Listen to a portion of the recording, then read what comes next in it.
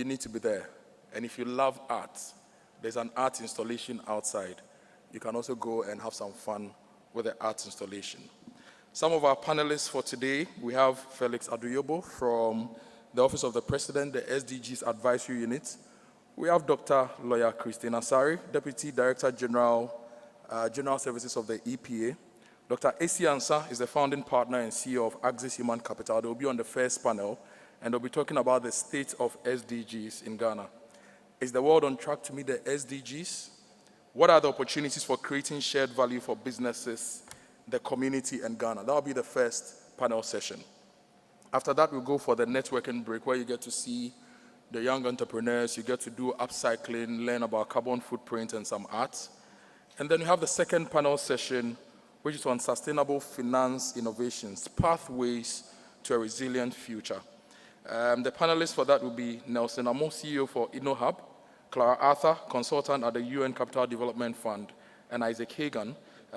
He's the financial sector portfolio coordinator at the KFW Development Bank.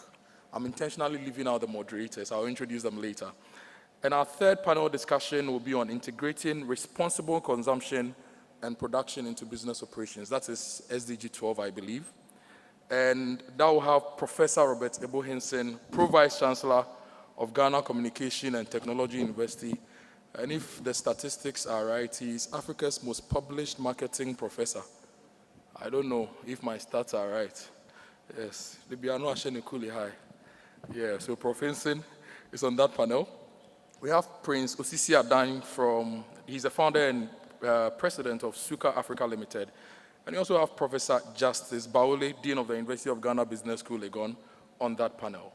Then we'll go for lunch. Lunch also affords you the opportunity for you to see the exhibition some more, to go to switch between any of the breakout sessions, the upcycling workshop, or the carbon footprint session, or the art exhibitions.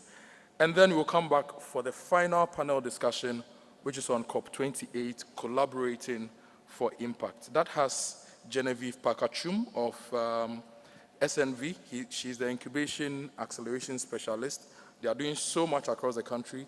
I'm sure she'll share some of their experiences.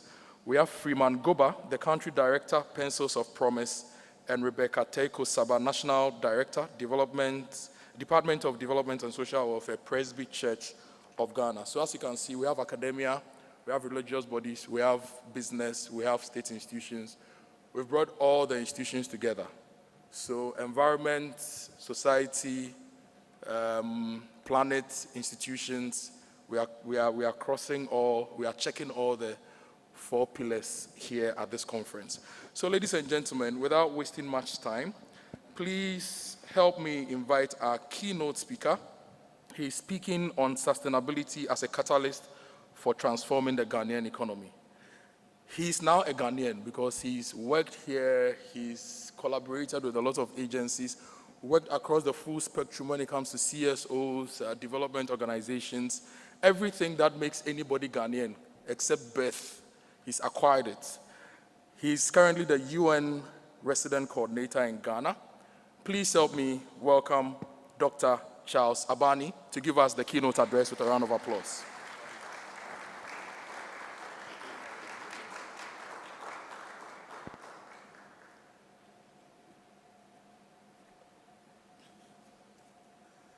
Thank you for that introduction, Mr. MC. I will be applying for my Ghana passport shortly. The DMD for Fidelity Bank, banking, private sector, colleagues and executives who are here today, UN colleagues and development partners who are also gathered here with us today, champions of sustainability, the media, important actors here, distinguished guests, ladies and gentlemen, all protocols observed. First of all, let me apologize if the march this morning caused you any distress. And just to give it a headline, it was the World Health Organization's Walk the Talk for Health March, another dimension of sustainability as part of celebrating 75 years of WHO globally and over 60 years of partnership here with Ghana, as we seek to kind of ensure sustainability, health is important. And the other theme that the MC has talked about already this morning is sports. And I hope we can partner with you too as we work to turbocharge sports as a real driver, not only for sustainable development here in Ghana, contributing to the bottom line of GDP growth, but I think also for well-being, and in the region we live in and the context we live in, as a unifier and builder of social cohesion in quite a complex place. I've also heard a very long list of distinguished participants. I wonder whether indeed what I'm about to say is keynote, because I think there are many keynote speakers here today. So ayeko to all of you. It's an immense honor and privilege to address this important assembly on this maiden conference. And let me congratulate Fidelity Bank for doing this. As the UN resident coordinator, I think it's really important that the private sector is taking this on with the seriousness it deserves. It comes at an opportune moment to galvanize accelerated action for key stakeholders towards our shared blueprint for peace and prosperity for people and planet, now and in the future, especially on a continent whose largest population is young people. At the core of this collective agenda are the 17 Sustainable Development Goals. And again, I often say knitted very closely to Africa's Agenda 2063. And now it has turned just from a call of action to an urgent call to action and all stakeholders globally. The 2030 Agenda for Sustainable Development, the beacon that guides our endeavors, emphasizes our shared responsibility to create a world of sustainable progress. The SDGs are a roadmap, a vision that encapsulates the aspirations and hopes of all nations and all peoples alike. And particularly, Sustainable Development Goal 17 speaks to the heart of collaboration and partnership, which the DMD so emphasized in his own speech. It's an ambitious social, economic, and environmental set of goals, which are what we need to reduce deprivation, expand opportunity everywhere, and make sure that we do so within the carrying capacity of the planet, acting responsibly in our production and our consumption. These goals are not just mere aspirations. They're an outline for action, a call to arms for every individual, community, business, and the government to work together towards a more inclusive, equitable, and sustainable future, leaving no one behind, especially vulnerable groups. And we're at a crucial juncture this year, the mid-year point, which gives us an opportunity to review our efforts so far, rethink new pathways, and drive us towards the success of these goals. And I think, again, the private sector is the engine of innovation, and therefore it's important. And again, I congratulate you for bringing this agenda square and central to your work. Before the outbreak of COVID-19, 1 in 5 countries, which is the home for billions of people, are likely to see incomes stagnate or decline by 2020. The lingering efforts of the COVID pandemic and the global crisis and conflicts are derailing this already tepid economic growth, compounding heightened risks, among other factors. The estimated requirements are between 5 to 7 trillion, with an investment gap of 2.5 trillion to 3 trillion US dollars annually in private and public financing for the achievement of the SDGs, and an additional 13.5 trillion to implement the COP21 Paris Climate Accord, which has now further worsened. And at this SDG summit that just happened, the world talks about spending $400 trillion annually, and yet we struggle to achieve the base for everybody. A recent report by UNCTAD in 2023 estimates that the world will require at least another 6.9 trillion to reach the goals. Around 3.3 billion people live in countries that spend more on debt, interest payments, than on essential public services, such as education and health. Finding this kind of investment will likely be extremely difficult for countries with limited resource and debt, which is growing. While Ghana has set ambitious targets for 2030 and indeed put its best foot forward at the recently concluded SDG summit, progress, however, remains hindered by a substantial financial gap, estimated to have widened because of the impacts of COVID-19 and successive global crises, which are coming closer to home with the recent expansion of instabilities in the Sahel. Ghana, like many other countries, faces the challenge of securing necessary resources, and its estimate is $43 billion annually between 2021 and 2030 in order to attain the SDGs.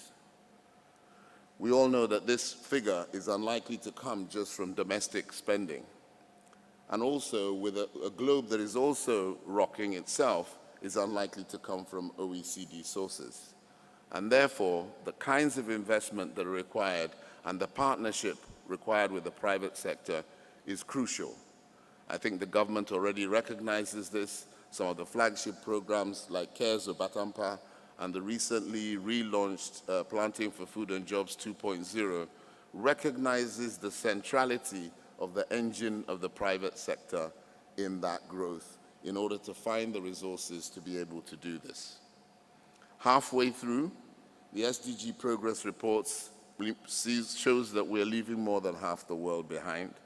We have stalled or gone on reverse in more than 30% of these 17 SDG goals. It shows that the number of people living in extreme poverty is higher than it was 4 years ago. Hunger has also increased and is now back to 2005 levels. And gender equality seems millions of years away. It is estimated that with current trends, only 30% of countries will achieve SDG 1 on poverty by 2030. At the same time, inequalities are at a record high and growing. If we don't act now, many countries could face a downward spiral of slow growth, social unrest, debt crisis, reduced investment and production, diminished trade, all of which fuel economic underperformance and political unrest. And if you think across the West Africa region, do you recognize any of these signs? I do.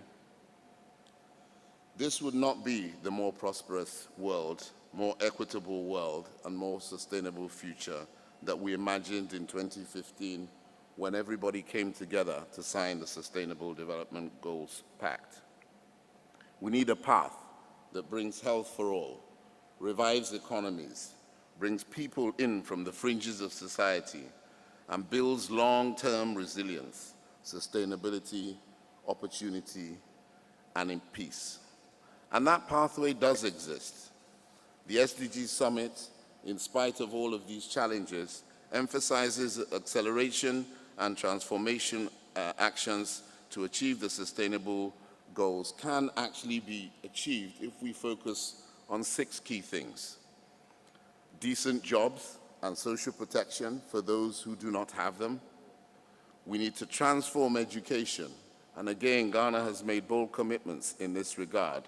If we are to prepare a workforce for the future, we must transform the education we have now so that it is less backward-looking and more forward-looking. We need a food systems transformation that actually puts those who produce food in charge of getting the returns from it. We need to tackle the triple planetary crisis of climate change, biodiversity loss, pollution, and waste. And herein are unique opportunities for the private sector. And we need, on the flip side of that coin, an energy transition that builds on the knowledge and the competencies that we have already, but creates a future in which we're able to reach net zero quicker than before. And we need to harness all the opportunities of the digital transformation that is out there. Besides being the biggest market out there, it also offers every country an opportunity to address some of the challenges of climate change.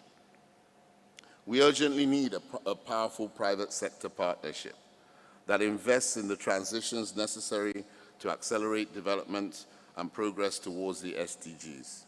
A private sector that can play a crucial role in bridging that financing gap to achieve the SDGs, which is estimated to exceed 660 billion per year just on this continent.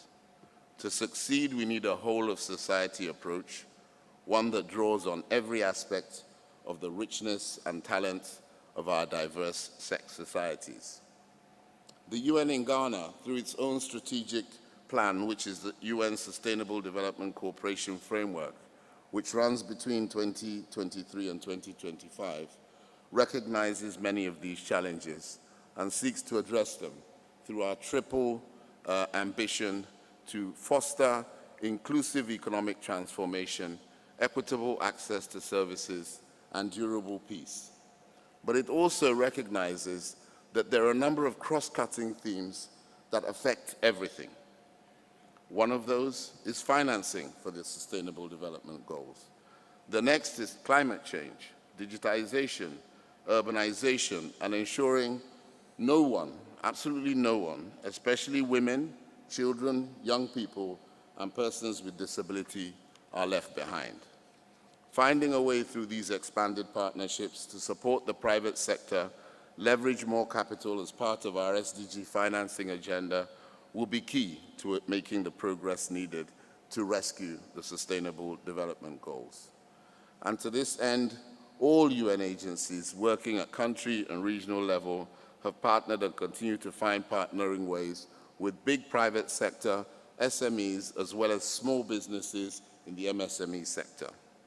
To this end, let me highlight a few of these: ITC, UNDP, UNICEF, UNOPS, UNEP, FAO, UN Women, UNCDF, IOM, WHO, UNFPA, and more recently, a sister organization, the Office of the Sustainable Energy for All, who are working on a sustainable transition plan for energy for Ghana, will help to unlock some of the catalytic capital needed to enable these things to happen.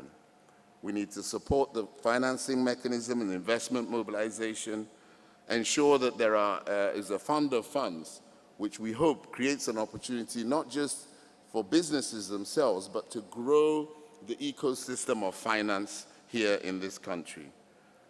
Tap into opportunities around climate finance, innovation, and just energy transitions, as well as support all the actors on digital hubs, food systems, agri-value chains, and the sectors where Ghana already has comparative advantage. And again, let me acknowledge here the importance and skills that the private sector brings to this. Let me conclude with a few recommendations.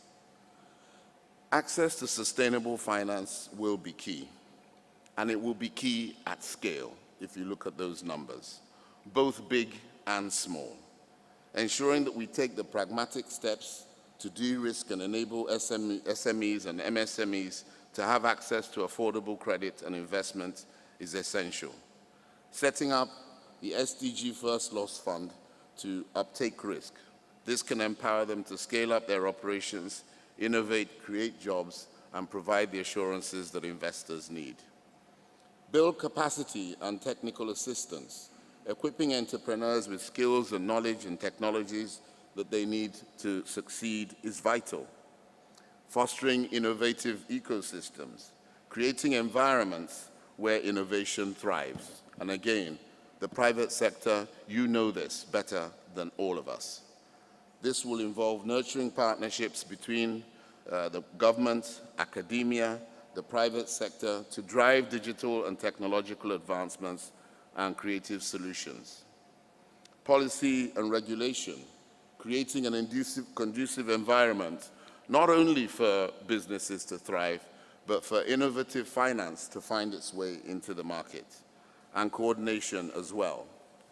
Exploring some of the more bold ideas around bonds, an SDG bond, for instance, a social impact bond, leveraging the corporate sector through the local stock market, exploring tax incentives for MSME financiers and investors, and setting up innovative blended finance mechanisms that address both debt options as well as equity options, and being deliberate, in short, in harnessing other sources such as FDI, remittances, and the huge, huge power of the diaspora who play a significant role and actually bring resources into this country. That particular sector, I think, is under-leveraged, and let me turn the attention of many of you to that space as we seek to find solutions. Leveraging, of course, the advantages and opportunities of the Africa Continental Free Trade Area will bring another opportunity to businesses up and down the sector. And just so that you have this information, contrary to the view that migration is largely facing actually Europe and the North, the greatest amount of migration in this sub-region happens within this sub-region. And that's why the impact of crisis across Mali, Burkina Faso, and Niger disrupts businesses and creates huge hardships for people on the front line. Really tapping into these opportunities is important. Making sure that what we do is inclusive, that big government flagship programs actually target women, actually target young people, actually target persons with disability. This is actually going to be key. And one that I know is less popular, harnessing local innovation and indigenous knowledge. A lot of the ideas, when we describe things as smart, actually already existed here. Yesterday, we spent some time actually talking, and we're doing anagrams where actually people were talking about looking back and learning and leaping forward. And it was very interesting when I said to the people in that room, you're not actually saying anything new. Ghana actually has a word for that. It's called Sankofa. And so we forget so easily that within our own systems, we have many of the things that we need to bring about the change. And let me encourage the private sector not just to look to certain sectors or certain geographies to say those are where the smart ideas come from, because I think many of those smart ideas come from here. To conclude, let me commend Fidelity Bank, and let me let me commend this conference and those of you who are here, and encourage you all to think boldly and creatively on how we can best ensure the delivery of valuable public goods in partnership with the private sector. We are all on the same side. Strong and sustainable businesses are built on global values, which are integral to ensuring that we leave no one behind. Across the spectrum of global challenges, we need the private sector's resourcefulness and cooperation to advance these common objectives of peace and sustainable development. The UN remains a key strategic partner and considers development finance institutions as one of the main partners to support the acceleration that we need. Let's redouble our efforts, and I wish you very, very fruitful conversations here and look forward to partnering with you as the outcomes of this event go forward. Thank you very much for the time you've spent listening. Thank you very much, Your Excellency. Ladies and gentlemen, keep the applause going for Your Excellency.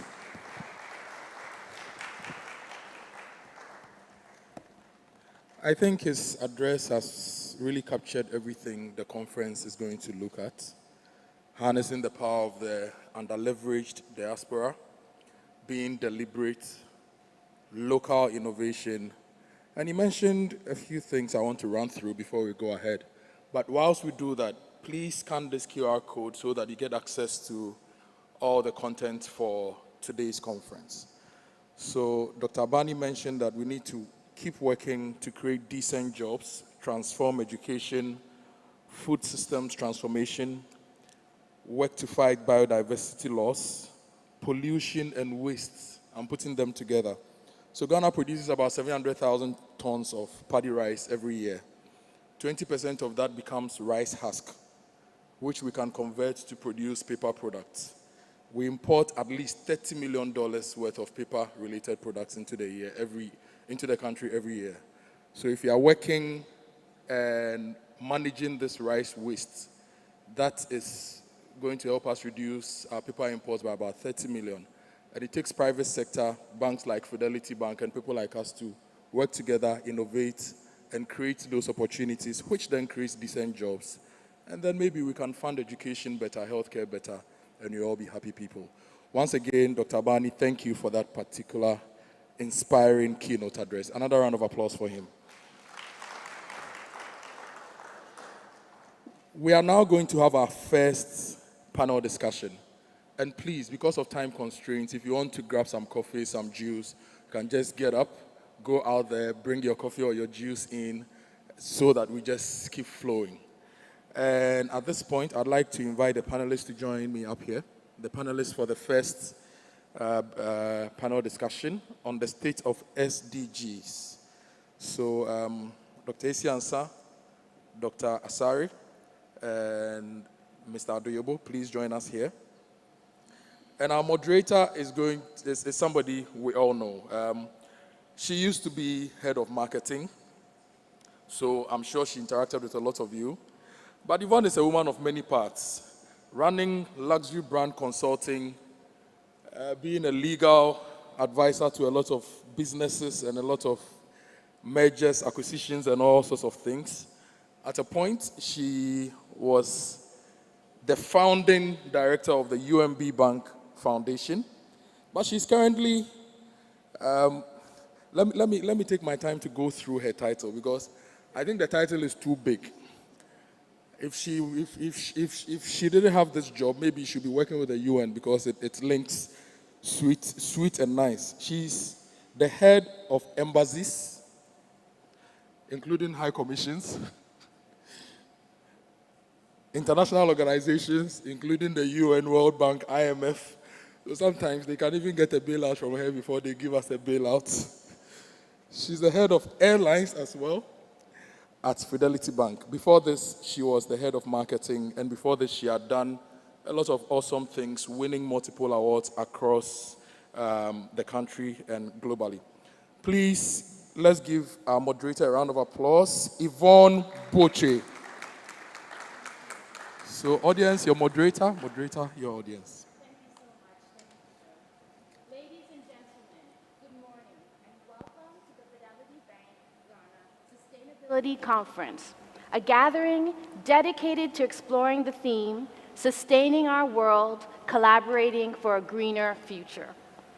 As Kojo noted, my name is Yvonne Bochwe, and I have the privilege of serving as the head of embassies, international organizations, and airlines at Fidelity Bank Ghana. And I am truly delighted to stand before you as your moderator today for this critical panel discussion on the state of the SDGs. As we embark on this journey of reflection, analysis, and collaboration, I urge each one of us to reflect on our roles as stewards of this planet and catalysts for positive change. Together, we can forge a path towards a greener and more sustainable future, one that benefits not only the present generation, but generations yet to come. Today, our focus is twofold. Firstly, to assess whether the world is on track to meet the Sustainable Development Goals. Our keynote kind of highlighted that, but we will dive deeper into that area. And secondly, to uncover the myriad of opportunities for creating shared value. These opportunities extend not only to businesses, but also to communities and, of course, our beloved Ghana. To shed light on these pressing matters, we have the privilege of hosting three distinguished panelists whose expertise is in the fields of sustainability, development, and education. Dr. Felix Adoyobo, Dr. Christine Asari, and Dr. A.C. Ansah. Before we delve into the heart of our discussion, I would like to invite our esteemed panelists to provide a brief introduction of themselves, along with an opening statement on the topic. Their insights will set the stage for a dynamic and insightful conversation that will, I hope, inspire innovative solutions and collaborative actions. So we'll start with Dr. Felix Addo-Yabo. Please, if you would be so kind to introduce yourself and share your opening thoughts on the state of the SDGs. Thank you very much, and happy to be on this platform. My name has been mentioned already. I won't repeat that. I am with the SDGs Advisory Unit in the Office of the President, and I've been working within the SDG space for a long time now, proud to the adoption of the SDGs and through its implementation architecture in Ghana, and currently supporting the President in his advocacy role on the SDGs. In spite of the global crisis that we are facing, the SDGs still remain relevant.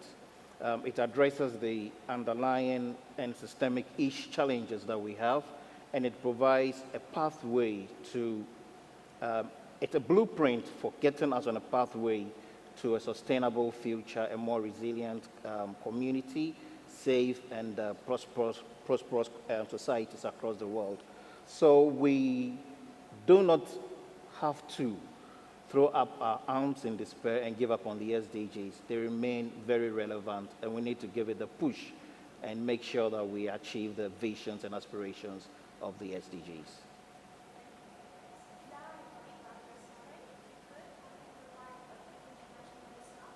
Opening statement on the topic. So she's mentioned my name. My name is Dr. Christine Asari. I'm a Deputy Executive Director at the Environmental Protection Agency. I've also worked in the Sustainable Development Goals space since its formulation. I was actually one of the focal negotiators for Ghana, and at that time for ECOWAS, and part of the G77. So it's very exciting when you formulate something and you work in it, and years down, you try to evaluate what was done. And when His Excellency gave his keynote, some of the things came very clear to me, because we never anticipated we were ever going to get a pandemic when we formulated the SDGs. We also never thought that we would have a war, right? The Ukraine-Russian war. We never thought that would happen. As we formulated the SDGs, we thought we were going towards unity. We were all going towards a common goal. And of course, with the 5 pillars on which the SDGs were built, that is peace, prosperity, people, planet, partnerships. This was where the world, in fact, it was quite an interesting moment, because the whole world thought this is where we're going, not looking at some of these things that have come to sort of, should I say, put back the progress of the whole world. However, I agree with Dr. Addo-Yabo. I think we're still on the right path. It's something that if we work consistently and systematically, putting synergies together and actually partnerships, we will get there, and I think we will achieve the SDGs. It may not be in 2030, we know that, but at least we know we did some part of it, and then we can roll it over into whatever new agenda that the world comes in. But at least I think by 2030, some effort would have been made, and maybe that realization will then spur us on into a new agenda that can continue what has been started by the SDGs. Exactly, Dr. Asari. We should remain on course. Thank Yes. you. And finally, Dr. A.C. Ansah, if you could Thank you. kindly provide a brief introduction of yourself and your opening statement on the topic of the state of the SDGs. Thank you. So I wear multiple hats, and one, I run an HR firm where we do recruitment and training, so I'm very familiar with the jobs creation, youth development, decent work for young people, that space. And then also I run a nonprofit that focuses on aging, working with the elderly.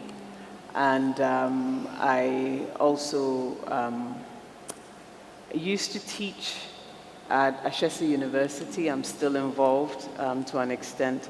So I'm coming to this at a confluence of academic work, industry practice, a lot of youth development, social protection, working with the elderly. And so when I think of the SDGs and how we've performed so far, 3 key things come to mind. One is leadership. How we've done, how we will perform going forward really rests on leadership. And a lot of times when we mention leadership, we might be thinking of political leadership, etc., but leadership across our sectors, leadership that actually comes together to achieve the goals. So leadership is one key factor that I anticipate and hope that we can have healthy conversations about. And then the other is innovation. I was reading some old reports. I think in 2019 there was the national report, and looking at the data, etc. And it just struck me, there's a lot of work that's going on, a lot of individual units. So maybe the Private Enterprise Foundation is doing something, different entities. An ecosystem is missing. An ecosystem that is tying everything together.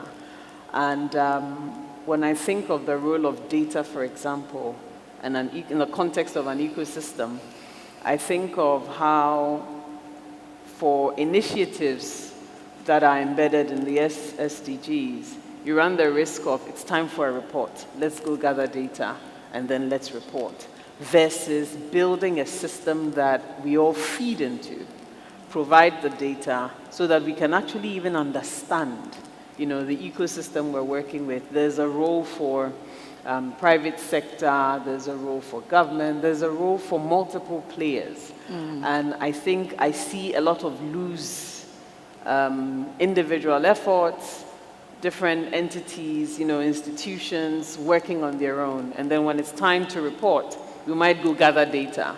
But I'm looking at an ecosystem that stays connected and then works together towards achieving the goals. Wonderful. I love that. Leadership, innovation, and really crafting that ecosystem. Thank you so much, Dr. Ansa, sorry. So thank you all for those wonderful, your brief introductions and their wonderful opening statements. Your wealth of knowledge and I'm thankful for your wealth of knowledge and insights that will contribute to a wonderful discussion today. Let us now proceed to explore the state of the SDGs and opportunities that lie ahead for all of us in our collective journey towards a greener and more sustainable future.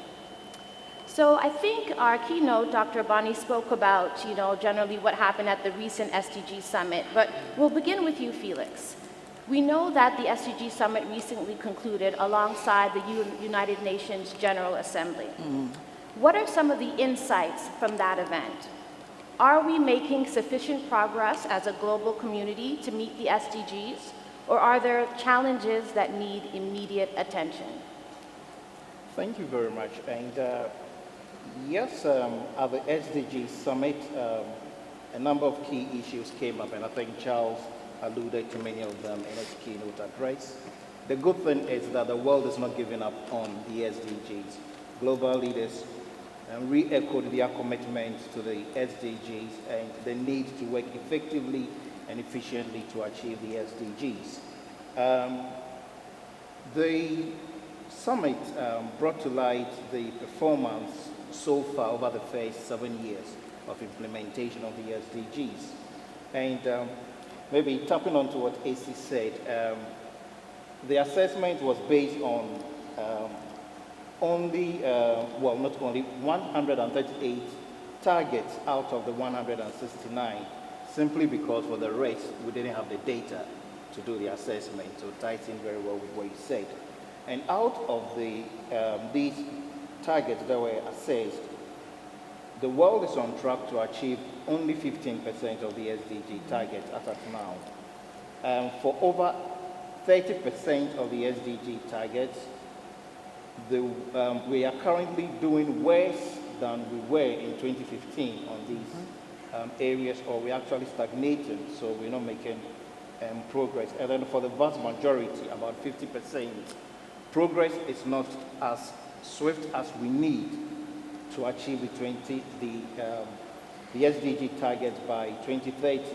So this tells us that the situation is not, it doesn't look really good. We're not faring very well, and we need to step up our efforts towards achieving the 2030 agenda. And let me just add that it is not just about achieving the SDG targets.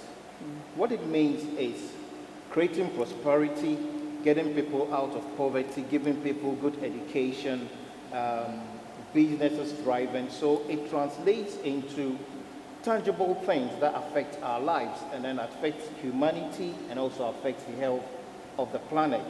So it's not just a game of numbers trying to achieve targets. It does have an impact on the well-being of society and the health of our planet. What are the challenges? There are a number of them, but I want to touch on 6 challenges that came out from the SDG Summit. And the first, not surprisingly, has to do with funding. Charles mentioned the figures that we need to achieve the SDGs, about between $5 and $7 trillion a year to achieve the SDGs. There's a huge financing gap of about $2.5 trillion a year.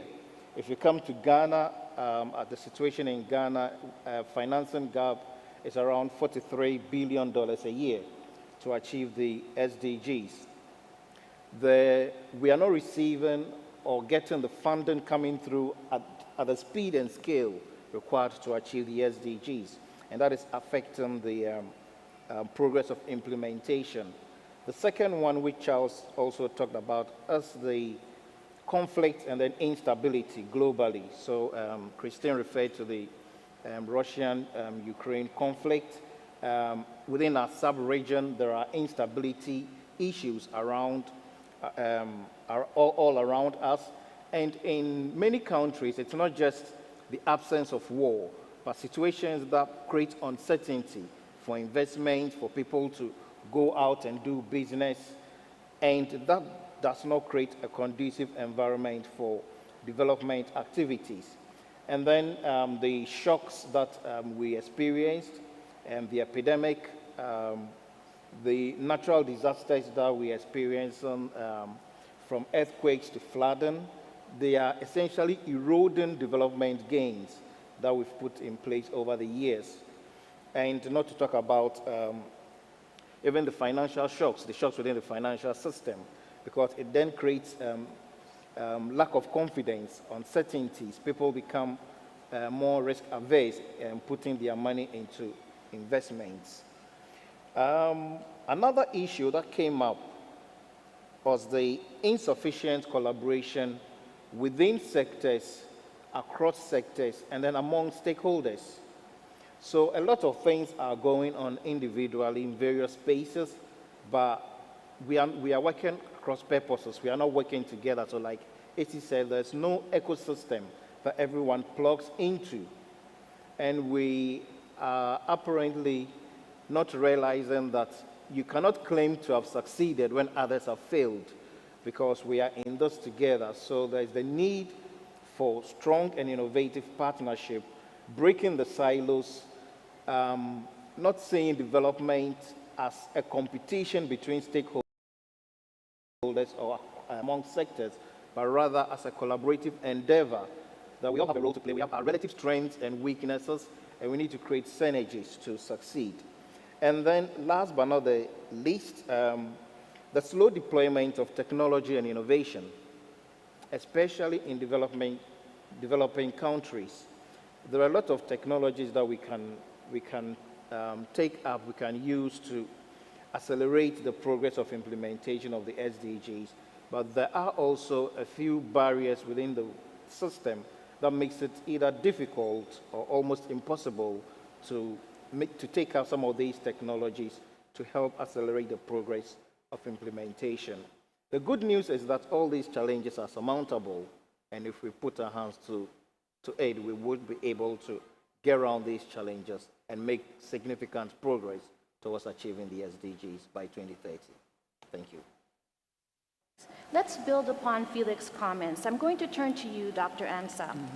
With the 2030s SDG target currently off track, as we kind of delved into already, what do you see from your perspective as the primary roadblocks hindering our progress, and what steps can be taken to address them effectively? When you think of the status quo, it's easy to think, I mean, we've been here for a while, we're not moving anywhere. But one of the key things that I think affects how we actually go about implementation, in this particular case, is positioning. And I'm glad that Professor Hinson is here. I'm sure in his conversation with everyone that might come up. Positioning. In the last week, I've decided to just poke around, so asking the Uber drivers and asking people generally, when you hear SDG, what do you think of? What comes to mind? And it looks as though it kind of reinforced and affirmed what I thought. We think SDG, we think government, we think development partners, we think NGOs. We're done.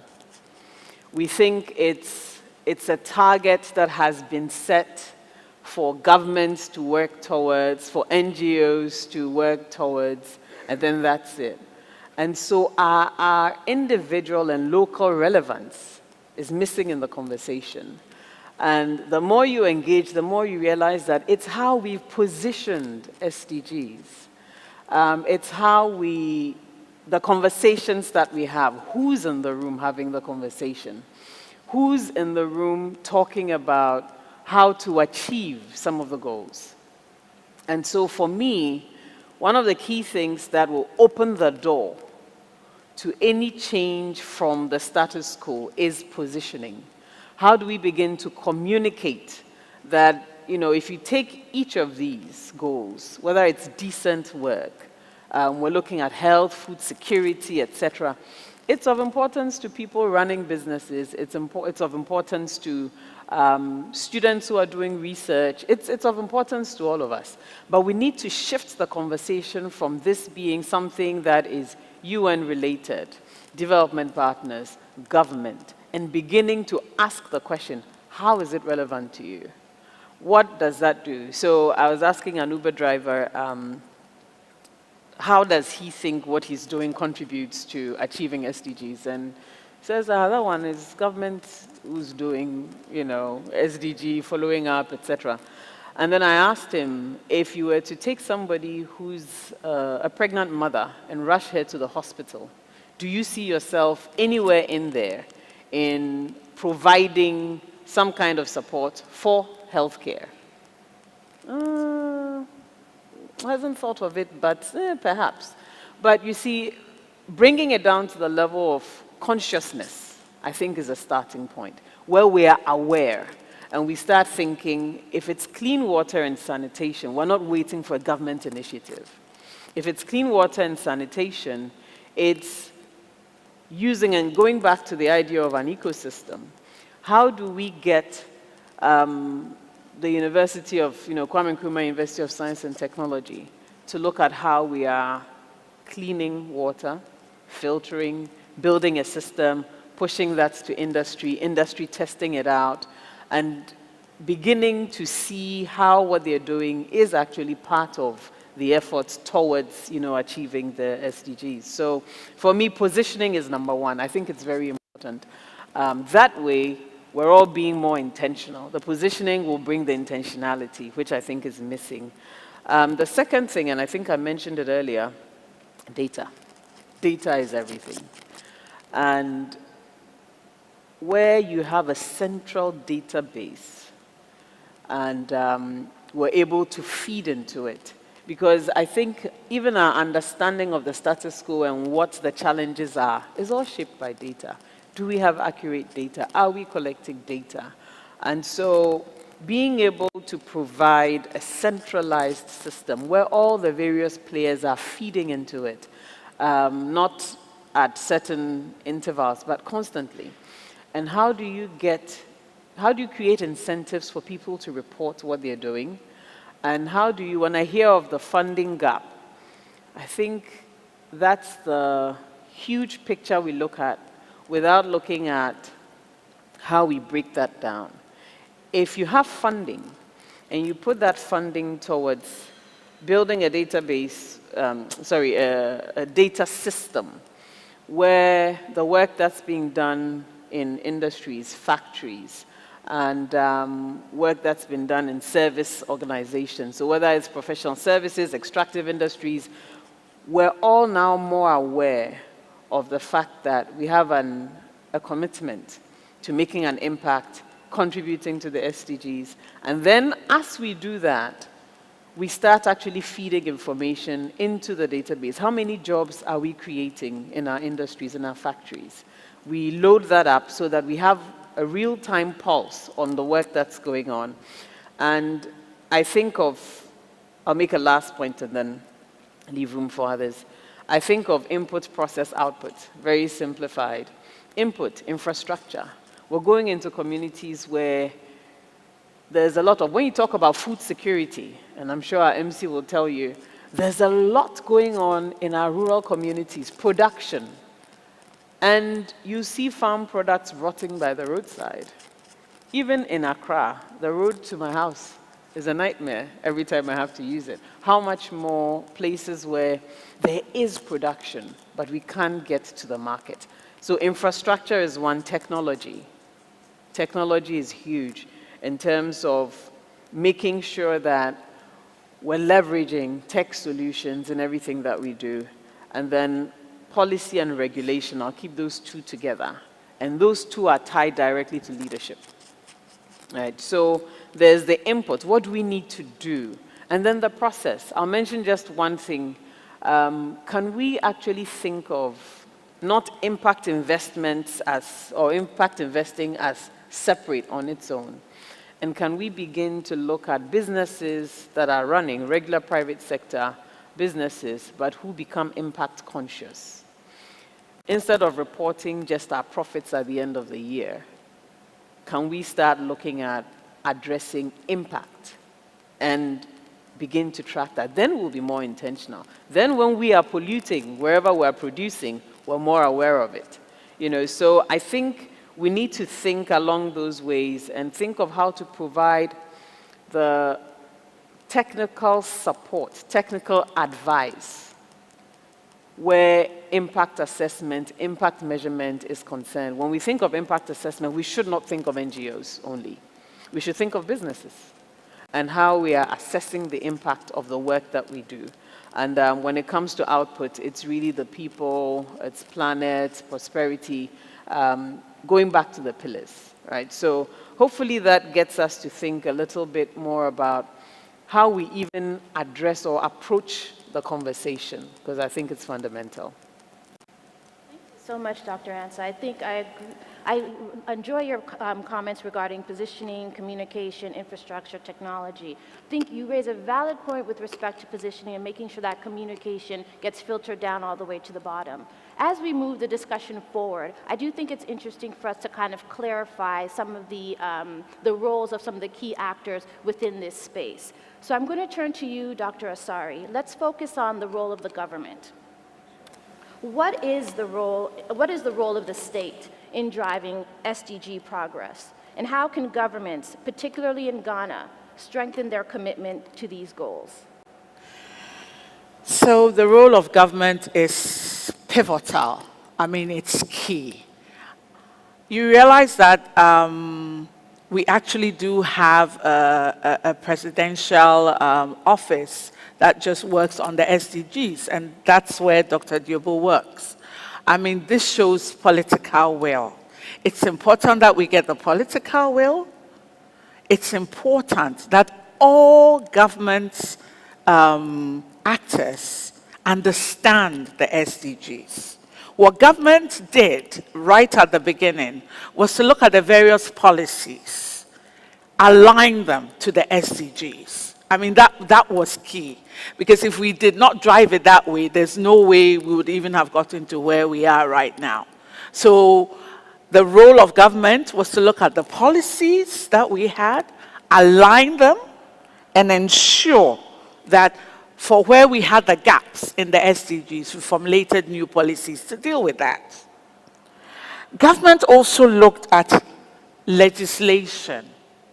We looked at the laws and the regulations to see where we had the gaps. For example, right now we have the Right to Information Act, right, which for a long time hadn't been passed. But for the SDGs, this was key.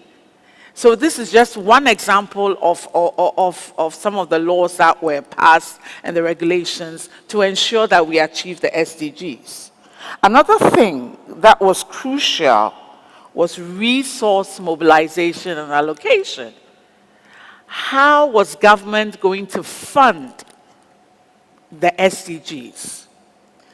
So the Ministry of Finance in 2018 actually has a document which is the baseline of government sectors and how much was being allocated to government sectors and how much of that was being allocated to areas which we could call the SDGs.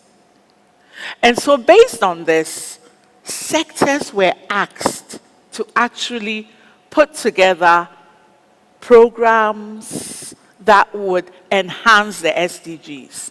And these programs are actually being tracked by the National Development Planning Commission to see how much is allocated each year to the SDGs. How much are we how much is being achieved as per the targets and indicators that we have under the SDGs. So we do have a kind of a dashboard, okay? So it's not like there's a gap and nothing is being done. So at least we know that the percentage of government funding to the various sectors is targeted for the SDGs. It may not be much, but for me, I think it is a great starting point. Another very important thing is what Essie talked about. It's so important.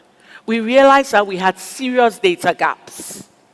Serious data gaps, because each of the targets had a number of indicators attached to them.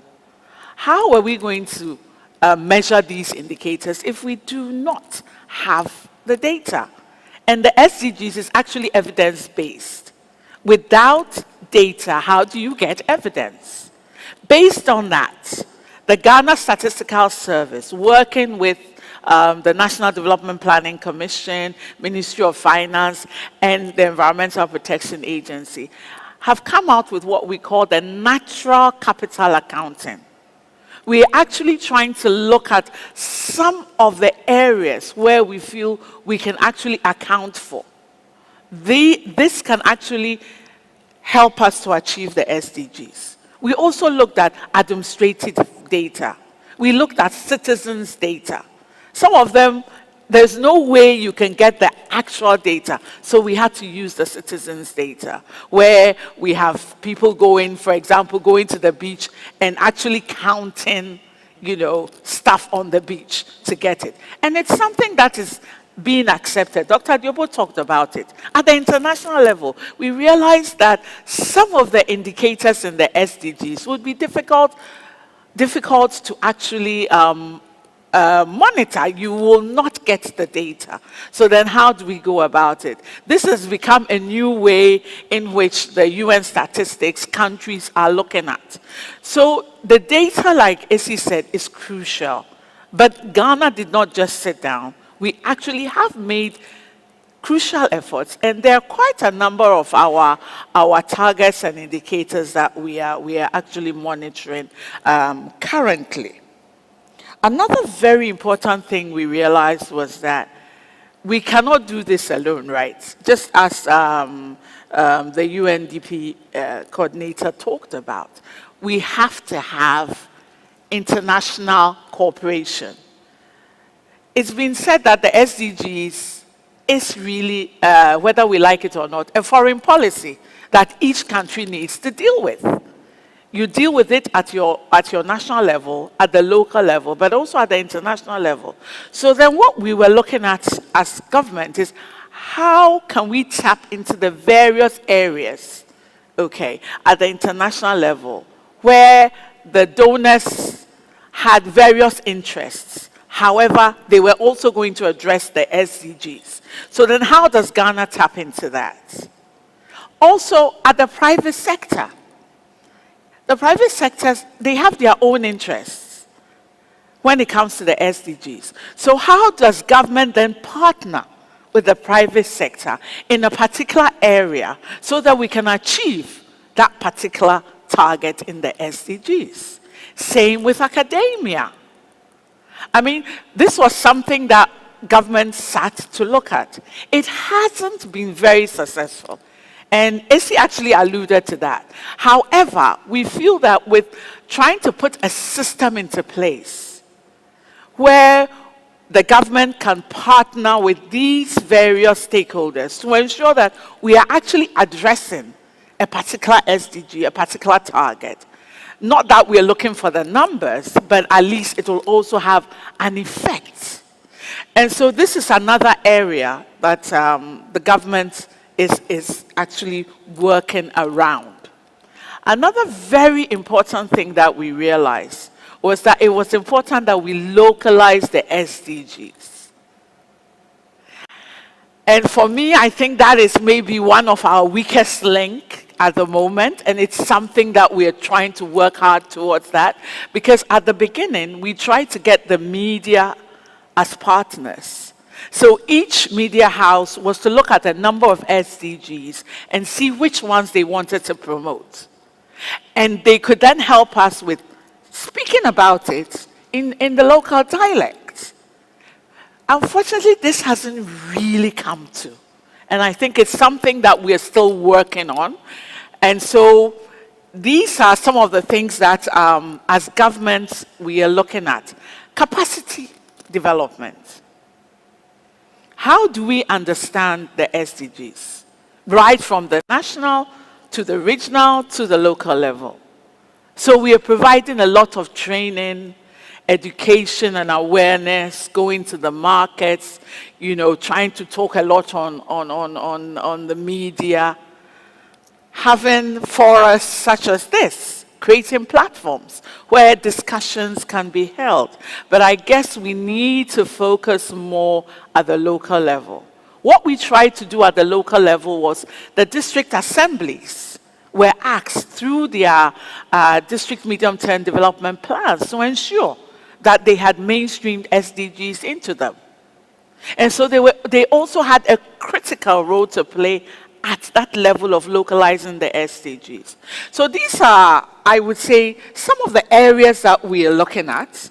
We know, I mean, when the SDGs were formulated, we did say it was going to be very ambitious. All parties agreed to that. But we were committed to actually achieving it. And this is what the government of Ghana is doing. And I feel that leadership is there. We're lucky, we have that. We have the political will, we have the leadership.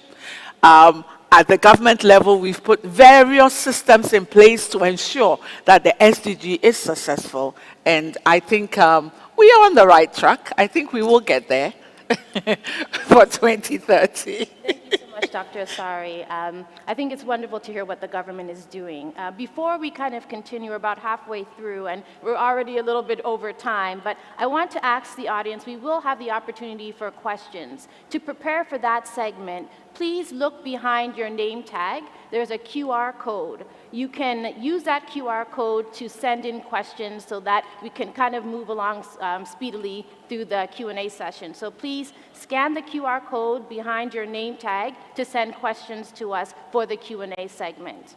So again, thank you, Dr. Asari. You gave us a great overview of what the government is doing. Now let's turn to see what the private sector, what our, I guess, impressions and expectations of the private sector will be. To address that, I turn to Dr. Ansah.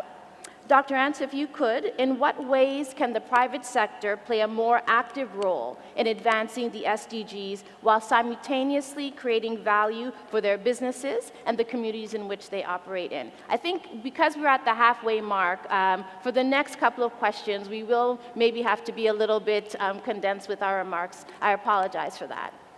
It's fine, thank you. So one, financing has been mentioned.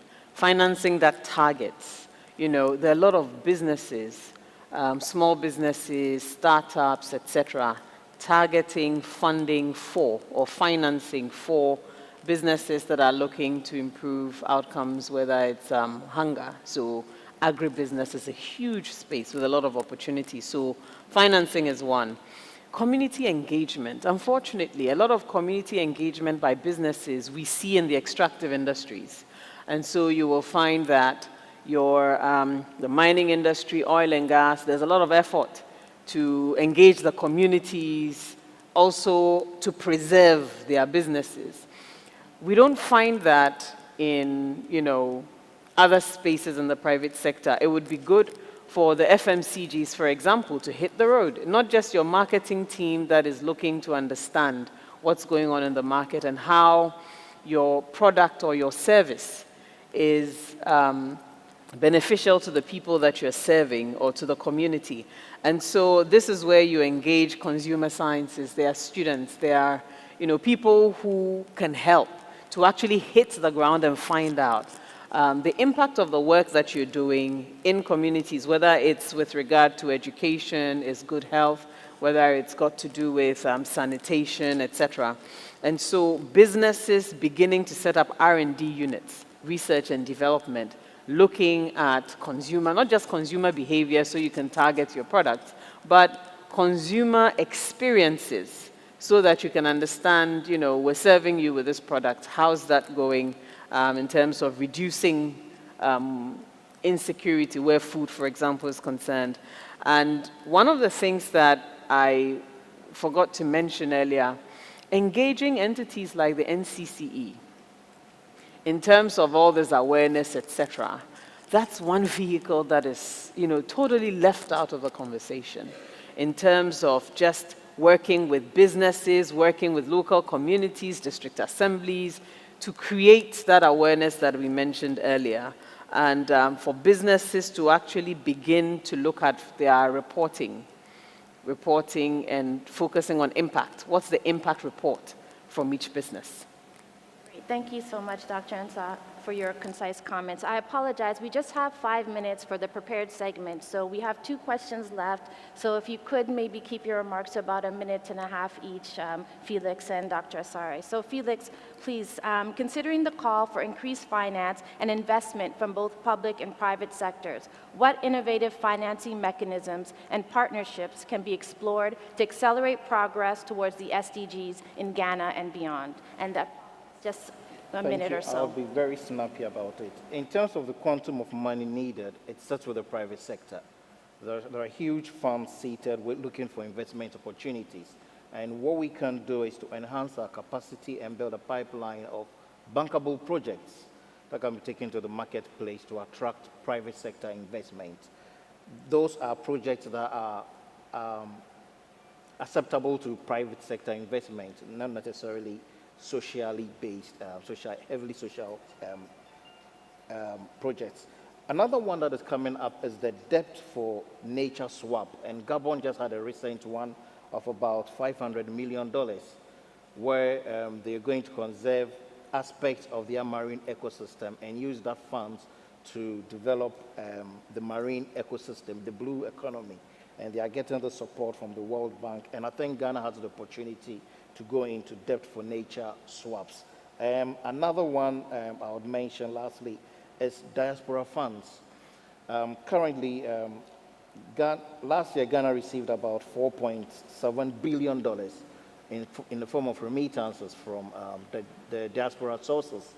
And these are the official remittances. If this can be packaged in a way and formalized and put into productive use that would support the SDGs, I think it's an area that we can look at to mobilize resources. Over. Thank you, Felix. Dr. Sare, we'll conclude with you. How can local and international cooperation and partnerships be strengthened to ensure that resources, knowledge, and best practices are shared effectively to accelerate progress toward the SDGs, particularly in Ghana, where we face unique challenges? Since we don't have much time, I think the most important thing is creating platforms like this, where we are constantly communicating, sharing lessons, sharing experiences, okay, and then building synergies. It's so important. I should know who to partner. And if we don't create these platforms where we come, we discuss, we engage, we network, how am I going to know who I'm going to partner? And so creating these synergies where, similar areas of interest are put together. We work together. Somebody can bring funds. Somebody may be able to bring expertise, knowledge, for us to actually achieve this. So for me, I think it's the creation of these platforms where we can communicate, where we can maybe creating a system where we know where to go. So if we're both interested in SDG 6, I know this bank is interested in SDG 6. This NGOs, a number of NGOs are interested. Where do we go? We meet at a particular time where we discuss, we draw experiences, we work together, and we build upon what we've done together. So creating platforms, I think this is key. Thank you. Thank you so much, Dr. Sari. So before we conclude this insightful panel discussion on the state of the SDGs, I'd like to invite you, our esteemed audience, to actively participate in this dialogue. Your questions and insights are invaluable towards shaping the discourse on sustainability and shared value creation. Although I apologize, we don't have much time. I do see some of the questions here, which is great. So we'll just dive right in. And I think this question is for the panel. How do the SDGs differ from the MDGs? So the Sustainable Development Goals differing from the Millennium Development Goals. Anyone want to talk? Okay. Felix, yes. I'll take that. Firstly, the Millennium Development Goals was developed with a focus for developing countries. So all the issues there, the 6 goals in the MDGs, were targeted at developing countries, and developed countries were to help achieve this. The SDGs are different. They are universal. They are for both developed countries, developing countries, emerging countries. So everyone has a role to play in the SDGs. The SDGs also builds on the unfinished business of the MDGs, and then it adds a lot more to it. Fundamentally, the SDGs looks at the 3 pillars of sustainability to make sure that there is a good balance between economic, social, and environmental imperatives, and with the tagline, leaving no one behind. And then brings in what Ghana has always been championing, the partnership, the governance.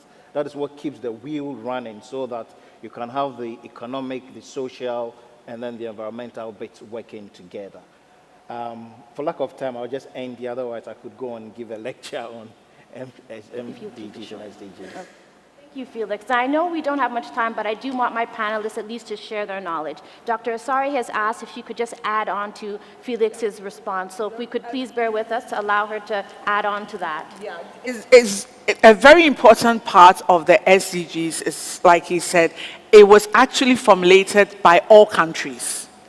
But the MDGs was, we say on the UN corridors, it's very funny, it's just a joke that is shared, that the MDGs was a number of men who went to the basement of the UN and decided we should have the MDGs. But for the SDGs, it was all countries. And it was a very, very thorough process that all the countries went through and decided on the pillars that he's talking about, and decided, look, we're all going to commit to it, and it's going to be a world agenda. So that's really the difference between the MDGs and the SDGs, just as an addition to what Dr. Adiobo said. Thank you, Dr. Asari. Our next question we have, now I'm seeing the names, I apologize, I didn't state the names before, is from Izzedine Tijani, and I apologize, I'm going to try to read this, but I'm getting a little bit older, my eyesight is kind of failing me, so I might have to come a little bit close to the screen. I am opined that, okay, we'll change to a question from Mame Gassi. It's obvious that there will be another layer of the SDGs that we are obviously not going to be achieved. Are there conversations on the next level? What can be done differently with the current school-going age children to trigger a more generational and value-based approach to achieving the SDGs?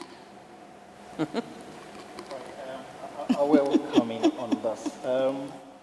We've just gone past the midway section of the SDGs.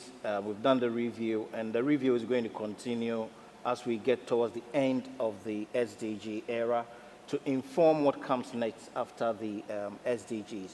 And I think similar to what was done under the MDGs, the SDGs built on the lessons, the successes and failures of the MDGs, and I think it's going to be similar for the SDGs. But then importantly, it will also identify some of the key emerging issues that we have to confront as a people, and then find ways of addressing it. Yes, there are issues here, mention of school children, and we appreciate that children are good agents of change. So how can we do that better? Do we need to have an overhaul of the school curriculum? All these things would come on, and like Christine said, it's not going to be just government doing it, but it's government, civil society, private sector, all having a frank discussion about lessons learned, challenges faced, key success factors, and then how do we make the world a better place going forward. Okay, thank you, Felix. And I think this is our last question, I believe, for the Q&A segment from King. King is asking, are our district assemblies really aligned? The state of environmental deterioration, waste, and pollution only shows that the local levels we need urgent action. Okay, so I can pick that one up. The local, at the district, assembly level, they are really aligned. I always say it's important that we understand that all district assemblies draw up what they call the district medium-term development plans. A lot of people don't even know about it. You go to the NDPC website, National Development Planning Commission website, and you will see copies of these plans. What we are supposed to do as individuals, as stakeholders, is that when these plans are formulated, we are supposed to actually look at them and give inputs. So you realize that everybody has a role. Now, what we have done at that level is to look at the SDGs and mainstream them into the district medium-term development plans. However, as we keep saying, financing.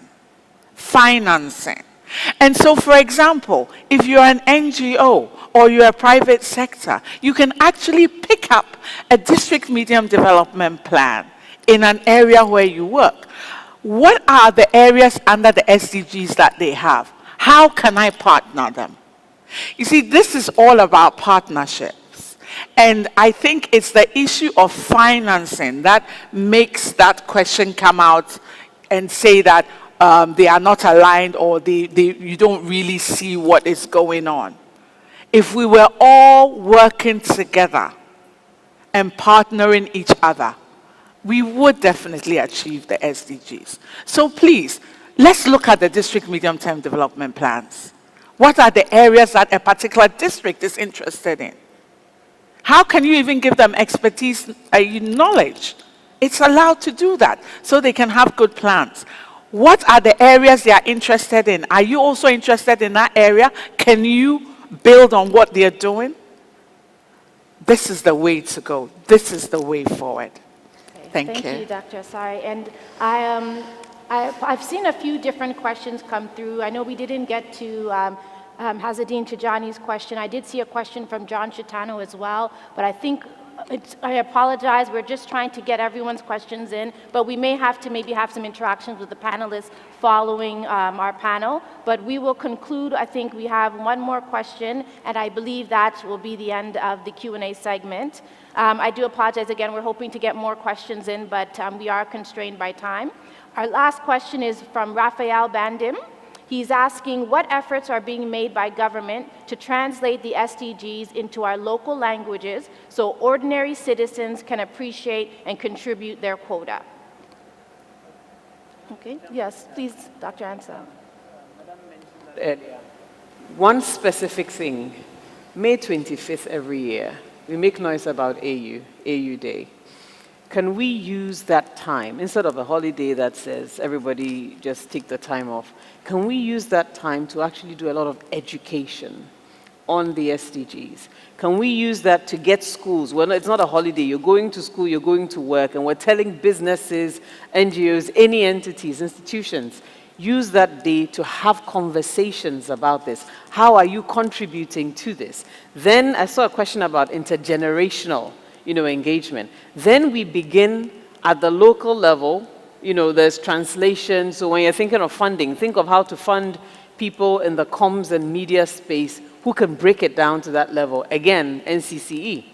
This is the kind of, public education campaigning and picking a day and saying we're all having a conversation around this. I think little things like that will actually go a long way.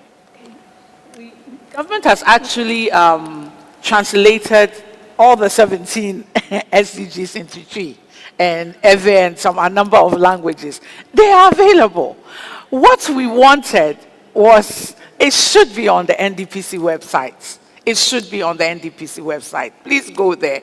They are actually now leading that process of the SDGs. But I'll make sure we put it on the EPA website too, so you can go there and look at it.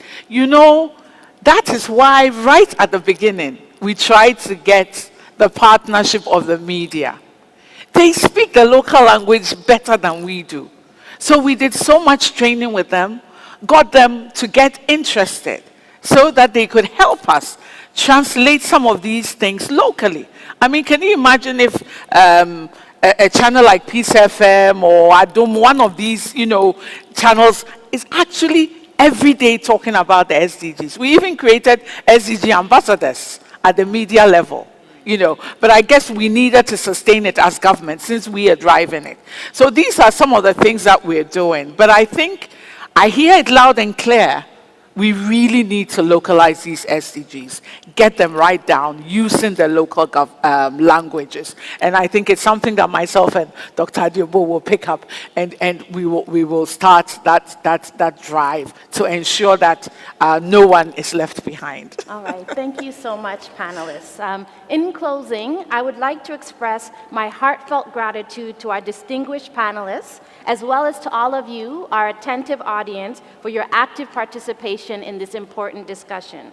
The path to achieving the SDGs and building a sustainable future for Ghana and the world may be challenging, but it is a path we must tread together. Let our shared commitment to collaboration and innovation drive us toward a greener, more prosperous future for all. Thank you. Thank you, panelists. Thank you for the good work. Oh, sorry, we have to cut the...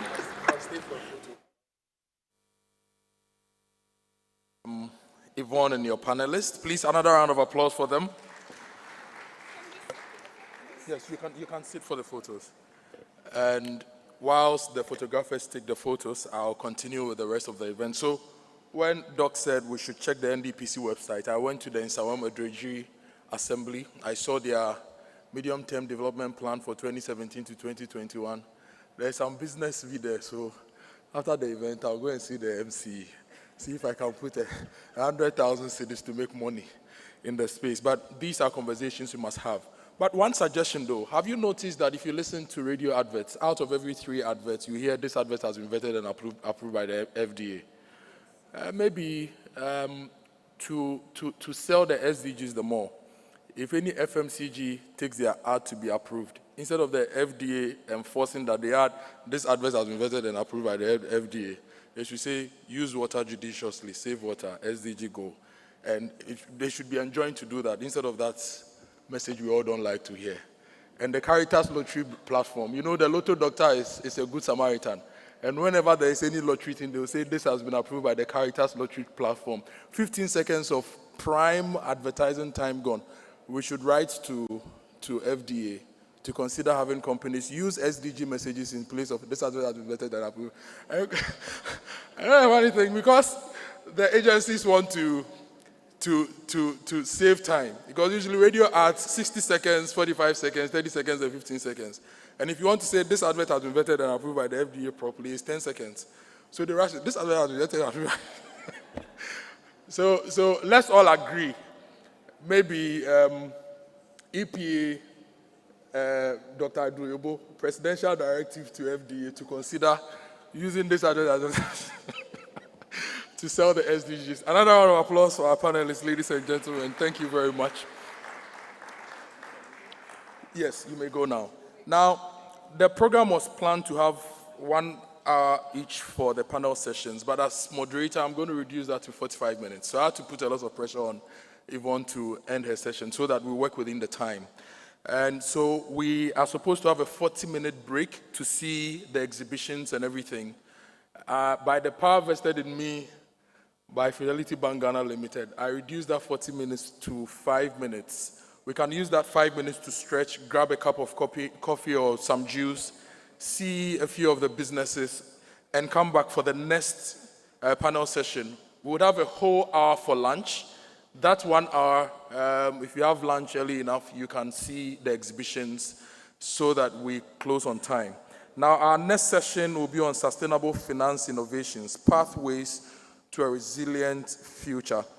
And the topic really is on innovative financial initiatives, investing in ESG-aligned projects for profit and prosperity.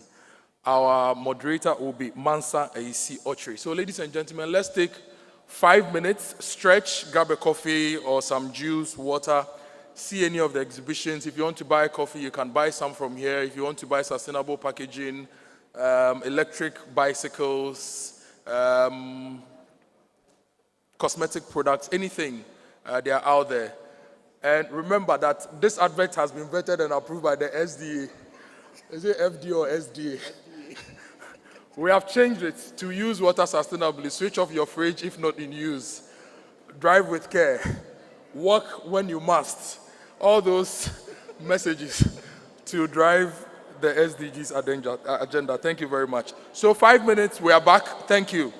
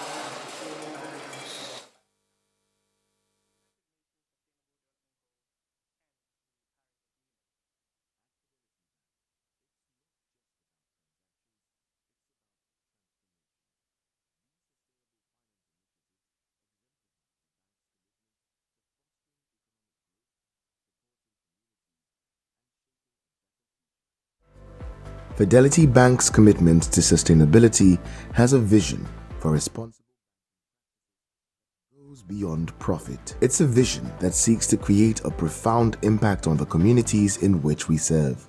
Our dedication to sustainable finance involves innovative financing solutions crafted to support national development while promoting the United Nations Sustainable Development Goals, SDGs.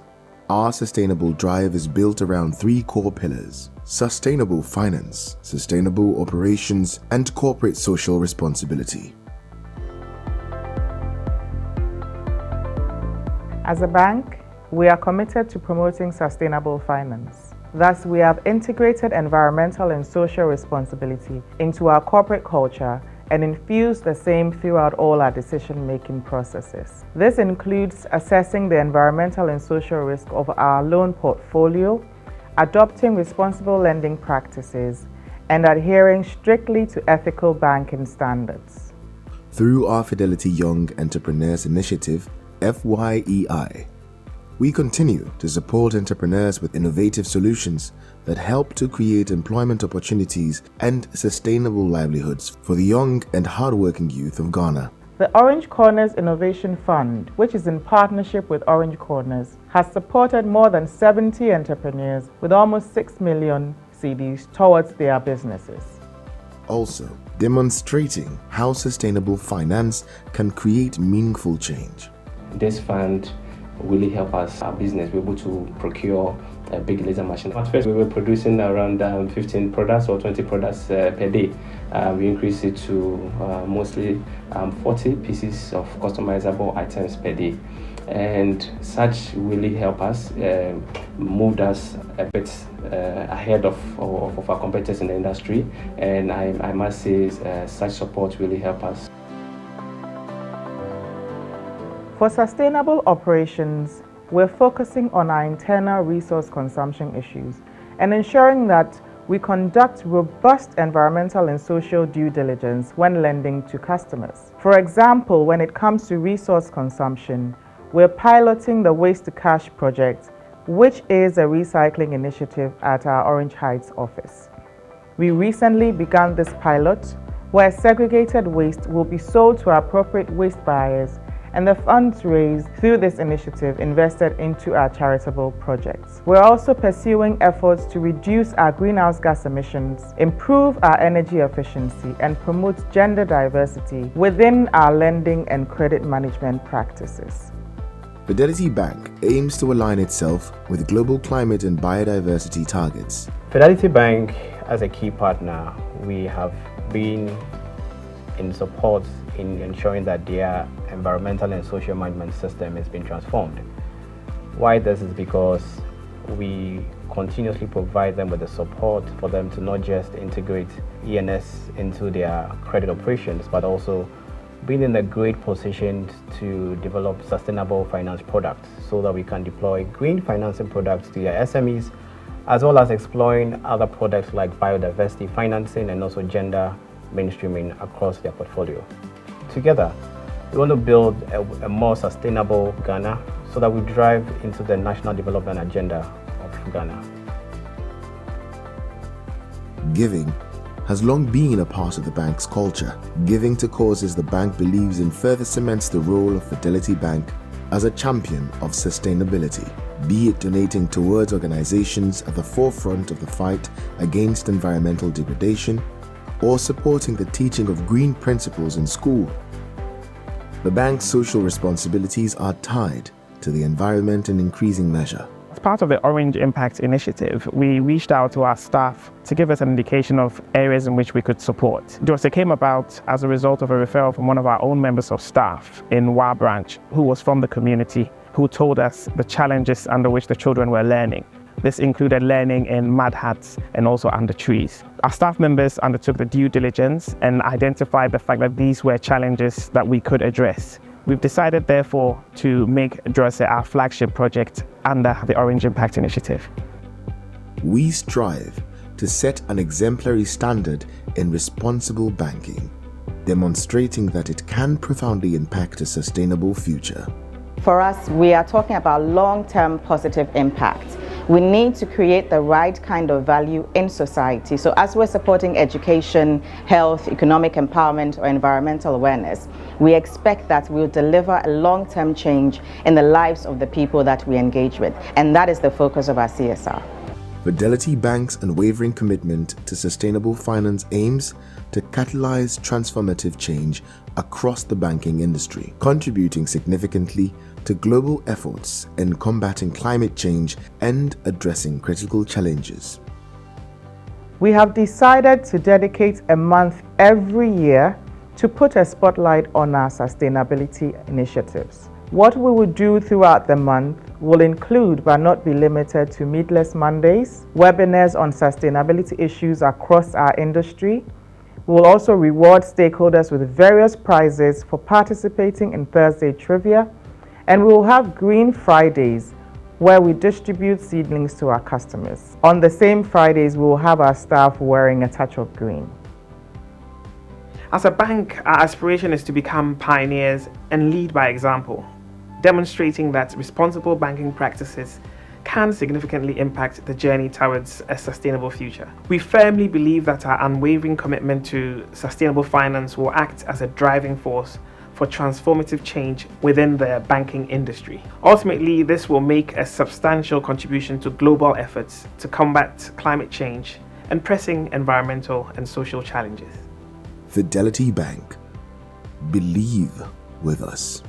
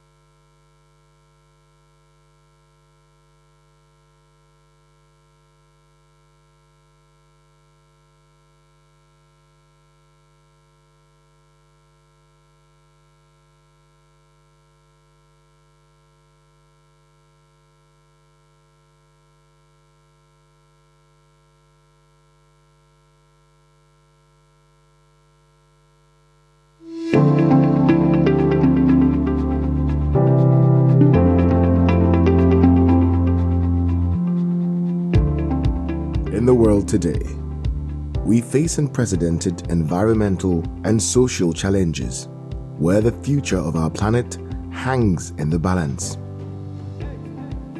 From global challenges posed by climate change to environmental degradation, we have a collective responsibility to take action and build a more inclusive, environmentally conscious future. As a socially responsible institution, Fidelity Bank is embarking on a journey to a greener future, emphasizing our unwavering commitment to sustainability and inspiring change in our communities, along with our clients, partners, and stakeholders. Our board has made sustainability a core value. Responding to global awareness and trends, we recognize the importance of aligning with evidence-based environmental, social, and governance concepts, driven by our internal business agenda, increasing stakeholder expectations, and regulatory demands. The board of Fidelity Bank is committed to executing a sustainable agenda which sets a powerful example for the entire banking industry in Ghana. Our commitment includes consciously integrating good environmental, social, and governance practices into our day-to-day operations and lending activities. We go further through our charitable activities to improve basic education infrastructure across the country. As a bank, we serve as a beacon of responsible banking practices, influencing industry peers to follow suit. Our actions inspire other banks to recognize the importance of environmental, social, and governance considerations in their decision-making processes. This influence extends to shaping industry standards, encouraging the adoption of ethical and responsible banking practices. We believe that by leading with purpose, we can contribute to a more sustainable, environmentally responsible banking practices. We believe that by leading with purpose, we can contribute to a more sustainable, environmentally and socially responsible banking industry, ultimately benefiting our stakeholders and the global community. Embracing sustainability as a core value, the bank's decisions, relationships, and activities have the environment as a priority. This impacts the way business is done throughout the entire organization. We envision the future of sustainable banking as a potent force in addressing critical global challenges, particularly the urgent issue of climate change. As a bank that considers sustainable banking principles as a fundamental aspect of our operations, we view our sustainable banking efforts as a proactive stance in preserving the environment and advancing society. At Fidelity Bank, our objective is to align our business strategy with the needs of individuals and the broader societal goals, as outlined in the Sustainable Banking Principles of the Bank of Ghana, the United Nations Sustainable Development Goals, and the Paris Agreement. At Fidelity Bank, it's not just about transactions, it's about transformation. These sustainable finance initiatives exemplify the bank's commitment to fostering economic growth, supporting communities, and shaping a better future. Fidelity Bank's commitment to sustainability has a vision for responsible banking practices that goes beyond profit. It's a vision that seeks to create a profound impact on the communities in which we serve. Our dedication to sustainable finance involves innovative ladies and gentlemen, our 5 minutes is up to support national development. We actually got about 15 minutes, Nations so please let's be seated for the next session. SDGs. Our sustainable drive is built around 3 core pillars: sustainable finance, sustainable Welcome back. operations, Please and let's get corporate. seated for the next session. And this next session is also a panel discussion. The topic is innovative sustainable finance initiatives. And this is very important.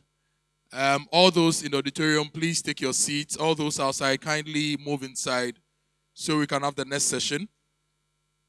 Now, we have 3 panelists and a moderator. So I'd like to invite our panelists to join us on the stage. Our moderator for this session is Mansa A.C. Ochre. Mansa is an enterprise development specialist, events, fundraising consultant. She's everything you need when you need your business to work. And Mansa is going to take us through this particular conversation about investing in ESG aligned projects for profit and prosperity. So those in here, please take your seats. Those outside, kindly come inside. Help me with a resounding round of applause to invite Mansa to come up stage to moderate this session. If you came with any colleague, please send them a text that the next session has begun so they should join us. But whilst Mansa settles down, I'll go outside and bring the people in. So Mansa, over to you.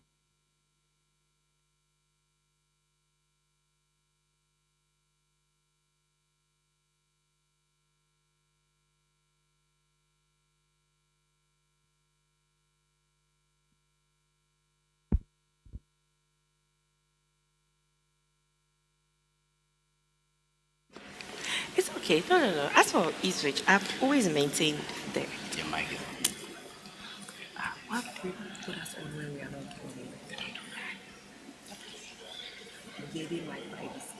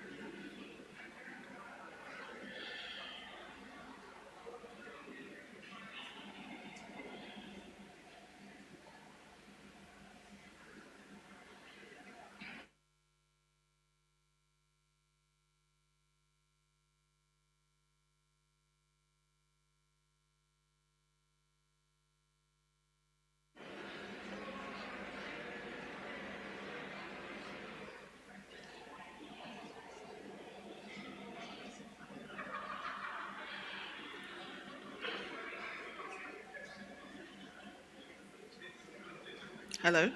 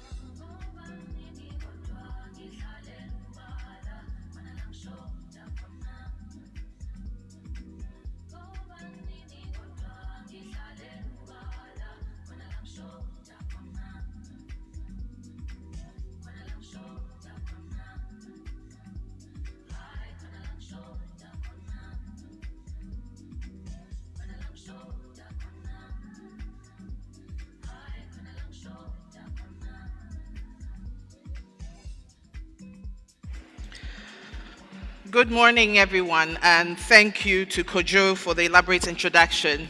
My name is Mansa Aisi Ochre. I'm an enterprise development consultant, which really just translates to a person who's passionate about business and ensuring business success in all the relevant industries. My panel is on innovative sustainable finance initiatives, investing in ESG-aligned projects for profit and prosperity. And I will go straight in and introduce my panelists to you. In keeping with etiquette, I'll begin with the only female on my panel. Ladies first, Clara B. Arthur. Clara is a financial technology professional.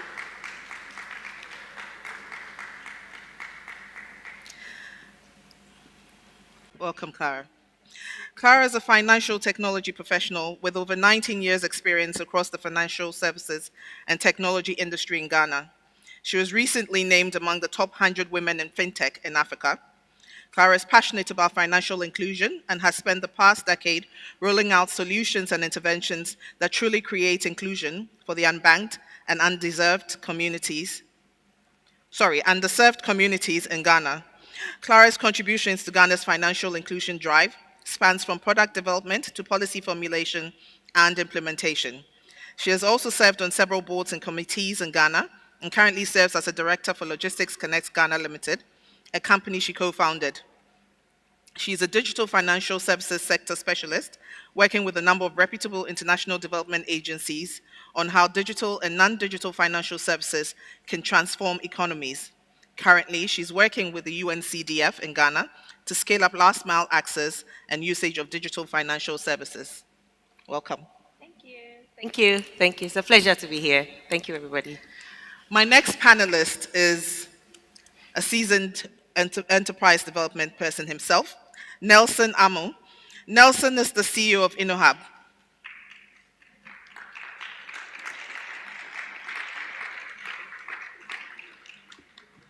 Welcome. Nelson is the CEO of InnoHub, a business accelerator and impact investment platform that supports small and growing businesses to become sustainable, scalable, and investment ready. He has experience in business development, grant management, business model innovation, growth planning, and project management in the profit and non-profit sectors. He has designed and led the implementation of several enterprise support initiatives in Ghana and Liberia, and is a co-sponsor of the newly birthed executive program in entrepreneurial ecosystem leadership with the Leeds University Business School. Welcome, Nelson. Thank you.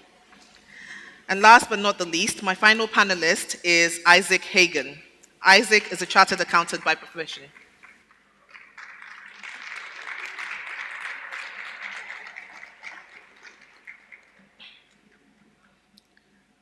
Isaac is a chartered accountant by profession. He's an experienced development banking, finance, and administration professional who currently works as the financial sector portfolio coordinator at KFW Development Bank. His over 10 years combined experience in working in finance, administration, and project management has gained him extensive knowledge and skills, including bookkeeping, project implementation with government and private sector negotiation, monitoring and coordination with domestic and international organizations such as the Ministry of Finance of Ghana, Bank of Ghana, and the World Bank. He's been instrumental in setting up key financial sector institutions like the Development Bank Ghana and the Ghana Deposit Protection Corporation. Welcome, Isaac. Thank you. So welcome to everybody else and to my panelists. I will keep this fairly brief and more interactive. Hopefully we can get everybody's involvement as well towards the end of the conversation. So sustainable finance has become the new normal in the face of escalating global challenges ranging from climate change and social inequality, to resource depletion. The role of finance has transcended beyond profit generation to becoming a powerful catalyst for sustainable development. Traditional financial models are now giving way to innovative approaches that prioritize environmental, social, and governance factors. This change denotes a critical turning point where responsible and ethical behavior converge with economic progress. Businesses and investors are changing the scope and impact of financial activity by including sustainability considerations into financial choices. The goal of my panel is to examine these theories. So I'd like to begin with you, Nelson, because I know that you have general oversight on how sustainable finance is affecting businesses across the Ghanaian terrain.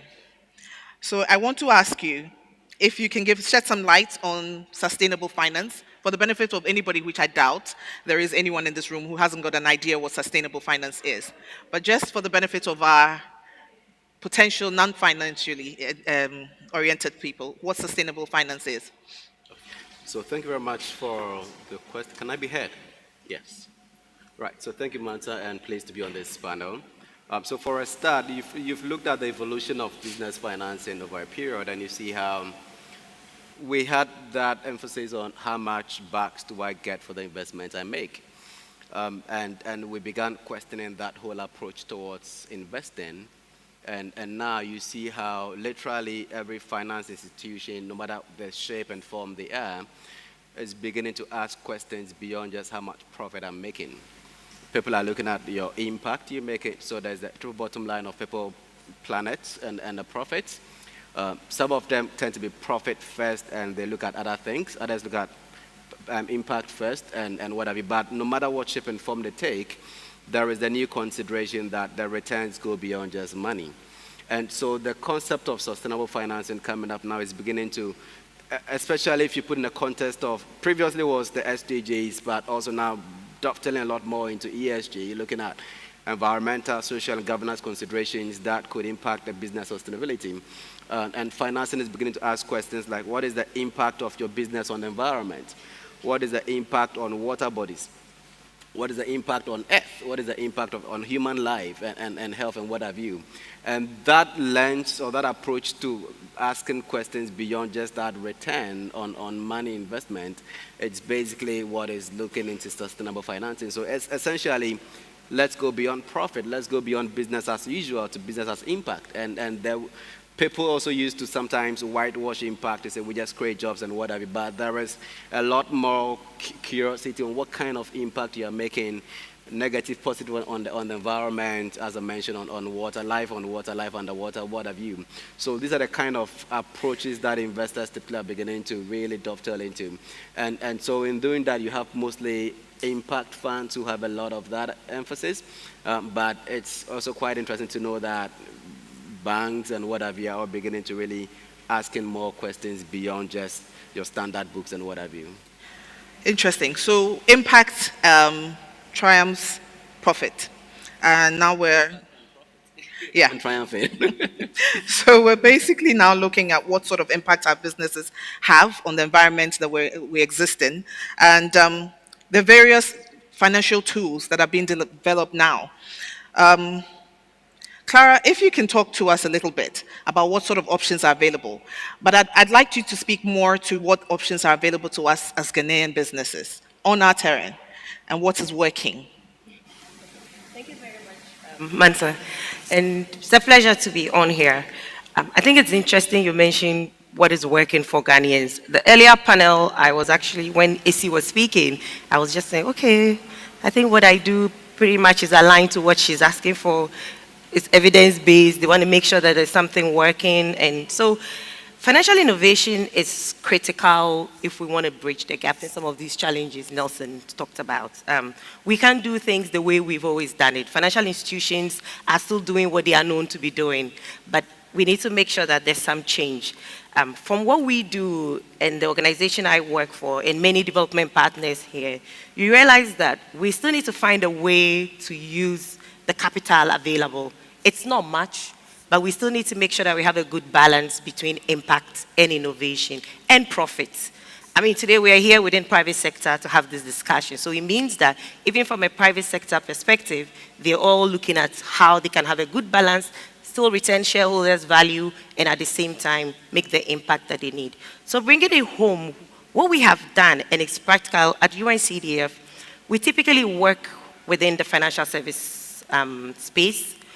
What we do is just looking at what are the other financial models we can sort of execute to ensure that we transform and we help in the SDG goals. So some of the SDG goals we are passionate about will be equality, decent jobs, gender, so it's 8, 7, 9, I think 10, if you want to look at the critical ones. But what is more relevant to what we do is that the sort of financial interventions or support we give actually goes to those core areas. And when I talk about core areas, we talk about vulnerable groups. So I'm looking at MSMEs, small, medium enterprises. In Ghana, if we look at the businesses that we have, that is the largest composition of the businesses we have.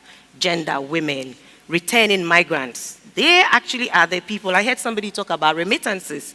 They actually are sending the money to do all of the great things we're doing. But when they come back, we don't tend to remember that they need to reintegrate and be in the same society they exited. So what we do is the support we give financial service providers. Let me give you a typical example. The project we currently have is a green project. It's a 4-year project. And what we do under this green project is actually boosting green employment and job opportunities. We realize that it's important to start changing the way we do things. So what we do in terms of even giving grants or even giving assistance, if it's technical assistance to businesses, is to make sure that you identify which area you're actually going to make impact. So one of the good things and how we do it is, if we identify financial service provider, we would give you the grant and we would tell you that, look, we need to make sure that you reach the last mile. The student coordinator spoke about how we want to make sure that it's an inclusive society. We don't do things that would actually take people out, but make sure that everybody, including those in very remote areas. So some of the work we have done, which is very meaningful, is support financial service providers, go into these communities and extend financial services to them.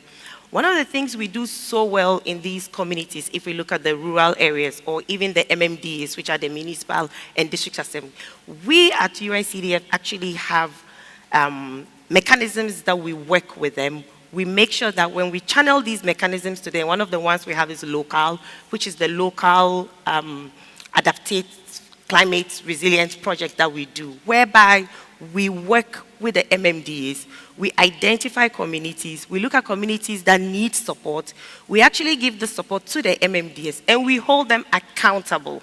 I think one of the big things we've always asked is, do we hold them accountable? But the performance-based agreement we sign with them, we ensure that if the project is to construct a bridge to link town A to town B, we ensure that we build in a cash forward component where the people in these communities are empowered, we give them skills, we train them, we give them financial literacy, and we make sure that they actually are the workers on this project. And as part of working on the project, we pay them. And when we pay them, we actually encourage them to save. So you see, you start by working, you generate some revenue, and then you can actually have a savings. And from that savings, you can start your business. So that is what we do for the very rural areas. For businesses like yourselves, what we do is we can come in and say, look, for financial resilience, we can come in and give you support to come up with a microinsurance product.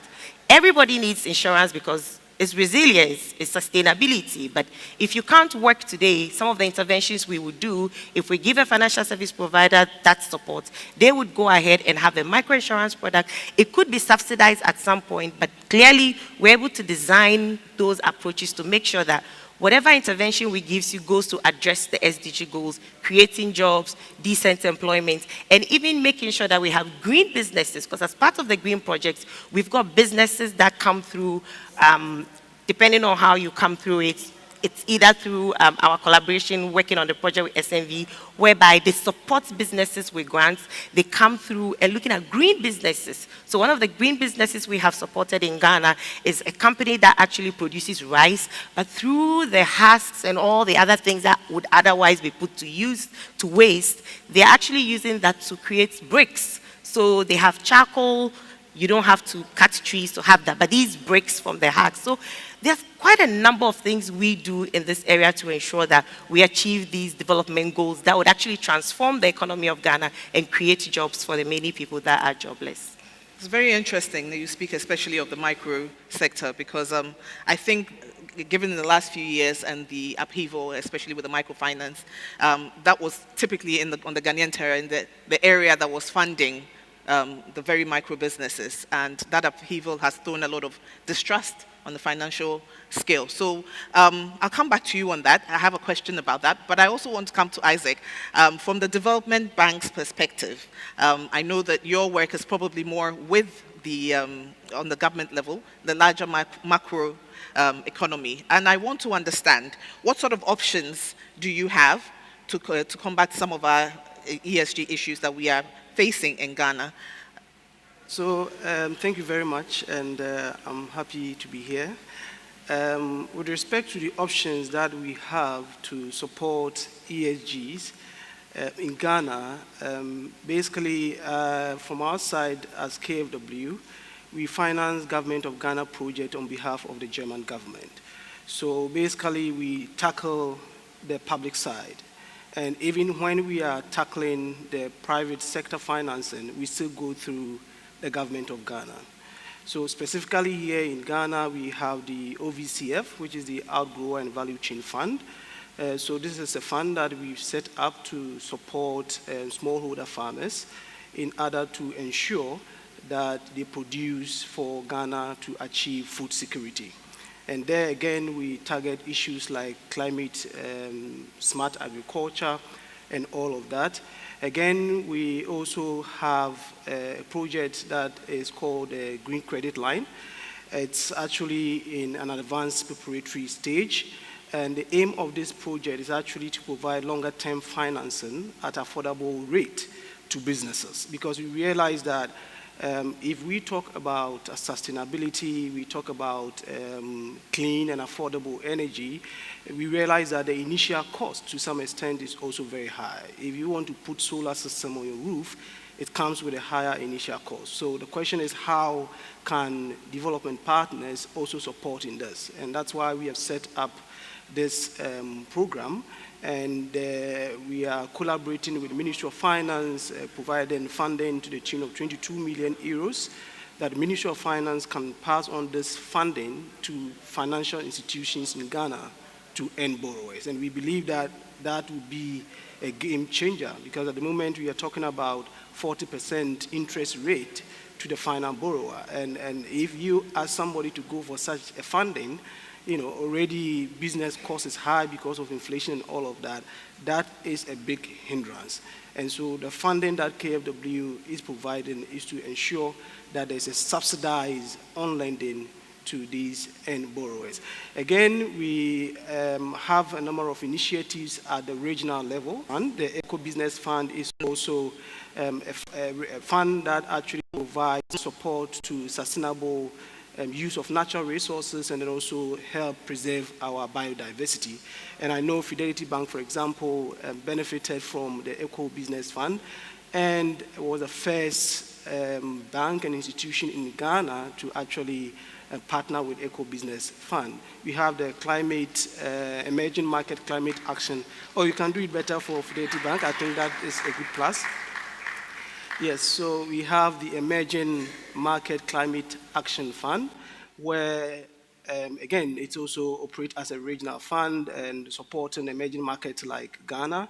And in that particular program, KFW usually provides first loss capital. What it means is that we provide an impact investment or financing to actually catalyze and crowd in private investors, because for private investors, they are after profit, and so if you don't give them that kind of comfort, then it's difficult for them to actually come on board. So these are a few of the initiatives that we are embarking on. Thank you. They sound like very big interventions in the area. What I particularly drawn to is the fact that you are catalyst in providing reduced interest rates for business happen through third parties like Fidelity Bank, etc. Nelson, I want to ask you, because you know I've worked with you on a few projects, and finding businesses, especially green businesses, for instance, in Ghana, is a bit of a stretch. We don't have a huge pipeline in that space. And I want to understand what sort of limitations the few that we find have in trying to access some of these funds that are in existence. Right, thank you, Mansa. So I would start off with Example of a fund we set up called Wangara Green Ventures.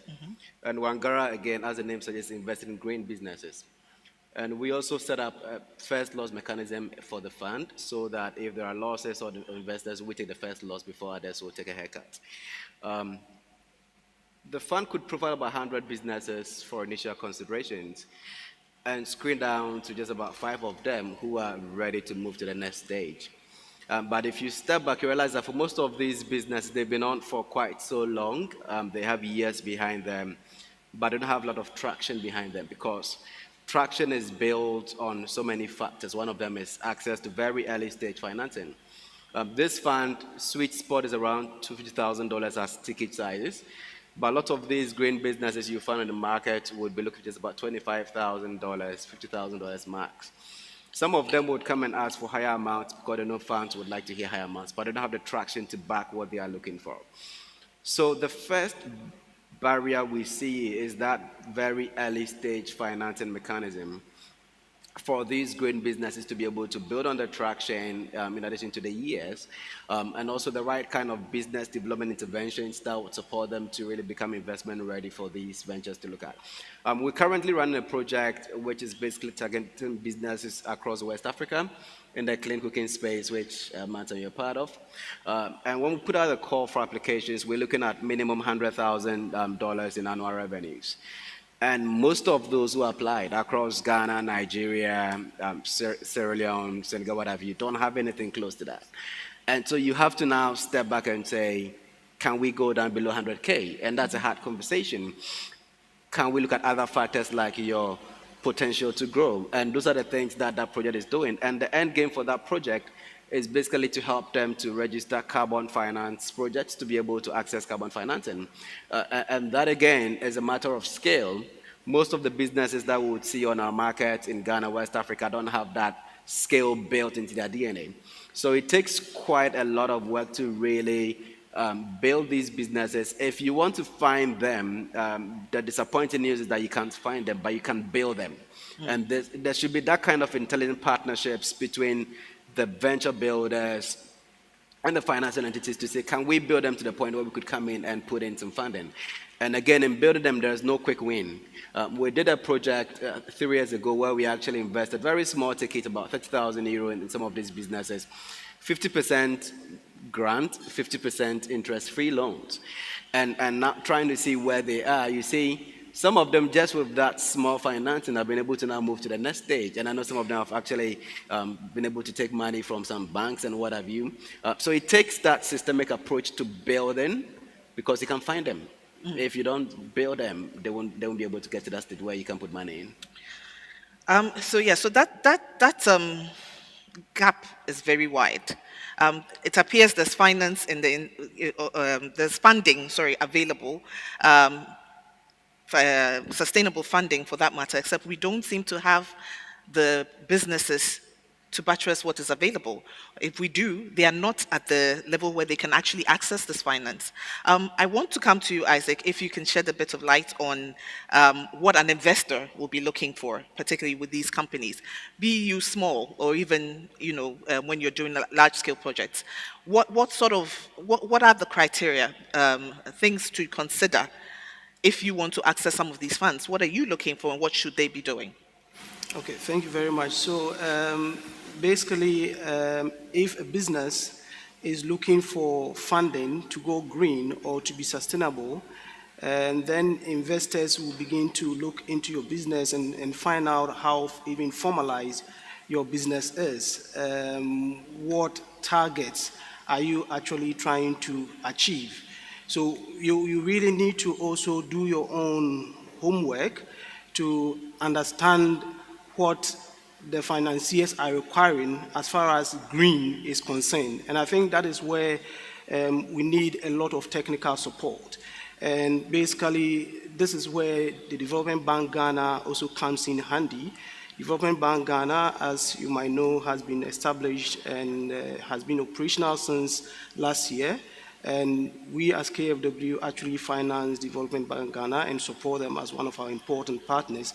It was mentioned earlier in the conversation that development finance institutions have a big role to play.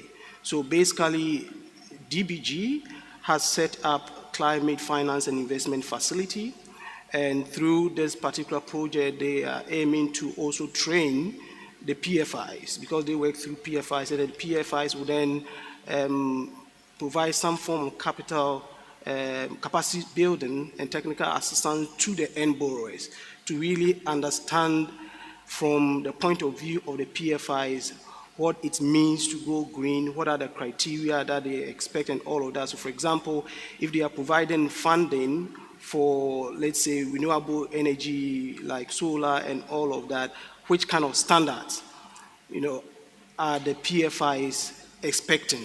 So these are things that are made known to the end borrowers so that they will be able to work around it and be in the position to access the needed funds. Okay, so Clara, I realized that part of the issues that, part of the innovation that is happening is a lot of technological interventions to support ESG issues. I noticed also that UNCDF is working on the crowdfunding project. Can you shed a bit of light on that and what these new innovative ways, how effective are they? Yeah. Thanks, Mans. Just to complement, I think, what briefly, if I can, you asked a question about how, what's the criteria, how do we identify the green businesses? One of the every program across all, there's always a criteria, what we are looking for, what's the change, what's the impact. So sometimes it's just okay that when the criteria is out, you would have to go through and see if you qualify. I think some of the mistakes some of these small businesses do is that sometimes we just don't take our time to look at what is required. But for example, there's a Green Innovation Challenge that SNV launched as part of that work. So we would actually list what we are looking for. So I would encourage people here or businesses that when you see some of these programs and they actually have it there, just go through, because there are always options and we don't mind. Sometimes even an idea is enough to get some funding. And sometimes even an MVP, or even a product that is in pilot. So you don't always have to have the full value chain from end to end, being sure that you tie everything, but just having an idea there would work. So coming back to the question about that. So for us as UNCDF, we always make sure that one of the things we do in this area, remind me the question. Crowdfunding. Crowdfunding. So remember my first intervention was that financial service providers, the traditional way of seeking monies or looking for businesses. I'm sure if I ask all the people who own businesses here, how many people went to friends and family looking for initial capital to start your business? We all raise our hands. How many people struggle to do that? But at UNCDF, we realized some of the models we wanted to test under the Green Project was to look at testing different options. How do you get people to fund businesses? So in working within the ecosystem, what we have done is support the work of the Securities and Exchange Commission. And crowdfunding is an interesting thing. We all crowdfund in some way. You have a relative who is sick, everybody. You have a family member who is sick. We have friends. We have old school associations. I mean, I think if we look at it, we all sort of pull in funds one way or the other. Why don't we take a step back? If we can do all of this for social, for health reasons, why can't we do it for businesses? So for us, it's just looking at alternate finance models. Financial institutions are burdened. We all know the situation in the country. We won't talk about that. But how do we still make sure that we have other alternate financing models that startups can actually tap into? So what UNCDF is doing is working with SEC to make sure that we put in a framework. You just don't want it. It's finance, it's investment, it's impact, it's everything. So what we've done is to work with them to come up with a guideline that will streamline how we onboard this. We streamline the work of intermediaries to make sure that even when you are doing that, you are crowdfunding for the right reasons. Interestingly enough, we've decided that even in crowdfunding, it's not only for private sector in terms of businesses looking at agribusiness and other sectors, even within the public sector, why can't an MMDA have a project to construct a market and have a campaign and put it on a platform? I think somebody spoke about the diaspora and how do you unlock the diaspora. We are looking at sustainable development goals. And I think for me, new investors, angel investors, and all of these new categories of investors are looking for impact.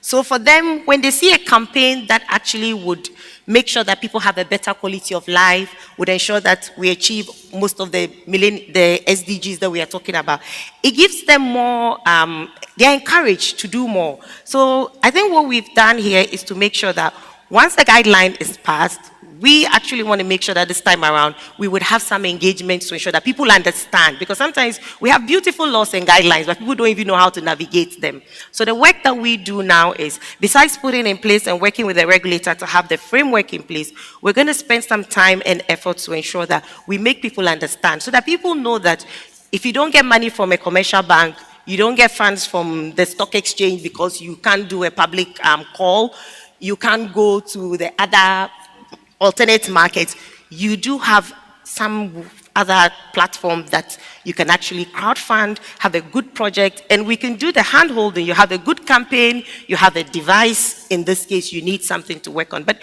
we are encouraged that we can actually use some of these new financing models to be able to sustain what we've done in the past. So I'll be interested in seeing what the results are, because I know crowdfunding works out in the West. It's worked on a number of projects out there. Personally, in the past, I have tried crowdfunding for entrepreneurship projects, and it's very difficult on our terrain, because I don't think the Ghanaians are susceptible to giving to other people's businesses as they are to giving to a church cause or even giving to a family member. And at that point, they start calling all kinds of burdens they have on them and don't really want to give to a business. So I'll be following this closely, because... in fact, if you have 2 minutes, I think initial attempts was difficult. In fact, we realized something, that Ghanaians are not willing to donate to anybody's business. I'm sorry. They would donate to a cause, they would donate to anything. We actually, in fact, the first partner we engaged under this project actually checked out, because it was so evident that no Ghanaian wanted to donate. But the thing is that if you are attached and you see the impact of the business, so that's why you need to sort of go beyond just what they see. You need to have a campaign that speaks. That's why these days we like angel investors, because they are looking for impact. They are looking to make sure we have a better environment. They are looking forward to ensuring that we have a just society. And then the governance is what comes in. So that's why you need to have like a framework that allows participants and players to have that sort of level playing field to do that. But I hear you. It is hard work. Yes, I would like to say a successful one, to be fair. I think it will, in the manner in which we do it for social causes, it really would work for business as well, if we find reason to give. For the benefit of my audience, you can scan the back of your tags, and it will give you a form that you can put your questions in. I will call you out when you put your question there, not in a bad manner, but to give your question to us so that my panelists can answer. I've just about 5 minutes left with this session, and then we will move to question and answer. So, Nelson, I'll come to you, because Clara has put it so beautifully and so convincing that it will work. And I really don't want to say that it won't, because I have hope that it would as well. But I want to understand more from your end. You know, we talk about impact, and I know you're involved with impact investing, etc. How are we measuring it on our side of the world? How are we certain that what we're doing is actually having an effect? That's a very good question, because when we talk about impact measurement, and particularly with the new global interest around ESG, I've been asking some questions around whose ESG do we want to measure. I have seen some ESG reports globally where you see a company who is really strongly doing stuff on the environment, possibly clean energy, scoring very low, whilst a tobacco company scores very high because of some particular indexes of ESG that some of these guys do measure. And so to make ESG work for us, we need to be interrogating the narrative as what matters most to us. What are the development issues that the average Ghanaian, what is the bread and butter issues that we want to fix? If not, we would almost get to the kind of Silicon Valley narrative of startup investment, which don't work here. And so in defining impact, really, I think that for me, the basic question is, what do we need to fix? What do we need to address? And if we understand what really works for us, it would make it quite easy for us to really define the indicators and drop that kind of impact dashboard and start tracking from that dashboard. If not, we would start singing from that global hymn sheet, and it wouldn't be our ESG. Yeah, that's my worry, that we are probably importing a framework that isn't tailored to what our experiences are, let's say, as Ghanaians at the moment. It really isn't addressing our needs. And we also fundamentally have a mindset issue as Ghanaians. And so I appreciate what Clara is saying about having to spend time to educate the people about what we're doing and the impact and how they can also be a part of the process. I'll put the last question to Isaac, and then I'll give each one of you to get a final remarks, opportunity to give your final remarks. But I wanted to ask from your point of view, because we're talking about how do we measure impact here, and you are, supporting our public bodies to be able to work through perhaps private institutions. How are you going to define success from what you are doing? The definition of success from our side is impact. And what is impact? Impact is we want to see that more decent jobs have been created. And those are some of the things that we see with our financing that we do. That when we provide any financing to support businesses, and once again through our partner financial institutions, we want to see that these businesses are creating more jobs. And those jobs which are being created are also being sustained.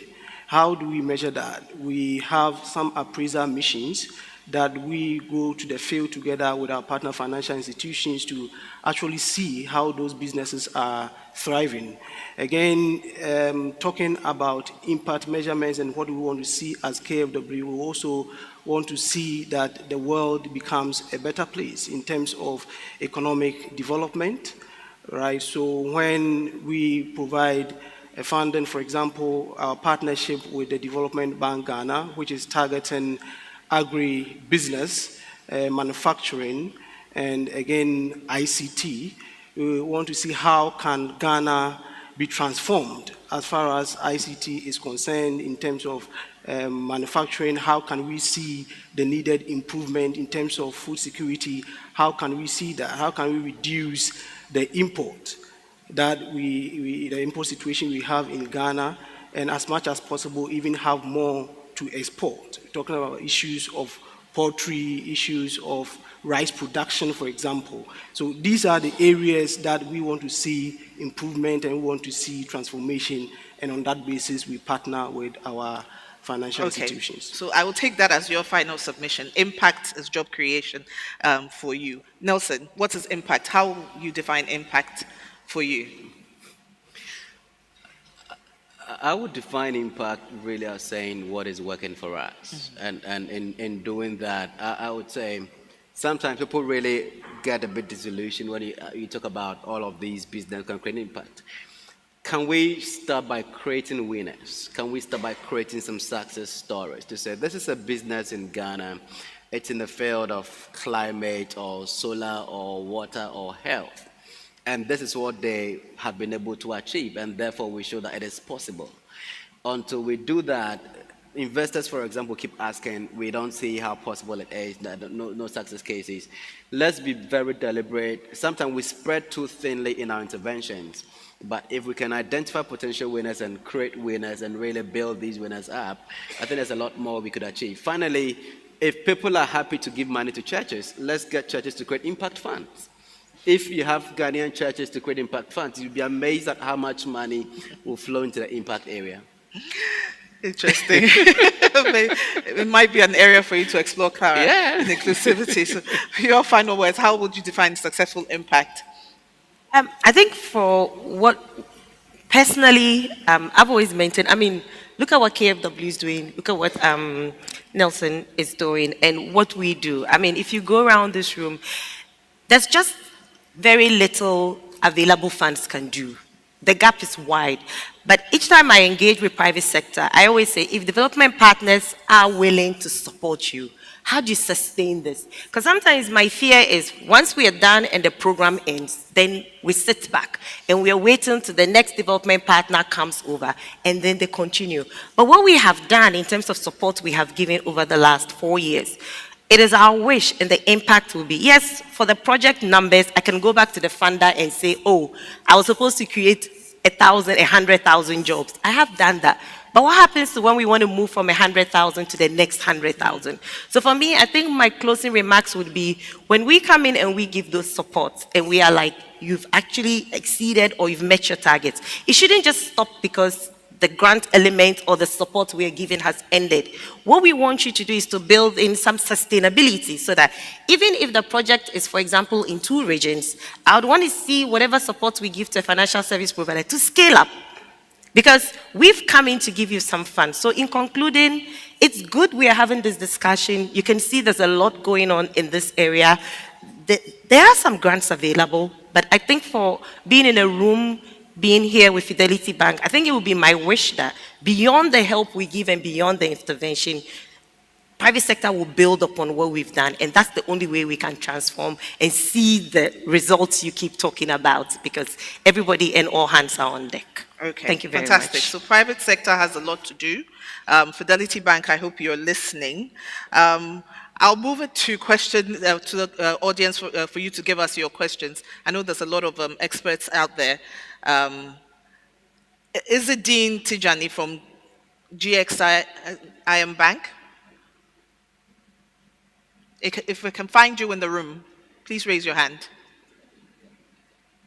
Okay, so if you'd like to share your question with us, your question is, perhaps you can introduce yourself and I'll give your question out. You can give your question up.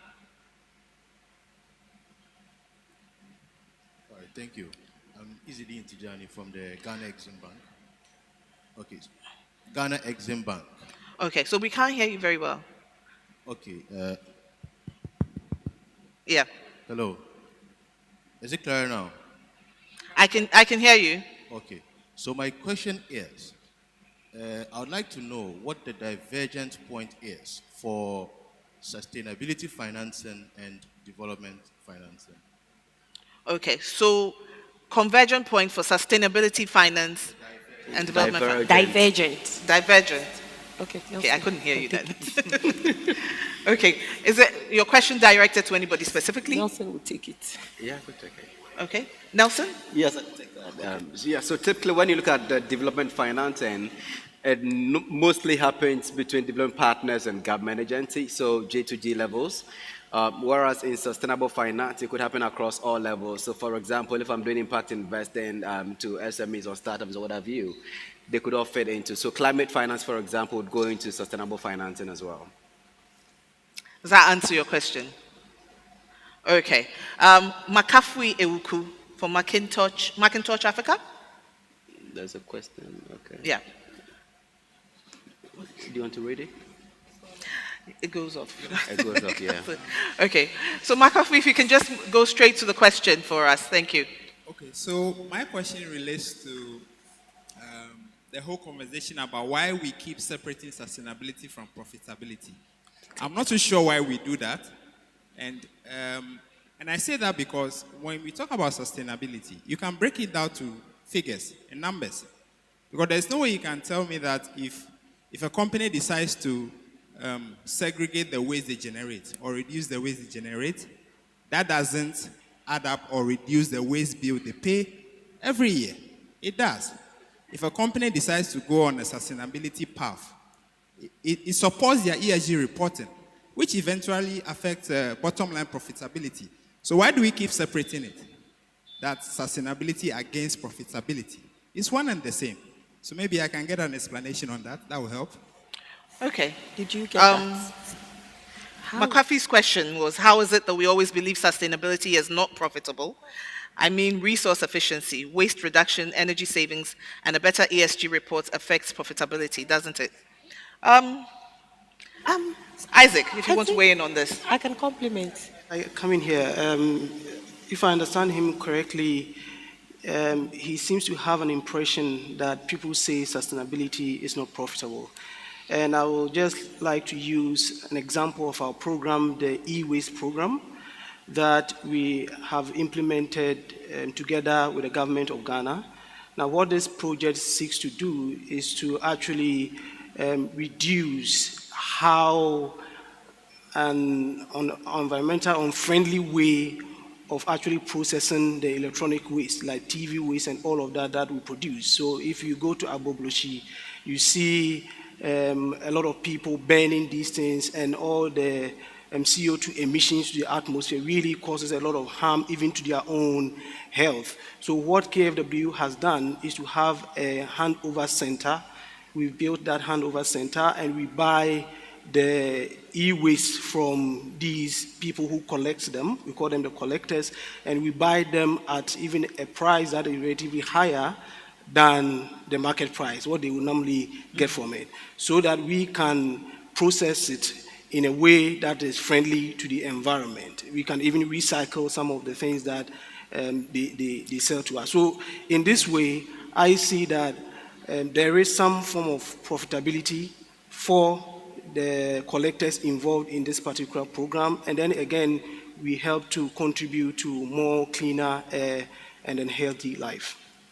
Definitely. I think even from experience, your green projects, I think highlighting some of the businesses part of the green projects, I think some of them have definitely turned profit with what they're doing. So I wouldn't say sustainability isn't profitable at all. We have a question from Mame Gazi, 565. Okay.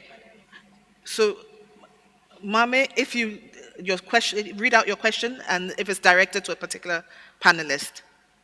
No particular panelist, but I'd like to know what your organizations do in creating collaboration. Because like he said, everybody is spread so thin on very tiny bits, as opposed to coming together to do the scale and the impact we've been talking about. Because I think that's where we attract the external fans as well. Thanks. So scale and impact. I mean, yeah, in collaboration. I mean, partnerships, yes. So then you avoid duplication. So, in fact, even in this space now, we realize that a lot. So there's a lot of discussions about if party A is doing this, then obviously you can turn your attention to something else. So, yes, clearly it's important that we do that because you don't spread yourself out thinly. So we make sure that impact is significant. But through partnerships, through collaborations, through discussions. And sometimes it's always good to know you come to the table with clarity in mind what you want to achieve. So once we have that, then we take away all the ambiguity and do that. But clearly, it's something that we should do. And even on the development side, there's a lot of donor coordination meetings we have. We see that in public sector, we see that in private sector. There's a whole private sector development coordination as well. So we try as much as possible to ensure that we all don't sort of do things in silos, but obviously in some cases you would have that. We can't take that out. But I think right now when it comes to sustainability and impact, we try very hard to ensure that we come together, we collaborate and make sure that the impact spreads across more. Even with, yeah, and that's where the stakeholder engagement comes in, either within the ones we work with or with our partners that we work with as well. It's a partnership thing. Yeah. Okay. So we have one final question? Oh, I can't see it. Okay. So Kojo is very insistent on disciplining us. Thank you so much to my panelists, to Isaac Hagan, to Nelson Amu, and to Clara Arthur. Thank you for this discussion. I hope you enjoyed it. I'm Manse Sotre. Thank you so much. Thank you. Thank you. Thank you, Mansa, and your panelists. Please, another round of applause for them. Stay seated.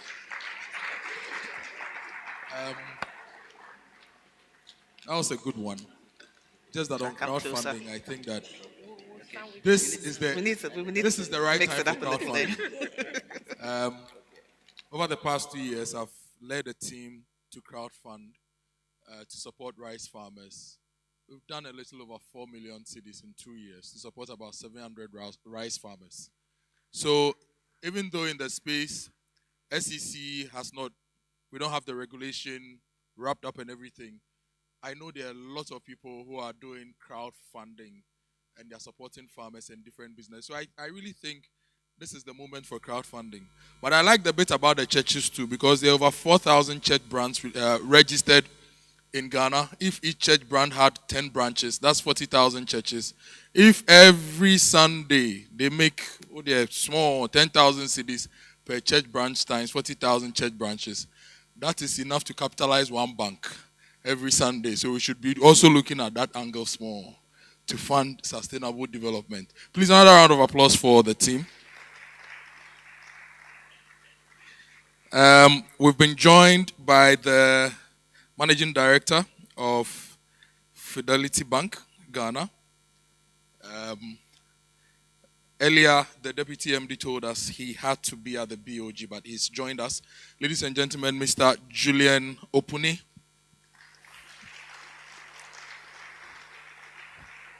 He's warned me that if I sing that Obiba JK song again, they won't pay me, so I won't sing it. But still, Mr. JK Opuni, aka Obiba JK.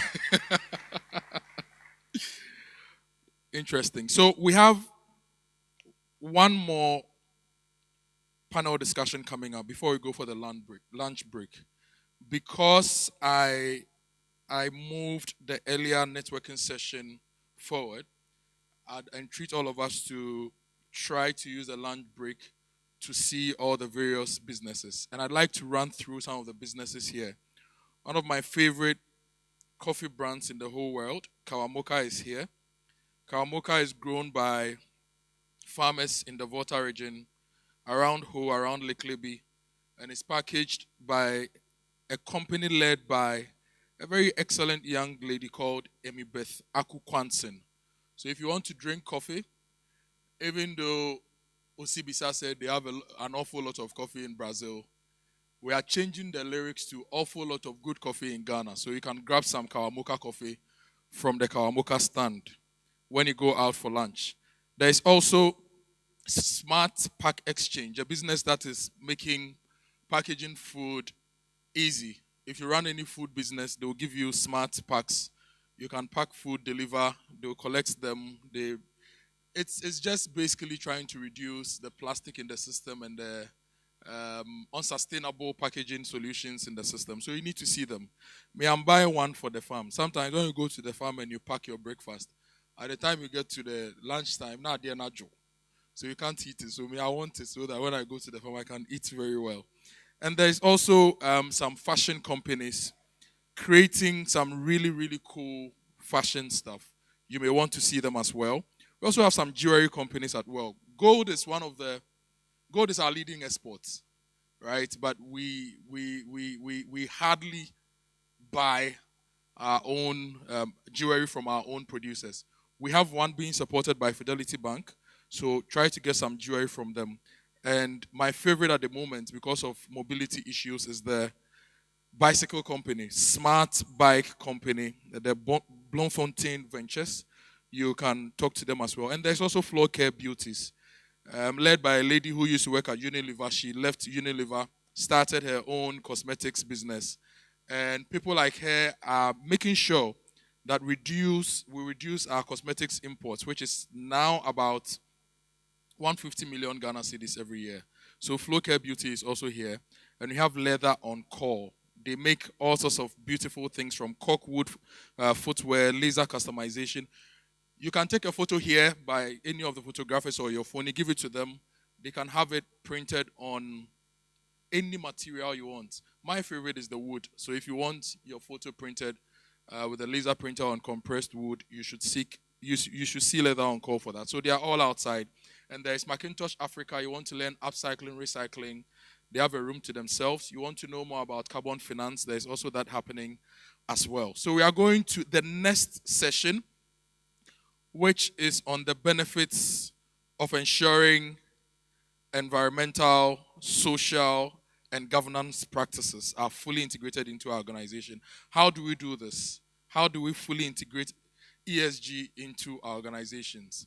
The panelists, we have Professor Robert Ebohinson, we have Prince Osisi Adan, and Professor Justice Baule. These people are going to have our moderator, Letitia Nyaba. But before I invite them here, we are going to watch a quick documentary about the work of Fidelity Bank in the sustainability space. And then we'll invite our moderator and the panelists. So ladies and gentlemen, enjoy this quick documentary, and then we'll have our moderator and panelists join us.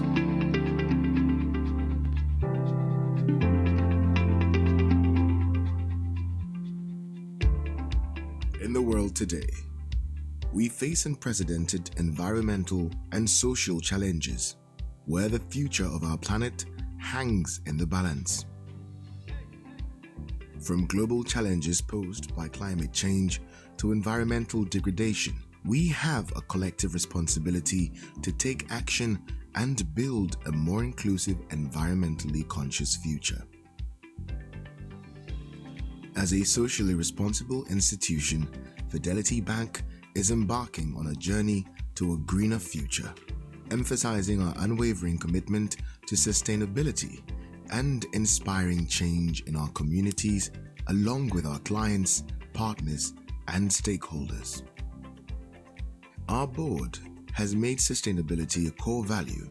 Responding to global awareness and trends, we recognize the importance of aligning with evidence-based environmental, social, and governance concepts, driven by our internal business agenda, increasing stakeholder expectations, and regulatory demands.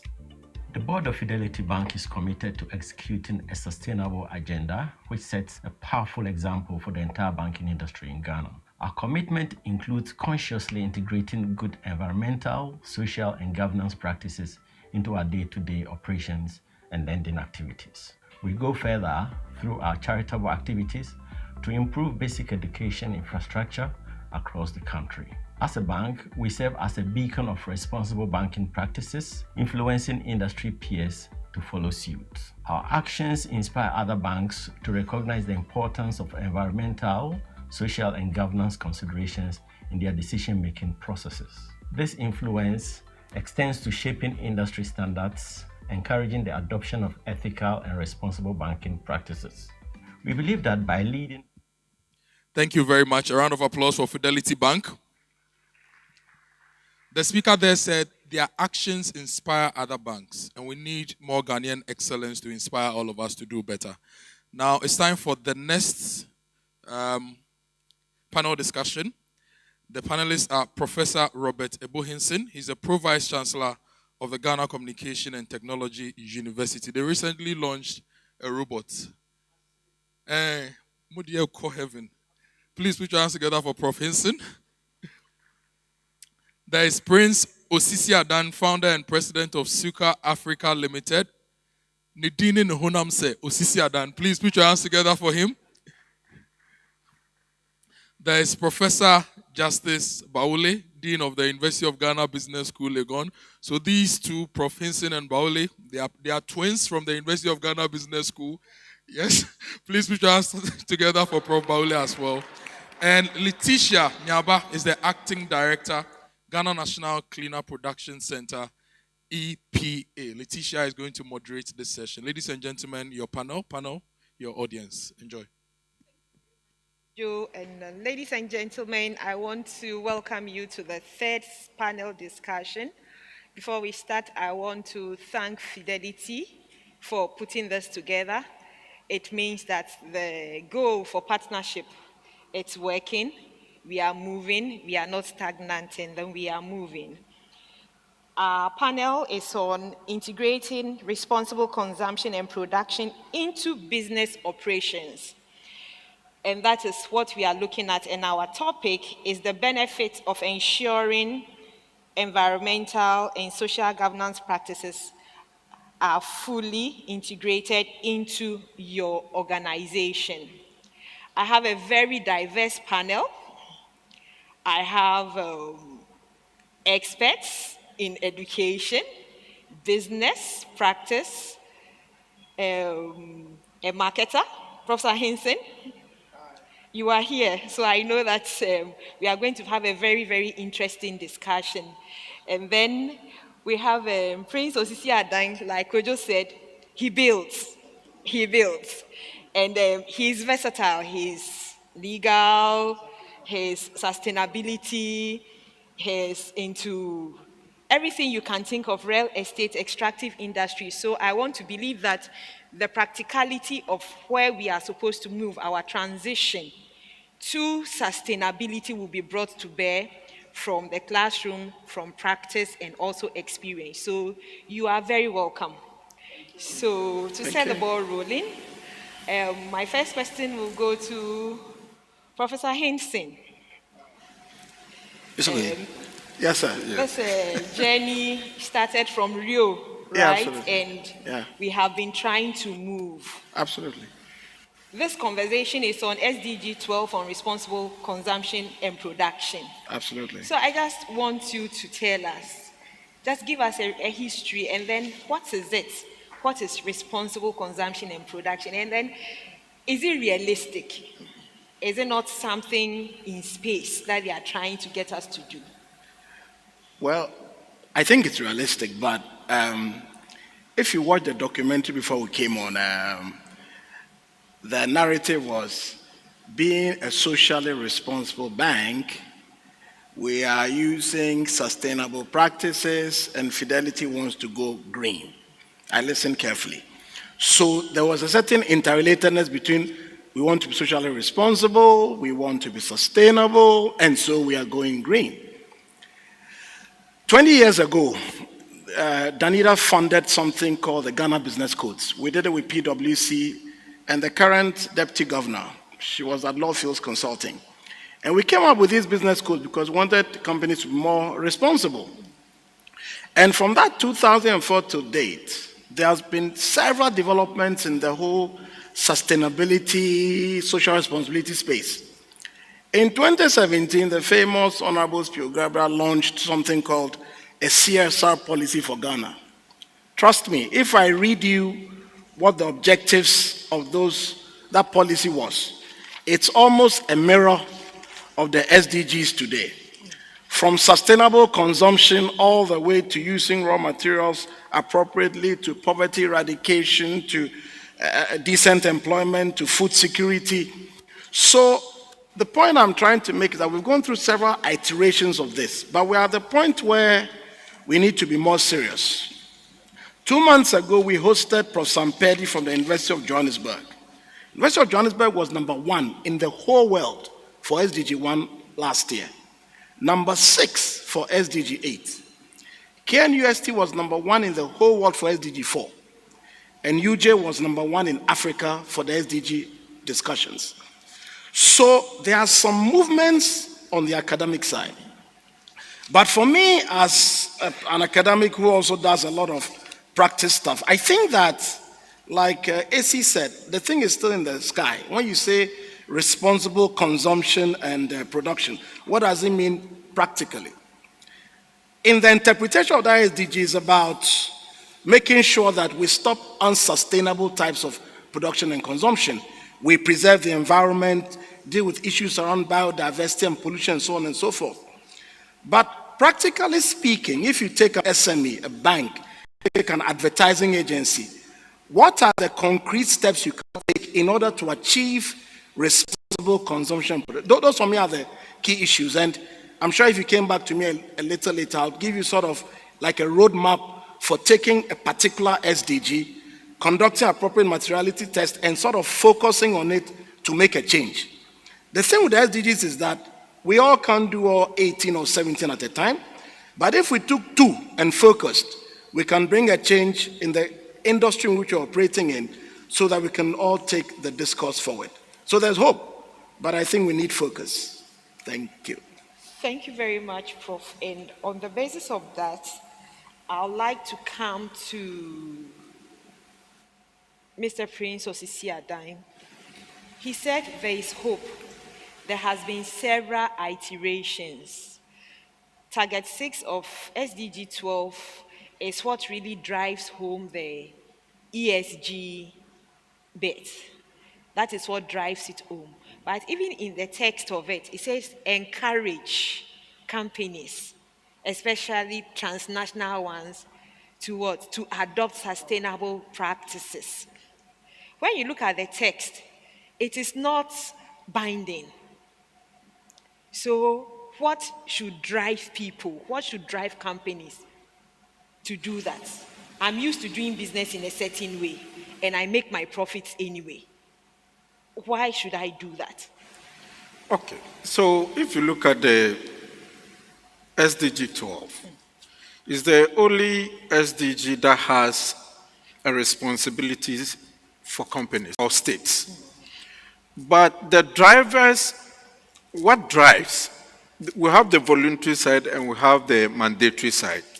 The mandatory side is regulations.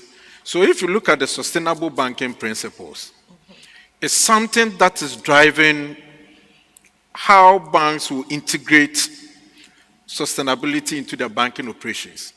And somebody will, most of the time when I walk around, the question is that why banking? Why not oil and gas? Why not transportation? But there's a very important phrase we always talk about in the sustainability space. You put the control at where people will go for money. So if you look at banking, typically the operations is more of a low and medium risk. Okay. But almost every organization in this country, whether from small, medium, or large scale, you go for money from the bank. So that's where the controls are around the bank. So once it's strengthened at that level, whatever organization, it will just transcend into it. So regulations is key. And if you look at the National Climate Change Policy, and we have the National Determined Contributions, it places responsibilities on the state and also on companies. So it also drives. And also there's also the voluntary side. The voluntary side is that you want money from Development Bank. You go there and they want you to make sure that you integrate sustainability into your operations. You want money from the World Bank.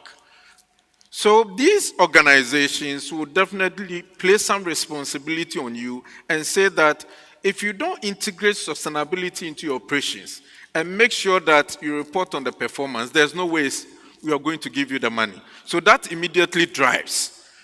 There are some voluntary, even with this standard, if you look at ISO 14001, now you sit in Ghana, you want to do you want money from like BlackRock. BlackRock will tell you that Africa is it's a high risk. How would they feel comfortable with your operations? They want you to get certification like ISO 14001 and co. As part of it, it will drive you to integrate sustainability into your operations. So the drivers are two, mandatory and the voluntary side. Thank you.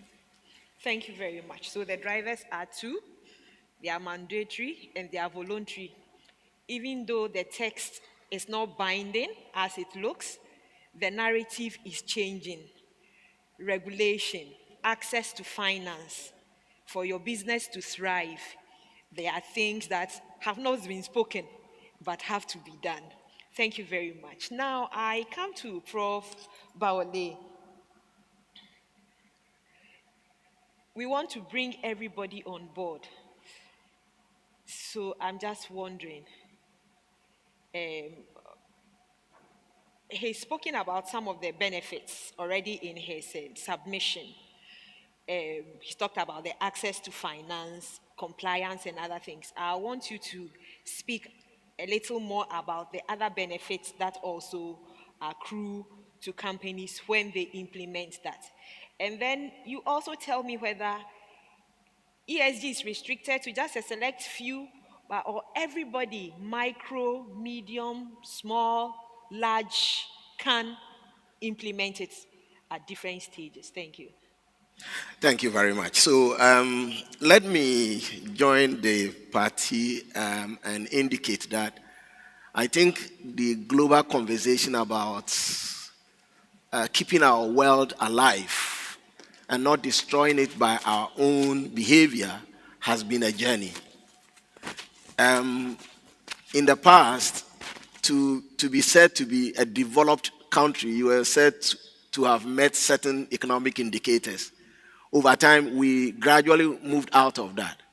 in the process of moving out of the conversations of a developed country is one that hit a certain GDP per capita, we gradually talked about bringing in the issue of environment. And so typically, if you had heard the conversation around sustainable development at the time, it was that, well, now let's bring in the environment. Gradually, we thought that, well, if you made money and you destroyed the environment, you were causing so much harm to society than you actually thought you were doing. And so gradually, there were, conversations that sought to create responsibility for people who make business or who make profit, to ensure that as part of the conversation to make profit, you do not destroy the environment for others. And so we brought in the environment. And then we all started paying lip service to the environment, the extent to which we do the business, and the debate about whether or not, for example, Africa can go along the lines of how other nations develop by, going heavy on consumption and going for heavy environmental pollution just to be able to hit target became an issue. The conversation around also not making profits and paying lip service to the environment and destroying the society that the business is typically meant to serve became a much bigger conversation.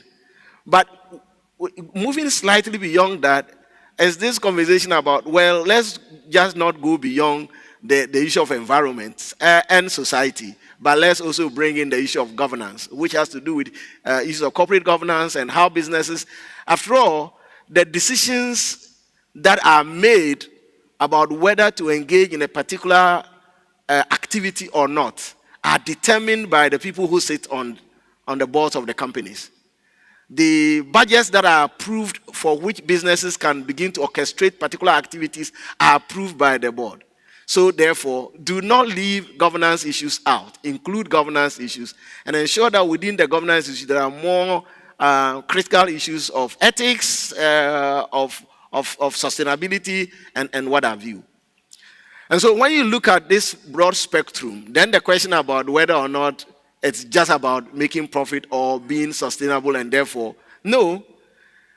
I usually give an example. I teach business, green business management. And my students have often asked me, why should a small business get engaged in this? And I tell them, well, if you were mindful of who is going to buy your product, you will be mindful of what it is that you put into the environment.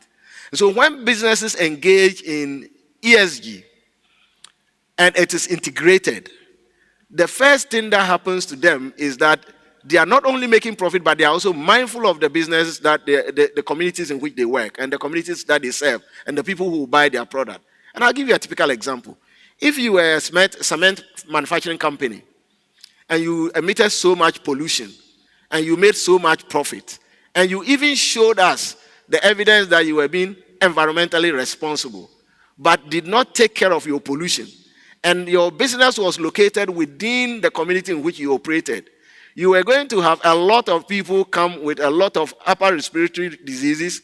And if you were a company that took charge of the medical bills of your people, you are going to be paying so much already for those bills. And therefore, the issue about just seeing your indicator of profit going up, and the gentleman talked about it earlier, is such a crucial thing. The other thing is the extent to which our society keeps getting integrated. Inequality, poverty, issues of strife, issues of conflict, and all of that are critical things for the survival of businesses. I am happy that Fidelity decided to take this up and to get all of us talking. Otherwise, of course, in Ghana, you see there are now agitations. If you check the global protest tracker, there are conflicts everywhere in the world. There are demonstrations everywhere in the world. Why people are not satisfied with the way that businesses or governance is getting done. The point is, if there were conflicts today, how many of us will be able to do business? And so, private business people, not even government. Government can use regulation to direct activity and behavior. But private business people have an ingrained interest in making sure that our society is the type of society we want and that the society is wholesome. That is the only time that they can make business, and any of us can live to enjoy what profit we make. Thank you very much. So, yes, please, Prof. So, Prof. Zabaule is my boss. You know, he's the dean of the. He's mentored me. You know, yes. So I just want to support the fact that my boss spoke about issues around pollution and poverty and so on and so forth. 3 weeks ago, I spoke at UNISA on SDGs and marketing education. I said, for business schools, because we are in the same business school, there are so many opportunities to come up with thought leadership interventions that also strengthen these private businesses. Because more than, you see, when you have to be sustainable because you need a loan, I have a problem with you. It's like you don't repent on your own. You have to wait when you need money, then you repent so that you get money. It's not a good way to live your life. You should be correct on your own. So it's good to repent because you need money, but I think more profoundly, if business educators also have targeted interventions on how to do better energy. There are access to energy programs all over the world now. It's a big area, energy economics. There are even energy MBAs now, where you go, you do MBA in energy. So I think that there's a lot of room as well for the academy to also come up with targeted thought leadership interventions, whether they are short courses, 1-year MA programs, full MBAs, to strengthen the capacity of private sector operators to also mainstream this SDG thinking and sustainability practices into the organization. So I have to do a quick follow-on because my boss. Yes, please. Yes, okay, all right. When it comes to dealing with organizations, sometimes the mindset of the organization depends on the maturity of how you've integrated sustainability practices. Actually, there are 4 levels. The compliance level, where there's a law, sustainable banking principles, so I need to integrate. Absolutely. Then you start creating a function. Maybe you create a department, but it's not so much integrated throughout the organization. Correct. The third one is also making sure that you integrate sustainability into your risk management framework. Absolutely. So now you see it as a risk. You elevate it to the board level. There's a conversation at the board level where it's an item on the agenda. At the ESCO level, there's also a conversation. Then the 4th one is value addition. That's where, Prof, I side with you. It gets to the point that you're looking at how you impact the community in which you operate, whether socially or environmentally. So depending on the maturity, then it will tell you what exactly the mindset of the organization is. But for the sake of business case purposes, you see, the MD is here. What will let him take is when you tell him that immediately the cost. Because if you practice sustainability, so when your internal overheads will go down, because you have something on energy efficiency, water consumption that will go down. And that is what, at the end of the day, he wants to have a conversation with shareholders. Then you go on the offensive and look at the opportunities in there. Am I able to attract new investors to invest in my business? Because in banking, all that you're doing is that you are taking deposit and giving it to others. But if you have people coming, investors giving you cheap funds, where interest rates are low, then that's where, so internally, that's how you want to convince ESCO, the board. That's the conversation you want to have with them first. Then when they take, then you now start thinking about value addition. Thank you. And Yes, please. About small businesses and the question about whether or not they should be, mega or small businesses. The truth is that small businesses have much lower trade-offs to make as compared to big businesses. And so the conversation about small businesses getting engaged and going green, for example, is a critical success factor. Because for them, the areas they can play around in terms of cost savings is so minimal as against big businesses. And so small businesses have every reason to do that. But the question is, are they able to do that? And how expensive is it? Because they also, again, have a small bottom line.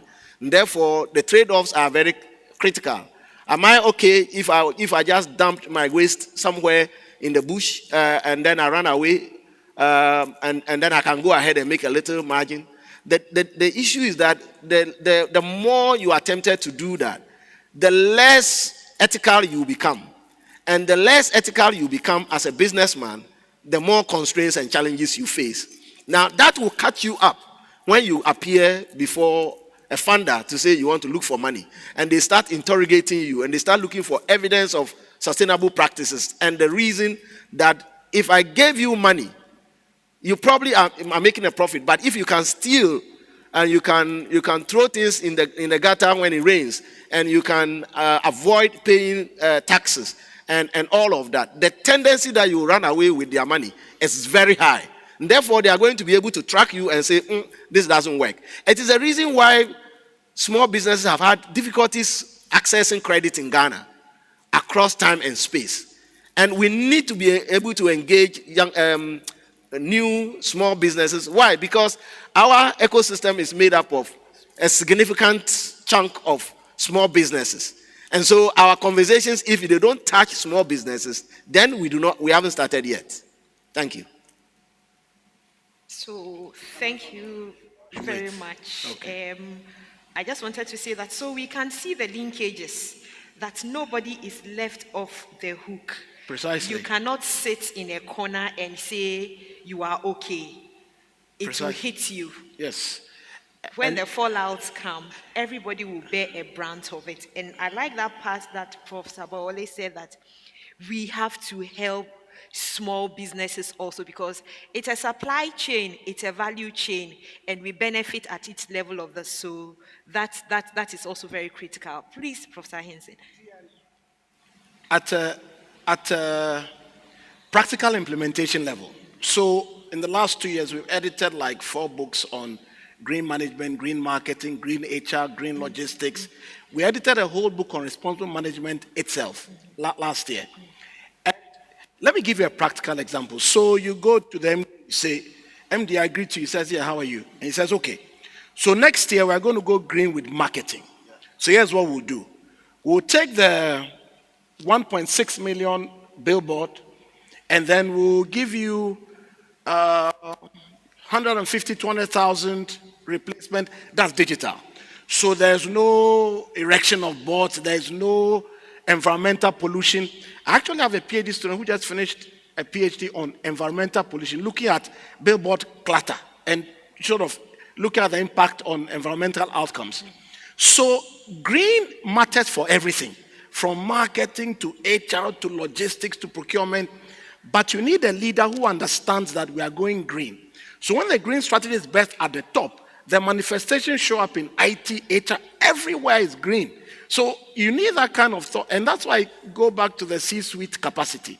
Because if you don't have C-suite capacity, whether you're a small business or a multinational, you struggle to be SDG compliant. And going green is really the way to go, even at the functional level. And there are business cases to be made for going green. You just need to know how, articulate it properly, and you get a sign off, I tell you.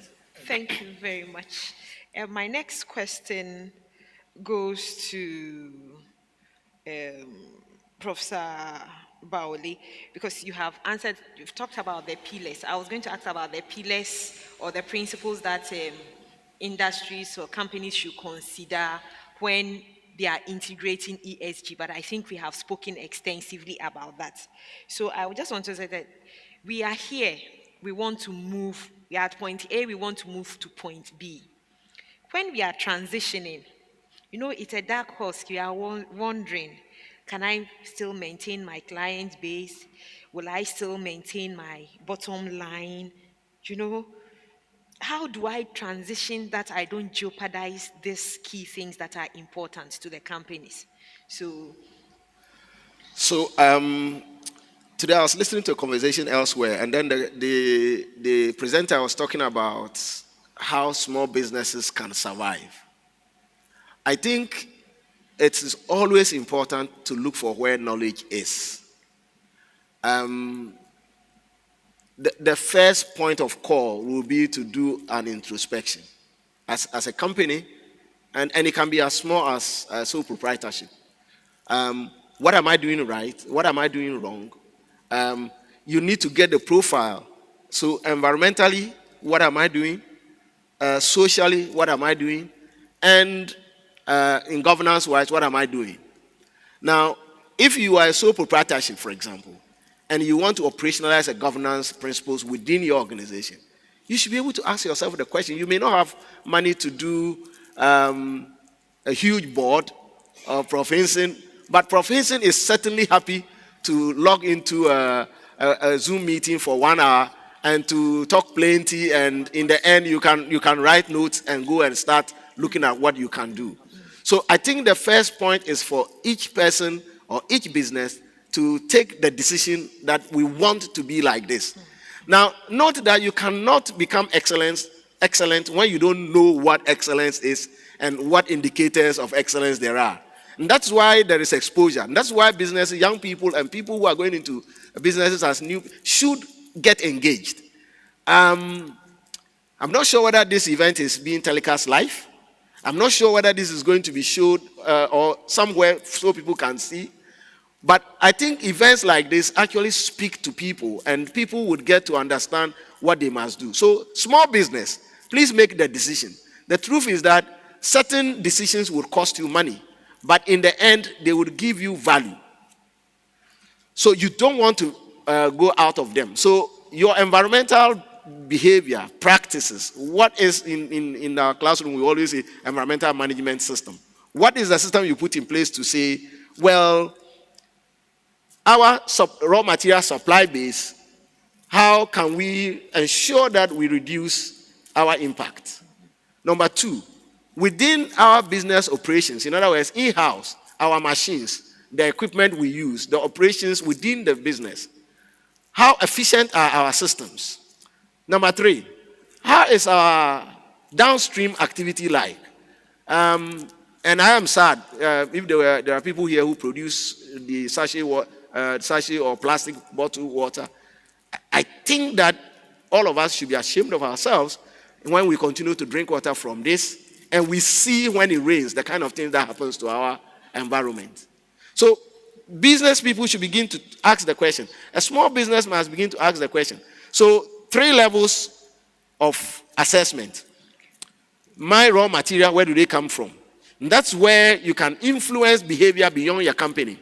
So if a particular supplier is being reckless to the environment, you must ask the question, why? Because when you go to your downstream activity where you distribute, if you get a critical business partner, they are going to ask you the question, how are you sourcing your raw material?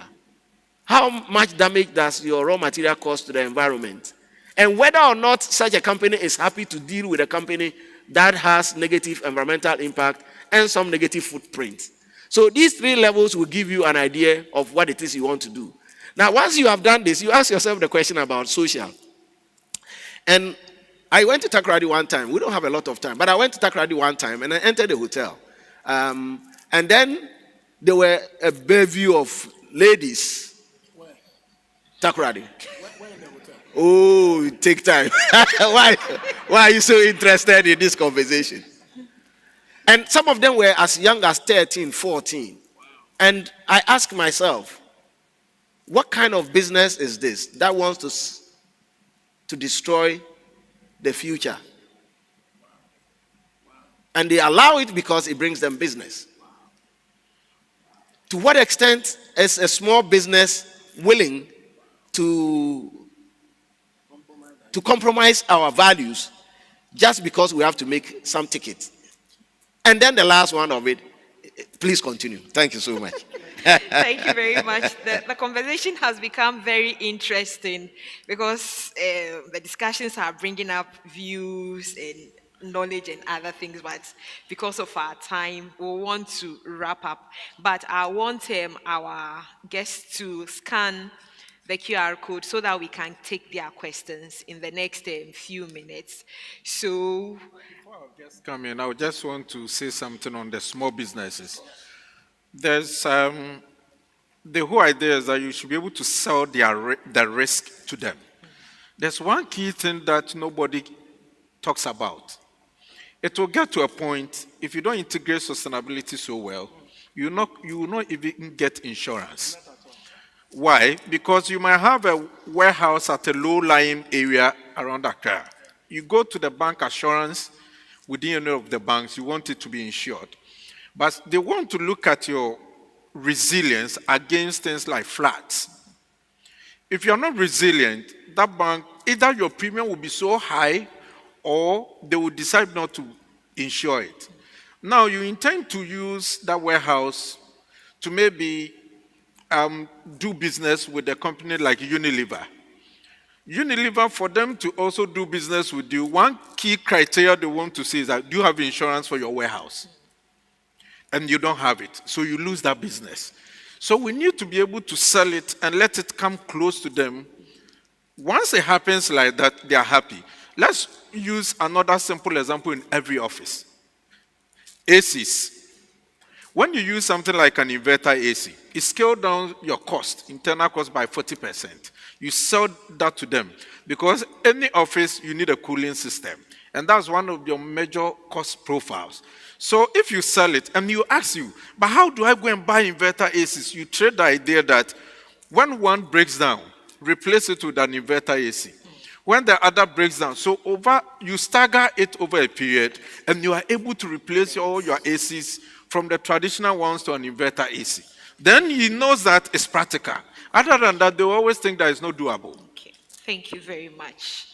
This is experience, this is practicality, this is what happens on the ground, and this is what we want to bring to you. So there are no questions in yet, so I want to go to my panelists. Said, sell their risks to them.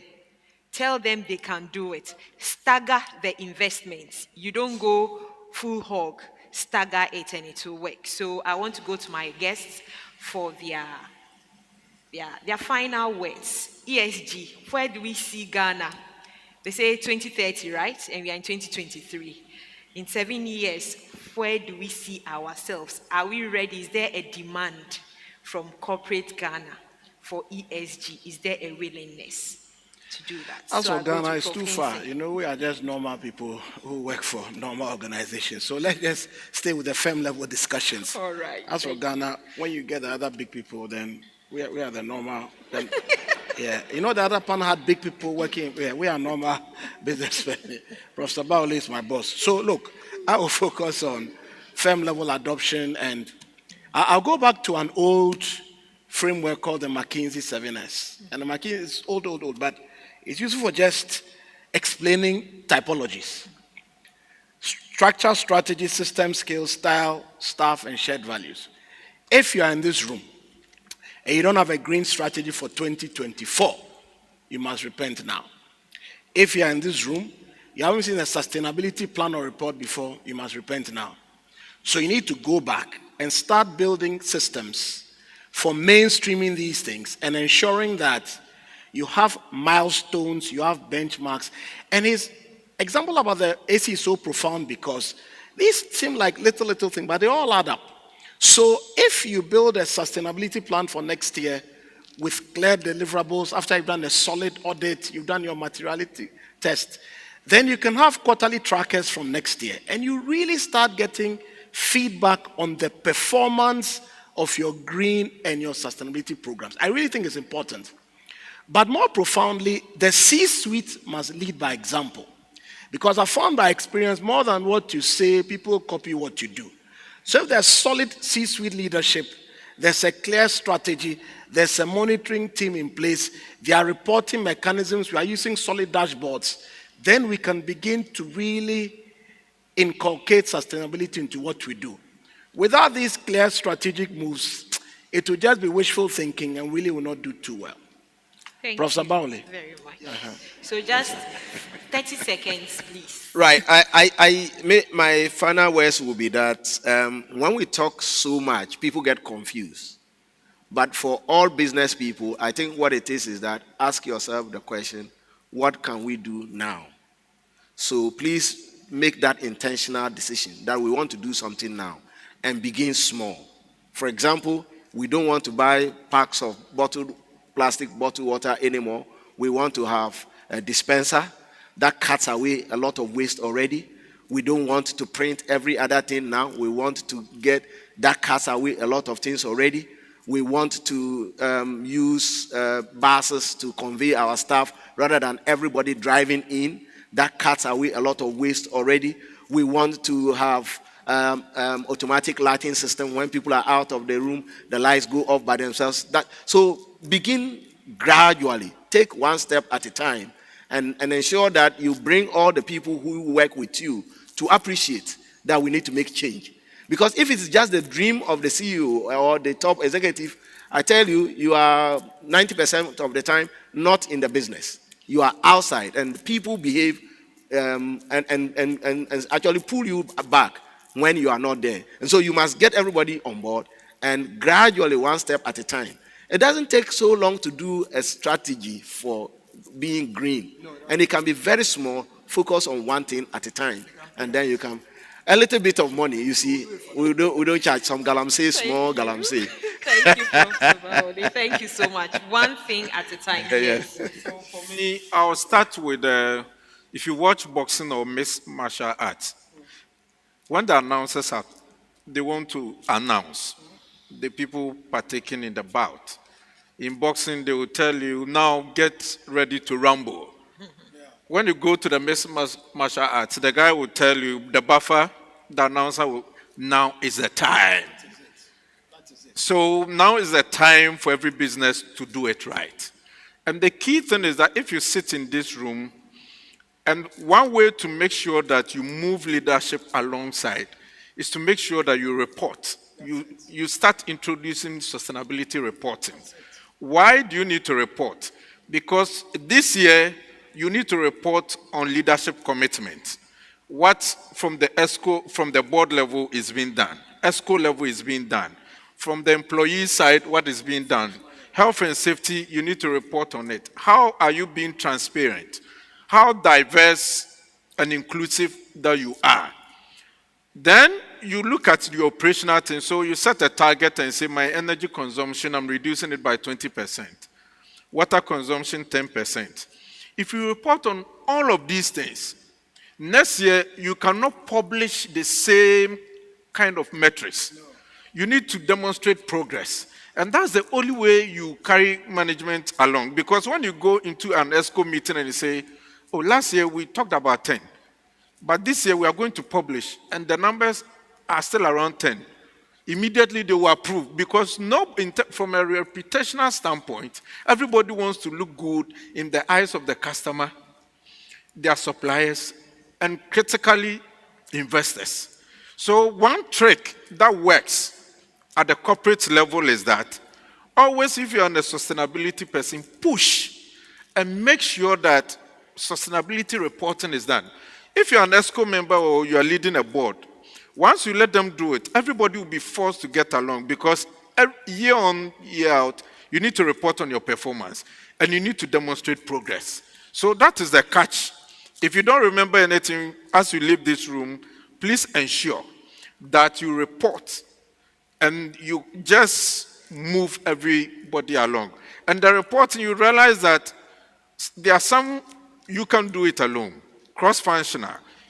Human resource will give you something. Finance will give you, because they were talking about green bonds or whatever. Next year, they need to talk about what has been done. So once everybody wants to demonstrate progress, definitely they will get along. Thank you very much, distinguished panelists. Thank you so much. The thing I'll say is that it's doable, and the time is now, one step at a time. Thank you very much. Thank you, Letitia, and your panelists. Please, another round of applause for them. That was a very, very interesting conversation. Really good one.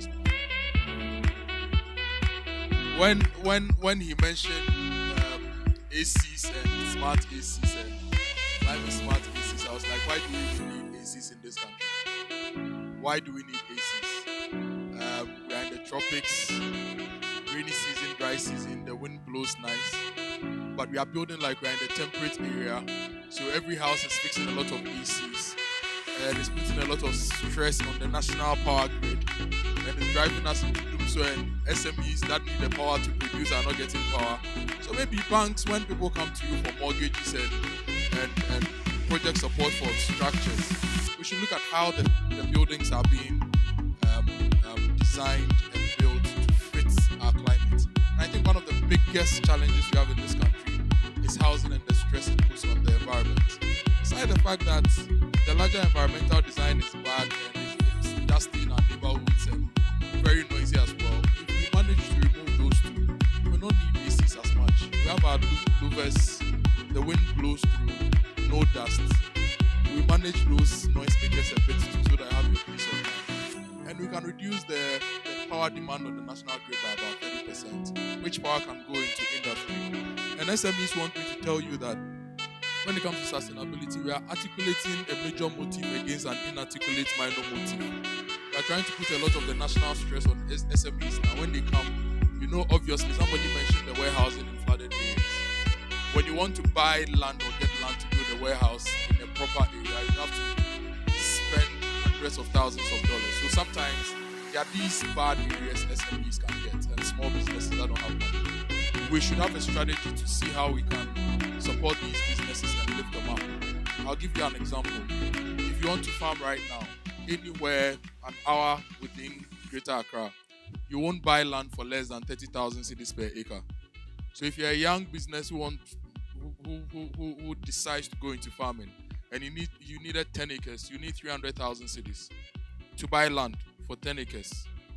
Now you do your clearing and land development, you spend 32,000 cedis to get a borehole, you spend 80,000 cedis to get a greenhouse, and it goes on and on and on and on and on.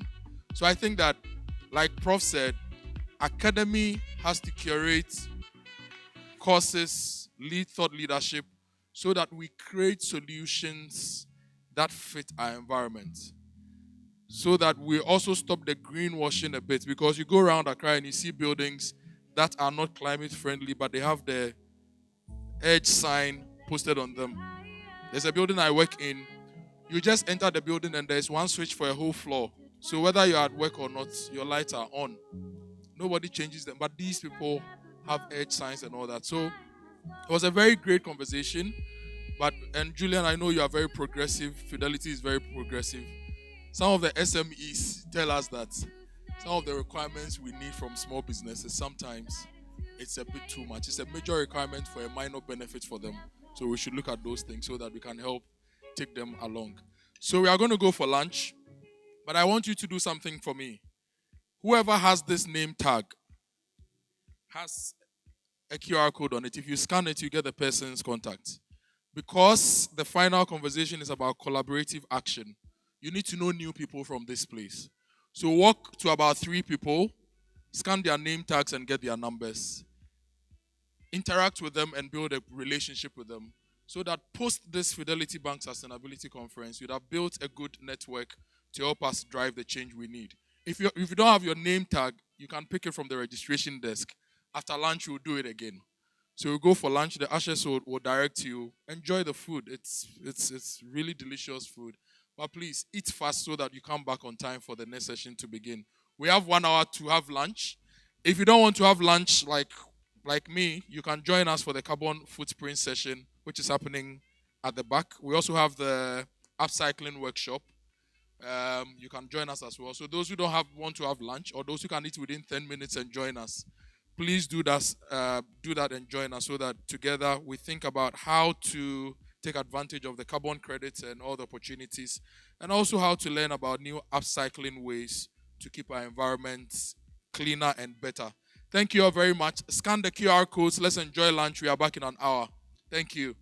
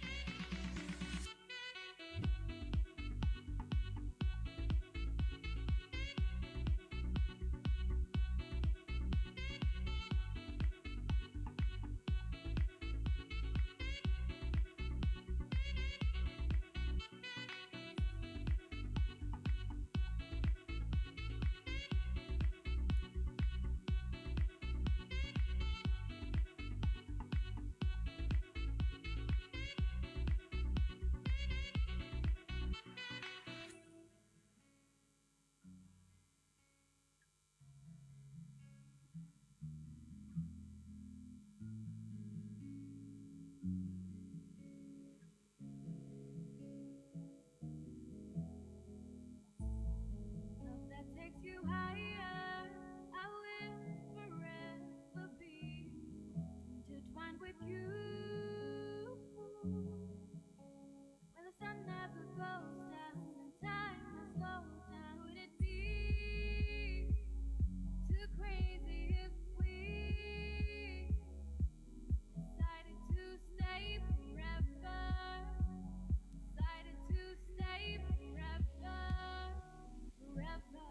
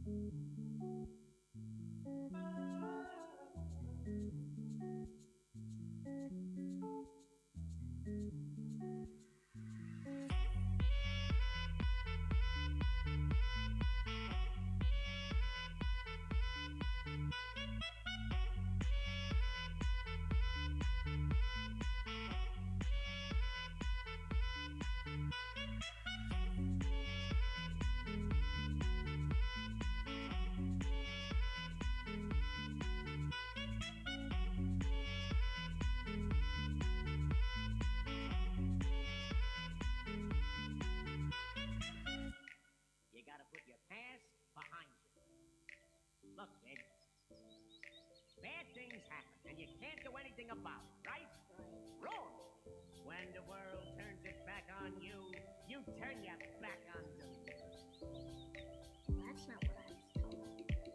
Then maybe you need a new lesson. Repeat after me. Hakuna Matata. What?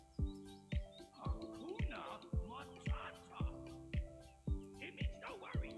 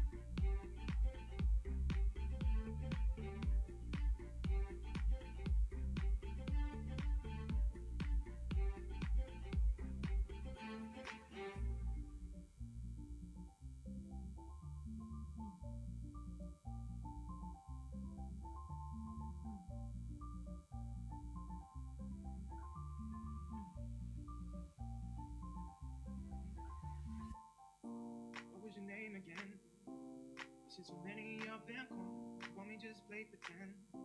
All your girls, they just wanna have fun. But it's the same old thing that we all see. Same old thing that keeps me keen. But I just wanna be alone with you. Just wanna be alone with you. Same old thing that keeps me around. If you wanna come around, baby, it's cool. And if you wanna fuck around, baby, I do. Just wanna be alone with you. With you. With you.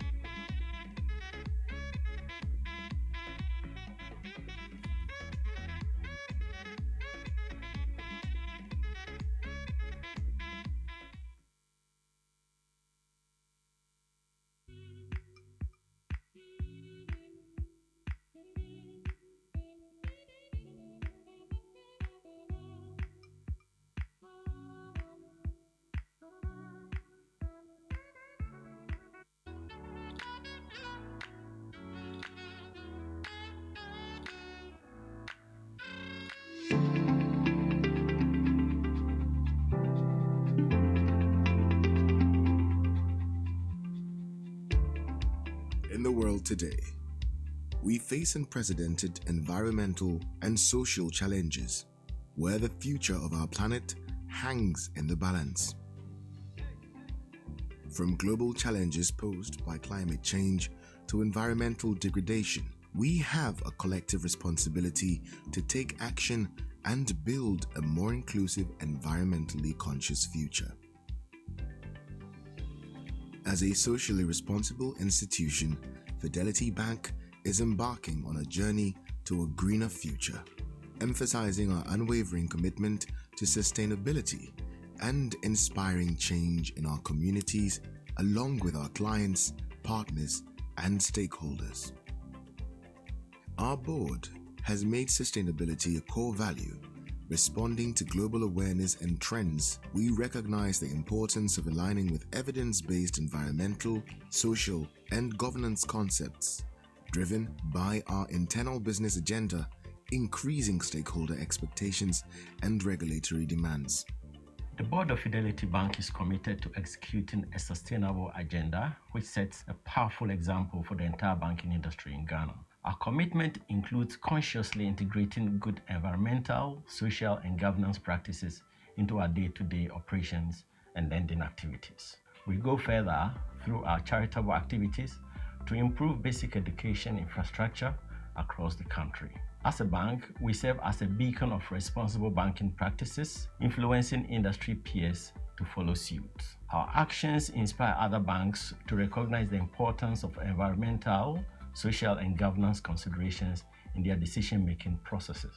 This influence extends to shaping industry standards, encouraging the adoption of ethical and responsible banking practices. We believe that by leading with purpose, we can contribute to a more sustainable, environmentally and socially responsible banking industry, ultimately benefiting our stakeholders and the global community. Embracing sustainability as a core value, the bank's decisions, relationships, and activities have the environment as a priority. This impacts the way business is done throughout the entire organization. We envision the future of sustainable banking as a potent force in addressing critical global challenges, particularly the urgent issue of climate change. As a bank that considers sustainable banking principles as a fundamental aspect of our operations, we view our sustainable banking efforts as a proactive stance in preserving the environment and advancing society. At Fidelity Bank, our objective is to align our business strategy with the needs of individuals and the broader societal goals, as outlined in the Sustainable Banking Principles of the Bank of Ghana, the United Nations Sustainable Development Goals, and the Paris Agreement. At Fidelity Bank, it's not just about transactions, it's about transformation. These sustainable finance initiatives exemplify the bank's commitment to fostering economic growth, supporting communities, and shaping a better future. Fidelity Bank's commitment to sustainability has a vision for responsible banking practices that goes beyond profit. It's a vision that seeks to create a profound impact on the communities in which we serve. Our dedication to sustainable finance involves innovative financing solutions crafted to support national development while promoting the United Nations Sustainable Development Goals, SDGs. Our sustainable drive is built around three core pillars: sustainable finance, sustainable operations, and corporate social responsibility. As a bank, we are committed to promoting sustainable finance. Thus, we have integrated environmental and social responsibility into our corporate culture and infused the same throughout all our decision-making processes. This includes assessing the environmental and social risk of our loan portfolio, adopting responsible lending practices, and adhering strictly to ethical banking standards. Through our Fidelity Young Entrepreneurs Initiative, FYEI, we continue to support entrepreneurs with innovative solutions that help to create employment opportunities and sustainable livelihoods for the young and hardworking youth of Ghana. The Orange Corners Innovation Fund, which is in partnership with Orange Corners, has supported more than 70 entrepreneurs with almost 6 million cedis towards their businesses. Also, demonstrating how sustainable finance can create meaningful change. This fund really help us, our business, be able to procure a big laser machine. At first, we were producing around 15 products or 20 products per day. We increased it to mostly 40 pieces of customizable items per day. And such really help us, moved us a bit ahead of our competitors in the industry. And I must say such support really help us. For sustainable operations, we're focusing on our internal resource consumption issues and ensuring that we conduct robust environmental and social due diligence when lending to customers. For example, when it comes to resource consumption, we're piloting the Waste to Cash project, which is a recycling initiative at our Orange Heights office. We recently began this pilot where segregated waste will be sold to appropriate waste buyers, and the funds raised through this initiative invested into our charitable projects. We're also pursuing efforts to reduce our greenhouse gas emissions, improve our energy efficiency, and promote gender diversity within our lending and credit management practices.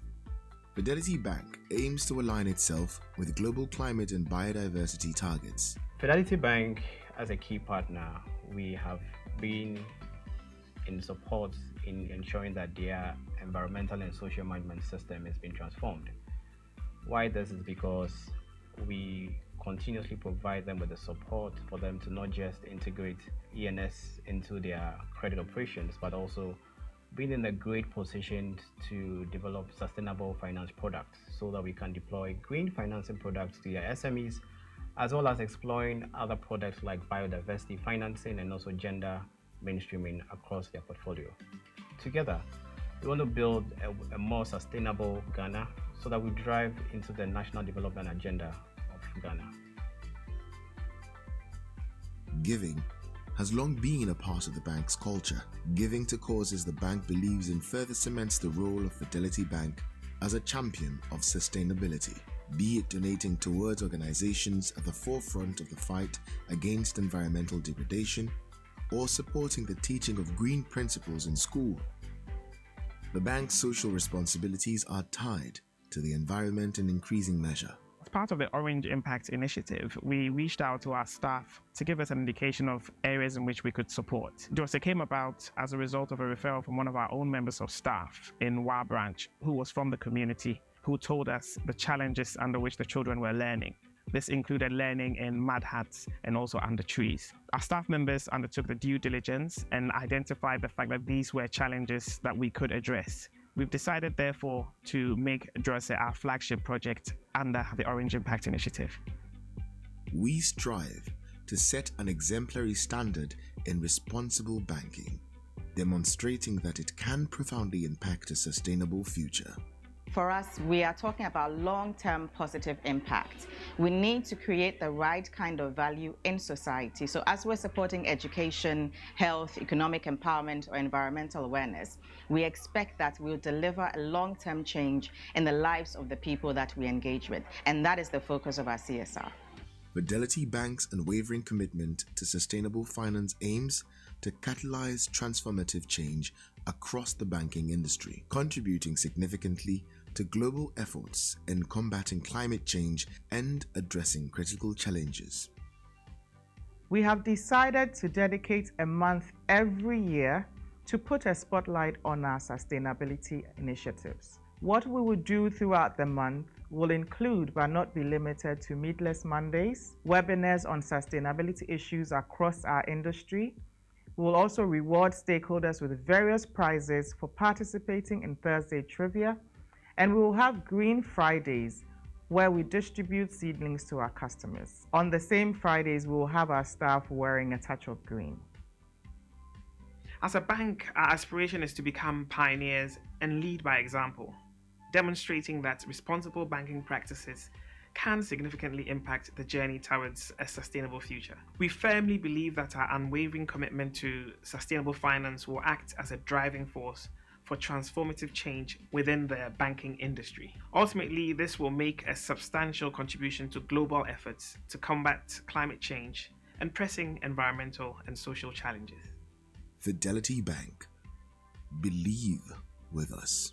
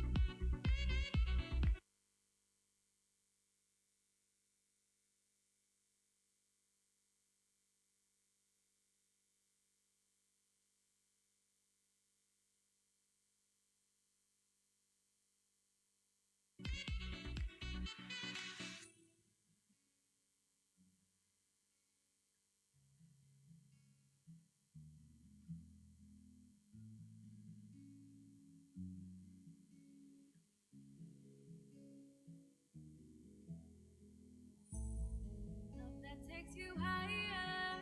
I will forever be intertwined with you. When the sun never goes down and time has slowed down, would it be too crazy if we decided to stay forever? Decided to stay forever. Forever.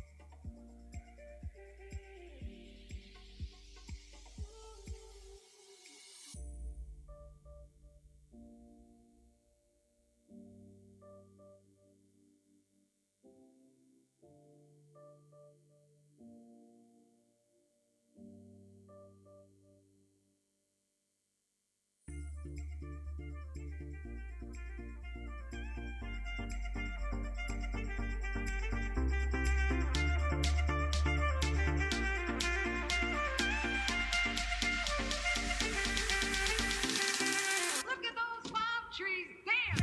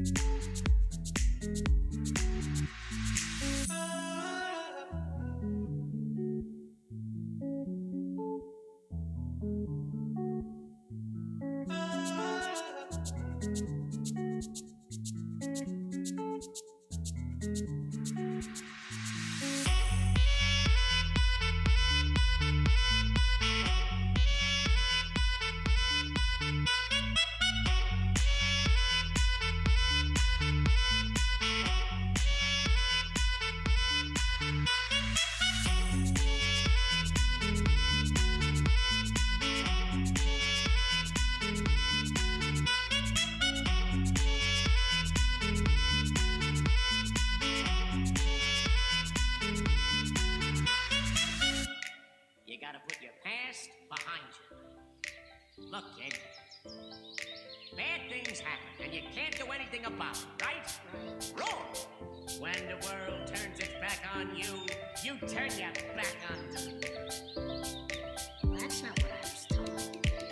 And maybe you need a new lesson. Repeat after me. Hakuna Matata. Hakuna Matata. It means no worries.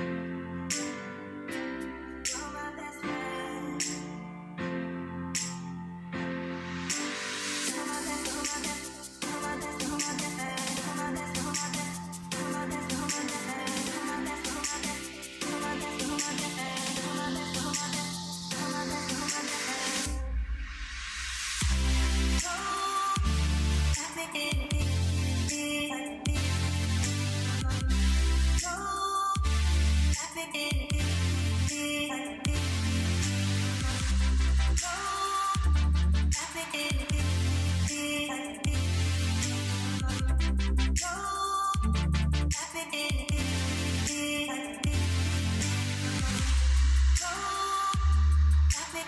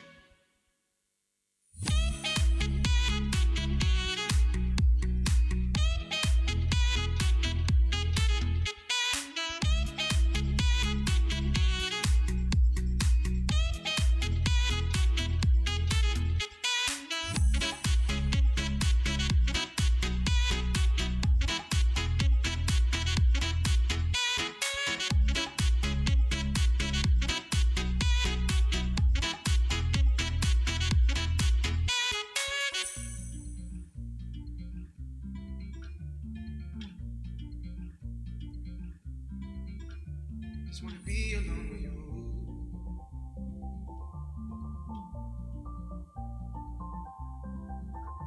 Just wanna be alone with you.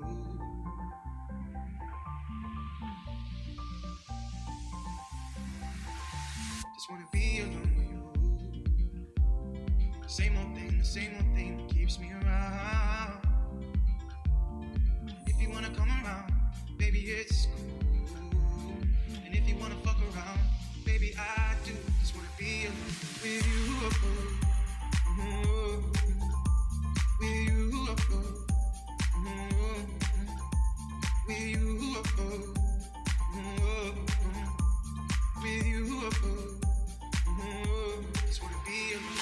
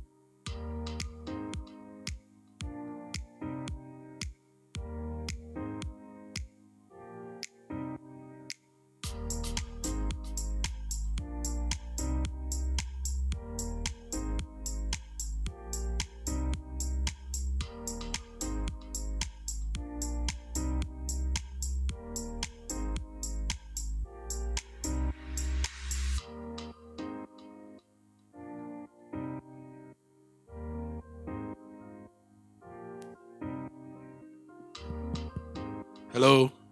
Good afternoon. Please, I hope lunch was good. We are going to have the final panel discussion in here. But before that, we will spend some time with the upcycling team and the carbon credit team. Paul, you have some people waiting for you there. So if you want to learn more about carbon financing and carbon credits, this is the man to follow. There is a session happening in the breakout room behind this auditorium. It's going to last for about 20 minutes. And after that, we'll come back in here for the final panel session. So there is one on upcycling ongoing at the moment. If you want to join that, it's not too late. The carbon credit is just about beginning. That's the facilitator. So if you want to join that, you can follow him. Yeah. If you are not interested in any of those, you can go shopping. You can go and see the exhibition and do some shopping. And you can also network. Thank you.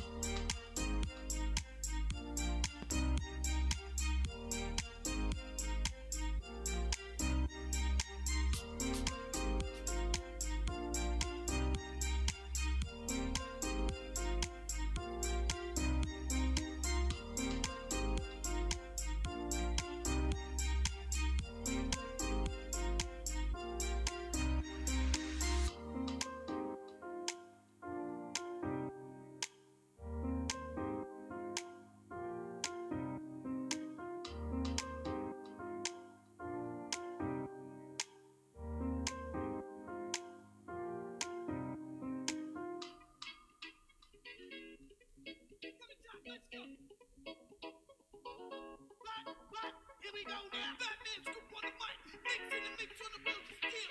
This is what I was fucking born to do. Yes, let's go.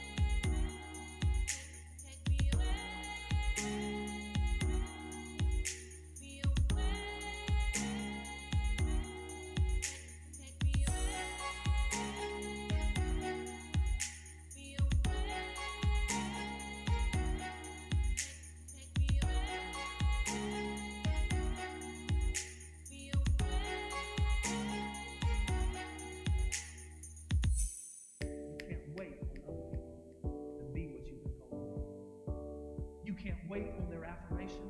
You can't wait on their approval. You can't wait on their support. Sometimes you just got to run and look behind you and say, everybody who wants to run, run, but I can't stop running.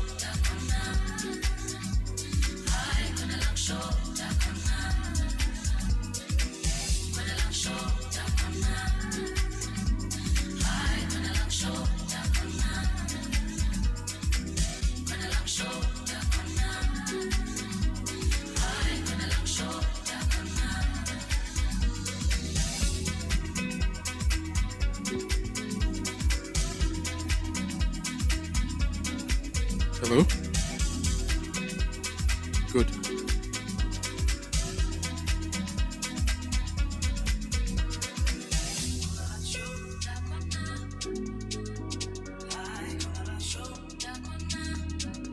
Okay, so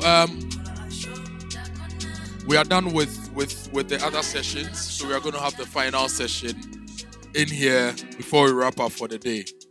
But I hope you enjoyed lunch. Some of us couldn't come for lunch, so we're working. But we will eat more seriously after the event. Anyway,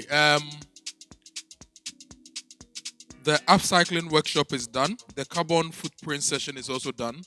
So they are joining us shortly so that we have the final panel discussion. This panel discussion is going to wrap the day up for us. And it's on the topic Green Alliances, Building a Sustainable Future Through Collaborative Action. The moderator is Solomon Chum, Country Manager for Reach for Change. And the panelists for this particular session are Genevieve Parker Chum, Genevieve Parker, Freeman Goba, and Rebecca Teko Saba. So I don't know whether I should invite Solomon now or I should shout for the others to join us in here. Solomon. Okay. So all those outside, if you can hear me, please come inside. The next session is about to begin.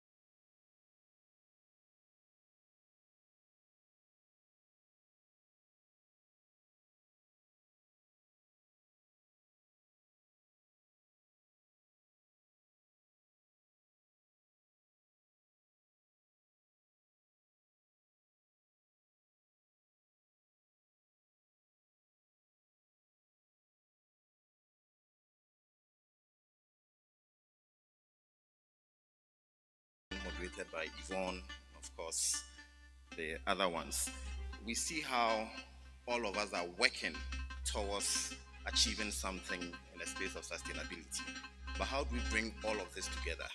We can't work in silos and hope that we'll achieve the kind of objectives that we are looking at. So our panel is going to do a deep dive into how we can collaborate and foster alliances to achieve some of these objectives.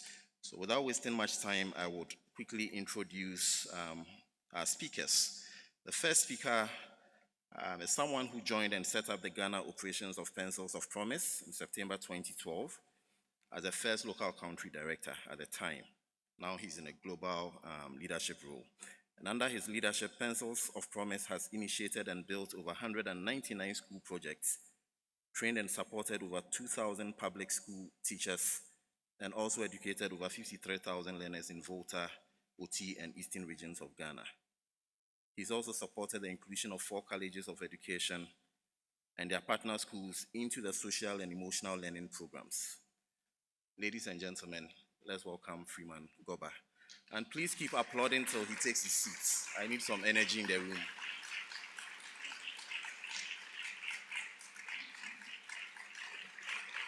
Thank you. Thank you very much. Our second speaker is a lawyer and a member of the Ghana Bar Association. And she's also a multidisciplinary development practitioner with over 20 years experience in the development sector. She's currently the National Director of Development and Social Services with the Presbyterian Church of Ghana. And in this role, she oversees the Presby Church's ecological integrity campaign and green businesses, the Presbyterian Church of Ghana's 60 hospitals and healthcare facilities, as well as its 5 agricultural stations and numerous women's economic empowerment programs. Her previous role has been as a Deputy Program Director and Head of Programs of Star Ghana Foundation and as a National Coordinator of Forest Watch Ghana. And she's also a Fellow of the prestigious Mo Ibrahim African Leadership Fellowship. Ladies and gentlemen, Rebecca Teku Saba. Let's keep clapping.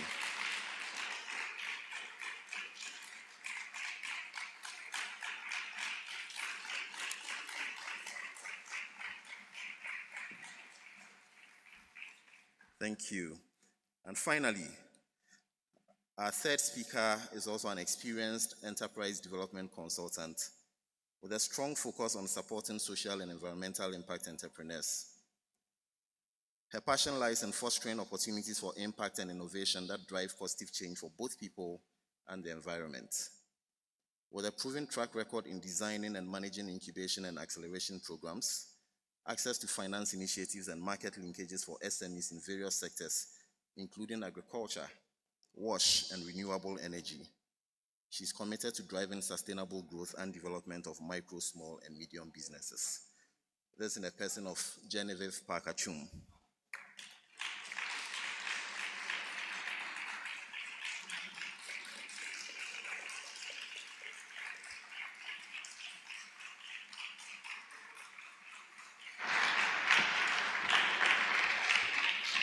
Thank you. I see you are very good students. All right. So I think I would want to start with you, Genevieve. But all of you are going to speak on the same thing in the first round of questions. In 2 minutes, can you introduce which organization you work for or work with, what it is that you do, and your thoughts about this whole idea of collaborating for a greener future? Thank you, Solomon. I work for SNV in Ghana. SNV is a Netherlands development organization, and we work with public, private, development partners, donors, literally bringing everyone together to promote the well-being of women and children across the country. We are in 26 other countries, and some of the projects we run, collaborative action for cocoa, climate smart cocoa. We have the Green Project, which is a boosting green employment and enterprise opportunities in Ghana. we have the Healthy Future for All, which is improving sanitation in the Nandom region, and a few other projects as well.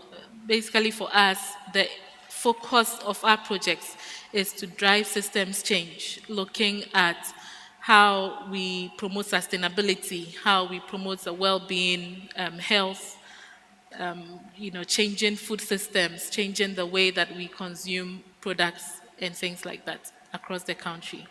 I think it's very important in talking about sustainability to look at the different units, different organizations, different stakeholders without whom we can't achieve that systems change. If you conducted an action in isolation. So because we run projects, if you work on a particular project, you go into a community, you put up, if it's sanitation facilities or water, clean cook stoves, if you put up those facilities in the communities and you exit, it doesn't really change much because people will experience what you've done for a short time. After that, it's back to square one. So it's important that you collaborate with others, work with existing systems, bring on new partners who can help to drive the systems change. And once that is done, we can achieve sustainability. So I think it's a very important conversation to have. Thank you very much. And I'll come to you, Freeman. First of all, introducing your organization and then your thoughts on a theme of collaborating for a greener future. Yeah, thank you, Solomon. Pencils of Promise, it's an international organization. We work in 3 countries, Laos, Guatemala, and Ghana. Actually, next week is our 15th anniversary. And Ghana, we are in the 11th year. So September 1st is my 11th anniversary in the organization. And the organization is also 11 in Ghana. So we are basically looking at education. Since morning, I've heard the word education. So I think that we are the right space. So we work in public basic schools. It's an area that everybody is talking about. SDGs are focused on secondary, so we want to still maintain our basic schools. We look at provision of infrastructure, safe, convenience infrastructure for our learners. Number 2, supporting teachers through in-service training. Number 3, WASH. Dr. Ansar talked in the morning about data. We pride ourselves as a data-driven organization. So sometimes the things we do doesn't make sense to people, but we think that if you are working even within 2 years and you need to stay back and change certain things, at Pencils of Promise, you are at liberty to do that. Unlike some cases where you have to finish the project, whether it is working or not, you have to finish it. We are also lucky to say that, or happy to say that, we've been a partner to Fidelity Bank in the last couple of months. We started this conversation a year ago, but we were able to cement this partnership where we are providing a school for a community that primary to JHS has only 2 classrooms in a major town going to Kokwe in the Volta region. So KG to JHS, 2 classrooms. And so we are partnering with Fidelity. We are already at the roofing level. And one of the great things about this partnership is Fidelity insisting that we need to plant trees around the school. So, as my sister said, these are benefits of collaboration. Though we know how to build, we know how to do this programming, but this particular collaboration is bringing another dimension where your collaborator is saying, plant trees around the school before we start this project. So I think that we cannot do it alone.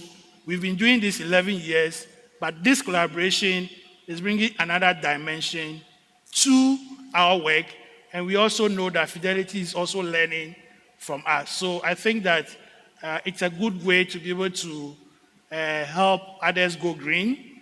And I'm happy that my color is marigold. Maybe my next project will be Pencils of Promise, Marigold Go Green. And I'll follow Fidelity. Thank you. Thank you. Thank you. I'll quickly move on to Rebecca. Thank you very much. And so the Presbyterian Church of Ghana is 196 years old. And we have 4 witnesses, as we call it. The first one is the spiritual witness, which is what all churches do. Now, in addition to the spiritual witness, we also have the moral witness.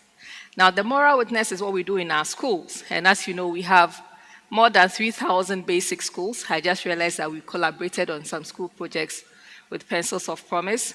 We have 38 senior high schools, and I hope many of you went to some of those senior high schools.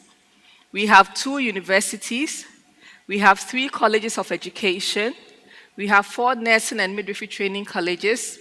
We have various vocational and technical institutes across the country. That is what we do under our moral witness. And then under our social witness, we have what we call the social work that we do with the church. And as I said, we have 60 hospitals, healthcare institutions, and training facilities. We have 5 agricultural training colleges and several women empowerment projects across the length and breadth of the country. And then we have the ecological and environmental witness of the church, where we believe that it's not enough for a church to just be spiritual, but also to be stewards of what God has given to us. And under that, we have our ecological integrity campaign. Over the past 2 years, in partnership with the Forestry Commission, we have planted more than 700,000 trees across the country with our congregations and in the communities in which we build. Now, collaboratively, yesterday we put some figures together, and the churches in Ghana, collectively, Church of Pentecost, Methodist Church, Presbyterian Church, we've planted about 3 million trees in the past 2 years. These are all examples of collaborating for impact.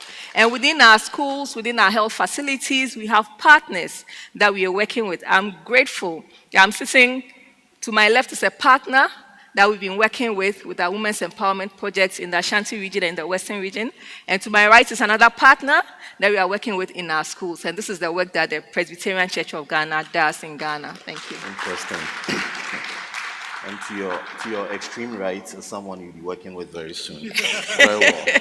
Okay, so I'll come back to you, Genevieve. So speaking about collaboration, what actions, or let me say, who are the different stakeholders in the space and what are they doing? What collaborative actions are we currently experiencing or witnessing? We've said a lot today, and a lot of stakeholders have been mentioned in the other sessions. I don't want to repeat, but we all know the role that the government plays in driving change. It's more difficult to have those conversations, but we need to have the public sector on board if we are going to see lasting change.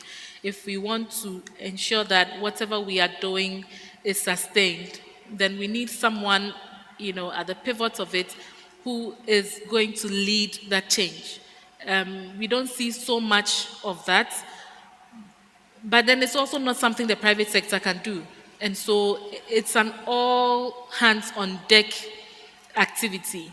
And once we have someone who is driving the change, if you want to change the way we do things in the city, you want to change the pollution, how we build, coming up with policies that change the way we consume. Some countries have banned plastics. It would take that policy, involvement to be able to get those things done. Then we need the private sector. We need people in the business, large businesses who are going to, they produce a lot and tend to also influence a lot of the things that we consume. And so if we have the private sector with a mindset of sustainability coming together with other actors, it really helps so that they are not so profit focused, but then also look at people, look at the environment as well. We've said at length the impact that SMEs make, because over 70% of our businesses are SMEs. So by getting SMEs involved, what we are doing is changing the habits of people without them even realizing. If you are going to buy kenke right now, you probably come back with like 5 or 6 polythene bags. If we change the way we serve kenke, the way we serve wache, the way we serve our street food, if we change that without making an effort, you change your habits and you become more sustainable in your actions. And so all of that is needed. You need people who are going to innovate.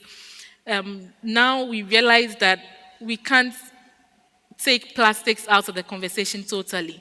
But we can come up with innovations like bioplastics, which are more degradable. And so then it changes the conversation now. If we can innovate and come up with that. We have young SMEs now who are even producing sustainable paper. We support an SME in Takwa who's using plantain and banana stems, corn husk, to produce paper. And this paper can be used by food vendors, literally anything you can use paper for. And if you have such innovations on the regular and you are able to help scale up products like that, and we have several small people in their corners doing these things. But imagine if we were able to come together with other actors and scaled up their activities, it helps. Another example of such a collaboration in one of the districts that we work for, and we partner with UNCDF on the Green Project. I think Clara spoke at length about some of the work that has been done under the Green Project. And in the local districts, one of the things that UNCDF does is to help them to include climate-smart practices in their infrastructure. And so if you're putting up a school building, consider things like the rain gutters, consider things that make your building climate resilient so that in the event of flooding, there won't be flooding in the first place, should we have in the rainy season. And so small things like that. But in putting up the building now, they fall back on the SMEs within the community because someone is using plastic to manufacture blocks. And so the same waste that is generated in the community is now collected and used to produce the blocks for their school buildings. So it's things like that that we need. And the educational institutions can't also be left out of the conversation because one, they create that awareness amongst the students, sensitizing them so students grow up with the thoughts and with better habits, knowing that it is wrong to be polluting, it is wrong to be consuming the wrong things and to be doing things in a way that is not sustainable. And so educational institutions, literally everyone, I would say, has a role to play, but then we need that central action to bring everything together. I know we have a Sustainable Development Goals Office at the head of the presidency, which is a move in the right direction. But then they need to be more active in bringing everyone together so that we are not doing things in silo, because we are not seeing the impact, because everybody is doing things, there are pockets of actions going on. But if we're able to all come together with a platform like this, if we left having that consolidated effort in all that we are doing, even for the hotel. If we've had a conference like this, we could insist, for instance, don't put plastic bottles, or we would not use plastic bottles as part of our little actions. By the time you finish working with a hotel like this for 4 or 5 activities or 4 or 5 events that you've run, you would have changed the way they run events. So subsequently, they begin to even offer their clients more greener practices. And so we need to have everyone in the conversation. This morning, I think Prof. Hinson said that everybody in marketing, in construction, architects, everybody should come on board so that we can have that consolidated action. I think the point has been made very, very loudly, all of us. But Rebecca, so I get where Genevieve is coming from, but it's also not as if nothing is happening. Are there groups or stakeholders currently collaborating that you know of? Well, definitely yes. I'm sure you'd have heard about the civil society platform on the SDGs, which is a whole network of civil society organizations categorized under each and every single goal. 17 goals plus one. We have a youth subgroup as well that is working to put together all the things that civil society is doing. And they regularly do what we call a shadow report that then reports on what civil society is doing that might not have found its way into the national reporting templates. So that is one. Now, from the church aspect as well, I've already spoken about what Church of Pentecost is doing, the Methodist Church is doing, the Presbyterian Church is doing. We are putting together what we are calling the eco church concept, where every single church, we have a framework from governance to implementation to how you should even plant your flowers, ensuring that the churches are eco-friendly, the types of air conditioning that we use. And then we are also part of some of the national networks that currently exist, like the Presbyterian Church is part of the National Plastics Action Plan network, and we are actually on the policy part of it. And we are working to ensure that the National Plastic Action Plans is implemented. Now, on the ground, we are working with several partners to also ensure that things are happening. If you go to northern Ghana, there's a Feed the Future USAID project that we are working on sustainable cook stoves. And now it has reduced firewood consumption by women who parboil share by about 60%. These are examples of change that are practical and are happening on the ground.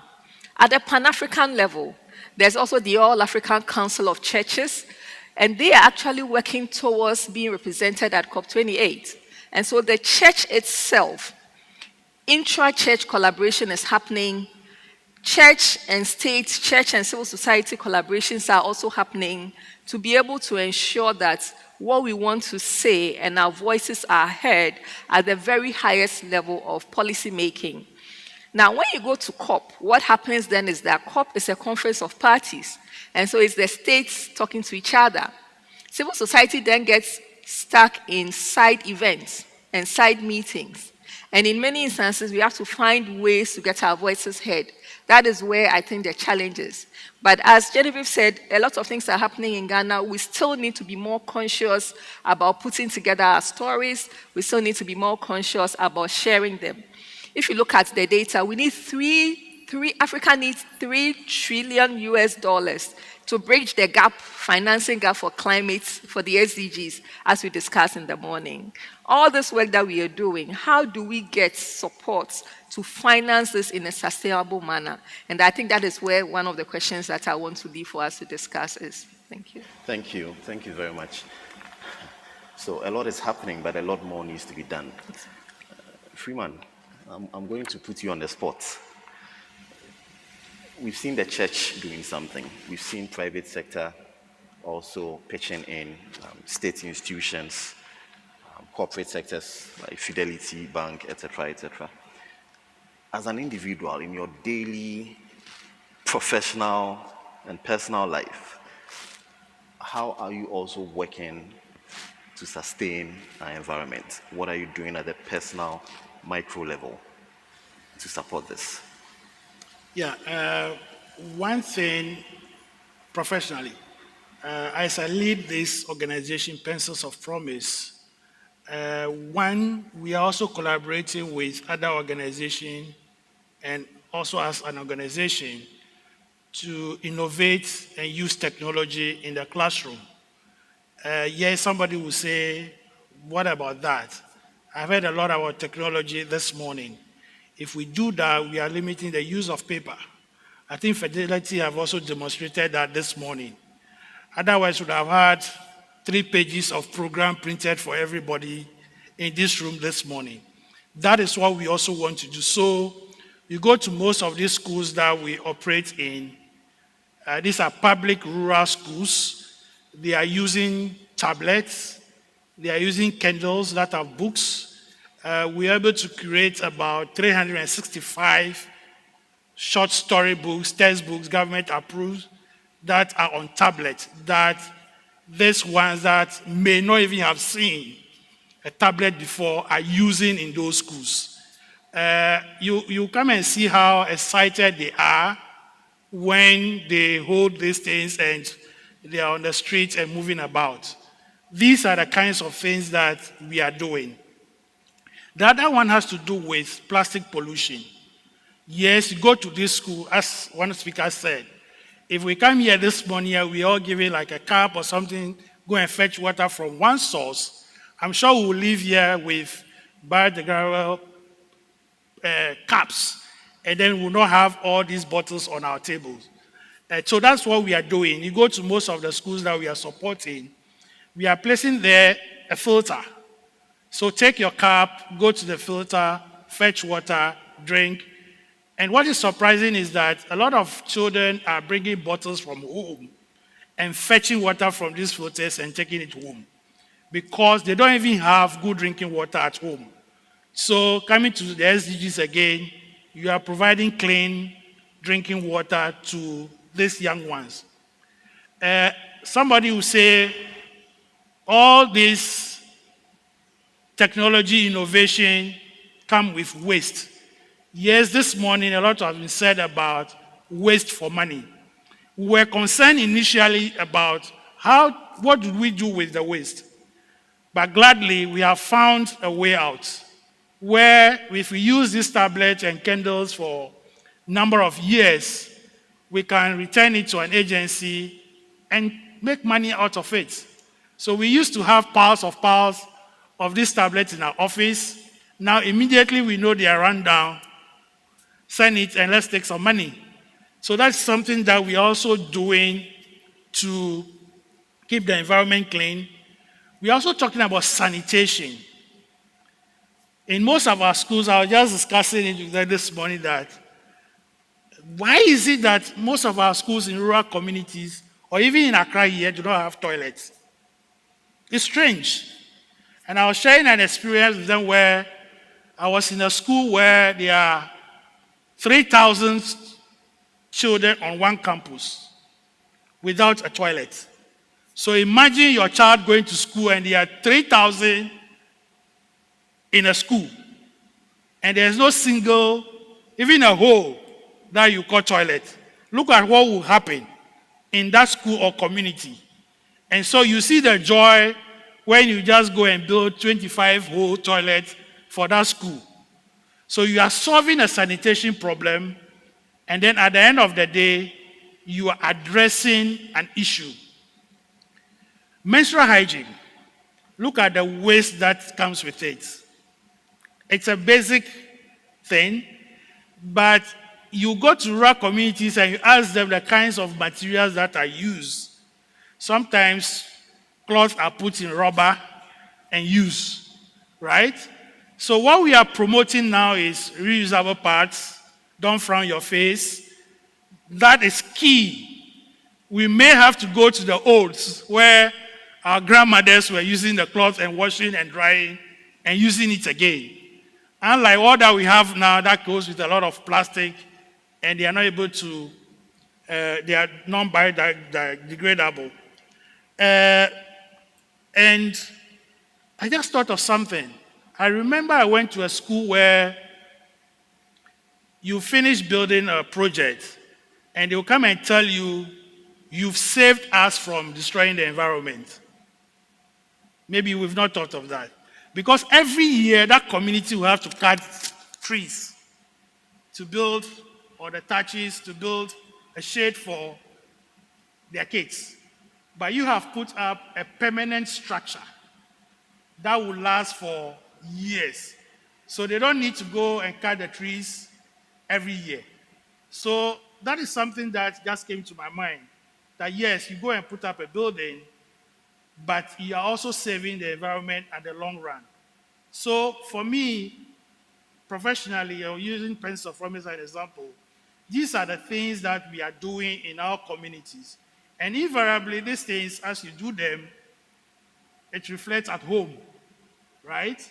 You need to have a filter there. Most of us now are using the dispensers instead of the bottles. You want your kids to be smart, they are using the tablets. Yes, we can talk about it downsize. They are spending more on the tablet, but yes, it's better than all the papers, piles of books that you have at home, and then disposing them off. So as we do this professionally, back at home, it's kind of reflects back home.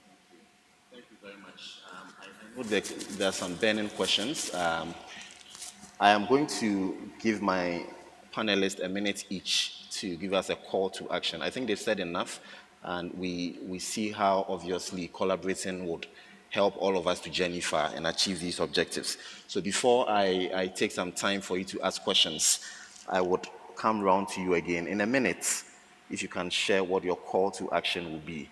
The theme for this conference is collaborating for a greener future. What do you have to say to us in the room where we can all pitch in to achieve this? So I'll start with you, Rebecca. Thank you very much. I'd like to start with a quote that says, "Arise and shine, for your light has come." Now, we can start from ourselves, and that is where the change begins. The change begins by changing your mindset and saying that I will make the difference. What can you do differently?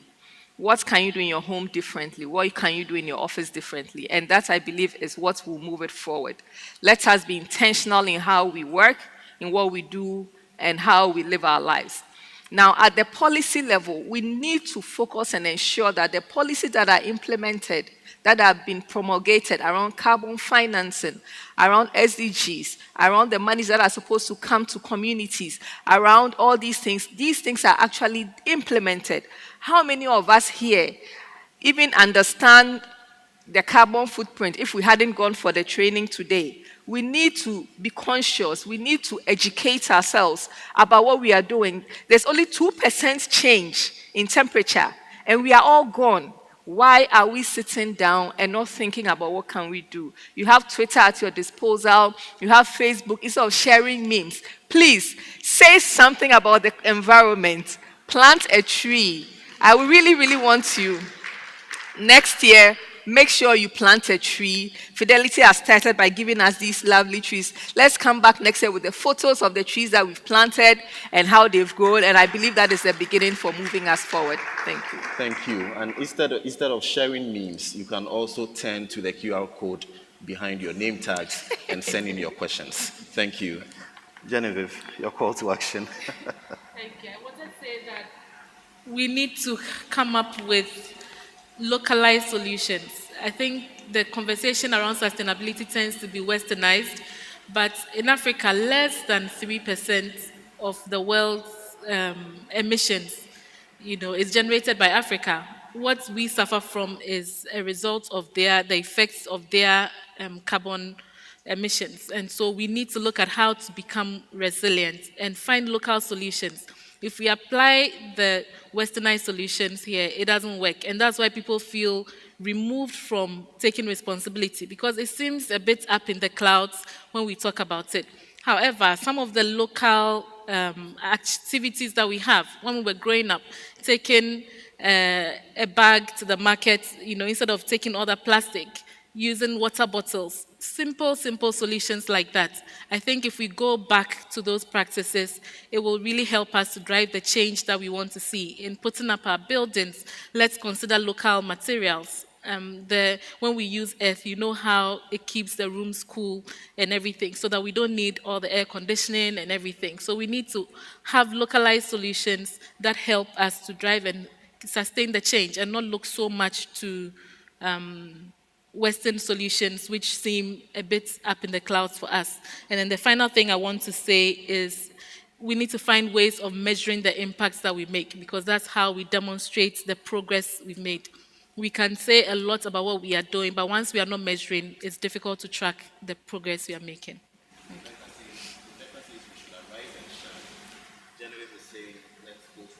Solutions. Freeman, what are you telling us? I like action. Most of the time, I heard people at a point saying that we like a lot of fanfare, we like a lot of promises, plans, and very big books without action. So we need to act now. One other thing is that we need to involve a lot of young people in issues of SDG. So from here, let's all go back, get young people, let's get our schools involved, If we say we are planting trees, let's not just do fanfare in Accra. Let's get the trees to these young ones to go out there. As they do that, every year I think they will be motivated to plant more trees around the communities that they live in. Let's get district assemblies to get involved. Let's get the chiefs involved. Let's explain all these big things of SDGs in their basic languages that they can understand. And I think that let's continue to network, let's continue to collaborate. And I think that even if we don't achieve all the goals, we'll come back one day and say, at least we've done one or two. Thank you. Thank you. Thank you very much. So action, localized solutions, arising and shining and stopping the sharing of memes. There's a question here for Rebecca from Amasa Blankson. Says, please, how is the church, especially the Presbyterian church, helping with this green agenda in the areas the churches operate, not just on the church premises? That's a very good question, and thanks for asking that. So once again, we are starting from Jerusalem to Judea to Samaria to the ends of the world. And so we are starting where we have control over. Now, as I said, we have 3,000 schools, 38 senior high schools, 60 hospitals, 3 universities. We have 5,000 churches. These are where we are starting from. We are planting not only on the church premises, but in our facilities. Now, if you take a place like Latte Senior High School, Presbyterian, we have land. And so we are planting on the excess land that we have. If you go to Presbyterian Hospital, Agogo, we have land. And so we are planting on the excess land that we have. We also plant with the communities in which we live in. And we work with MOFA, partner with the Forestry Commission to ensure that these things are taken care of. Let me just also add that we are not just planting trees. If you go to any of our churches in Accra, you will see that we have receptacles for waste collection. We are actually collecting plastics in the churches and recycling them. And just last week, we worked with 10 schools in Ghana to upcycle. And in November, we'll be inviting you all to an exhibition of what the children have done with plastics, with rubber, with iron, and design so many things as a means of stewarding the resources that God has given to us. So we are starting from Jerusalem, but that is why we are here. We are moving into Samaria, and then we'll move into the ends of the world. And we are ready to collaborate with you. Please come and speak to us, and we'll see how we can work in your community with your organization and association to ensure that we are green in Ghana. Thank you. Thank you. That's a very good one. Starting from home. Any other question? I don't think we have. Okay, so then I guess that will be it.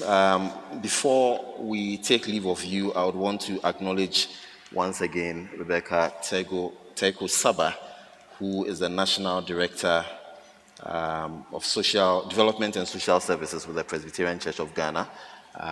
Freeman Goba, Global Managing Director, Pencils of Promise, and Genevieve Parker-Chum, the lead for incubation and acceleration with SNV. Thank you very much for your time. Thank you very much, Solomon and the panel. Please put your hands together for them once again.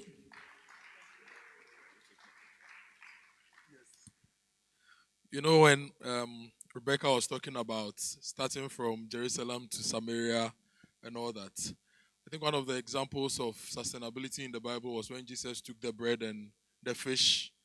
They finished eating and they packed all the byproducts or the excess. They didn't treat it as waste. It's not recorded as waste. So I'm sure it was used in a different capacity to create value. Yeah, so if you're a Christian, there are a lot of sustainability stories in the Bible. Please put your hands together for them once again. Very, very, very insightful conversations. If you are new to sustainability, I'm sure that you are living here with a lot learned today. If you are already in the space, I'm sure these conversations have been good for you, keeping you to think about ways we can do better and inspiring all of us to keep working for change. Thank you once again, Solomon, for ending the day on a high for us. And thank you, Yvonne, for starting the day also on a high for us as well. And the other moderators, Letitia. Is Mansa still here? She's still here. Thank you as well for the good job you did. We are going to wrap up. And when we wrap up, Nanaya, we have cocktails, right? Yes, so you go out to that side. There'll be things to eat and drink. And make sure you join the photo session. If you've also not pledged, the pledge board is behind us. Kindly leave a pledge behind. You can write your name, or you can sign, write your message, and then we will, next year, or the next forum, we'll bring this pledge board here and analyze whether some of the pledges really we've worked to achieve them. So at this point, I'd like to invite our convener. Yes. The organizing business is Fidelity Bank, Ghana Limited. But the convener is the head of sustainability partnerships. The title is long. It's as long as her name. So let me just get a title. She's the head of partnerships, sustainability, and in fact, the last one I'm shortening it, CSR. Please, with a round of applause, let's invite Nanaya Efriye Oforikori to give us closing remarks. She brought us together for today's event, spent sleepless nights with her team to get this thing done. Very much. Thank you, Kojo. Thank you, everyone. I think the beauty of speaking last is that everybody said everything that needs to be said, and it makes my work very, very easy. First of all, thank you so much for staying till now. It's a Friday, and I still see you here, so heartfelt gratefulness from my end to yours. Some people might be wondering why, as a bank, we decided to do this. Why are we even interested in sustainability? So all the technical conversations have happened. I'm not going to rehash it. But for me, what is important is, as a bank, we have something called the principle of influence. We can influence change in the country, and we can influence change amongst those who come to us as clients and customers, and we can be part of the policy conversations, etc. That is why Fidelity Bank is part of the sustainability agenda, and that is why we have these conversations, and we expect to continue to have these kinds of conversations. So for me, it's really simple. I'm just going to thank all of you for being here. I'm going to thank God that we had this day to actually have this session. Thank all the events agencies that we used, my team. Thank all the moderators, the panelists. It's been wonderful.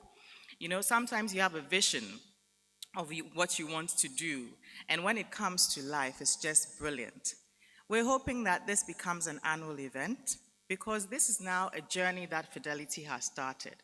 We don't expect that things would go smoothly. We would learn as we go along, but we're hoping that in a year's time, we come back and tell you about the success stories, and more importantly, the lessons that we've learned during our journey, so that we can collaboratively work with others on this sustainability agenda. Thank you so much for your time. As Kojo said, we have some drinks, we have refreshments outside. It's Friday. Let's continue the networking. And I'm hoping that there will be some partnership conversations that I've started today that will continue and then become flowers of proper collaboration. Thank you and have a wonderful weekend. Thank you very much, Nanaya. Please keep the applause going for her.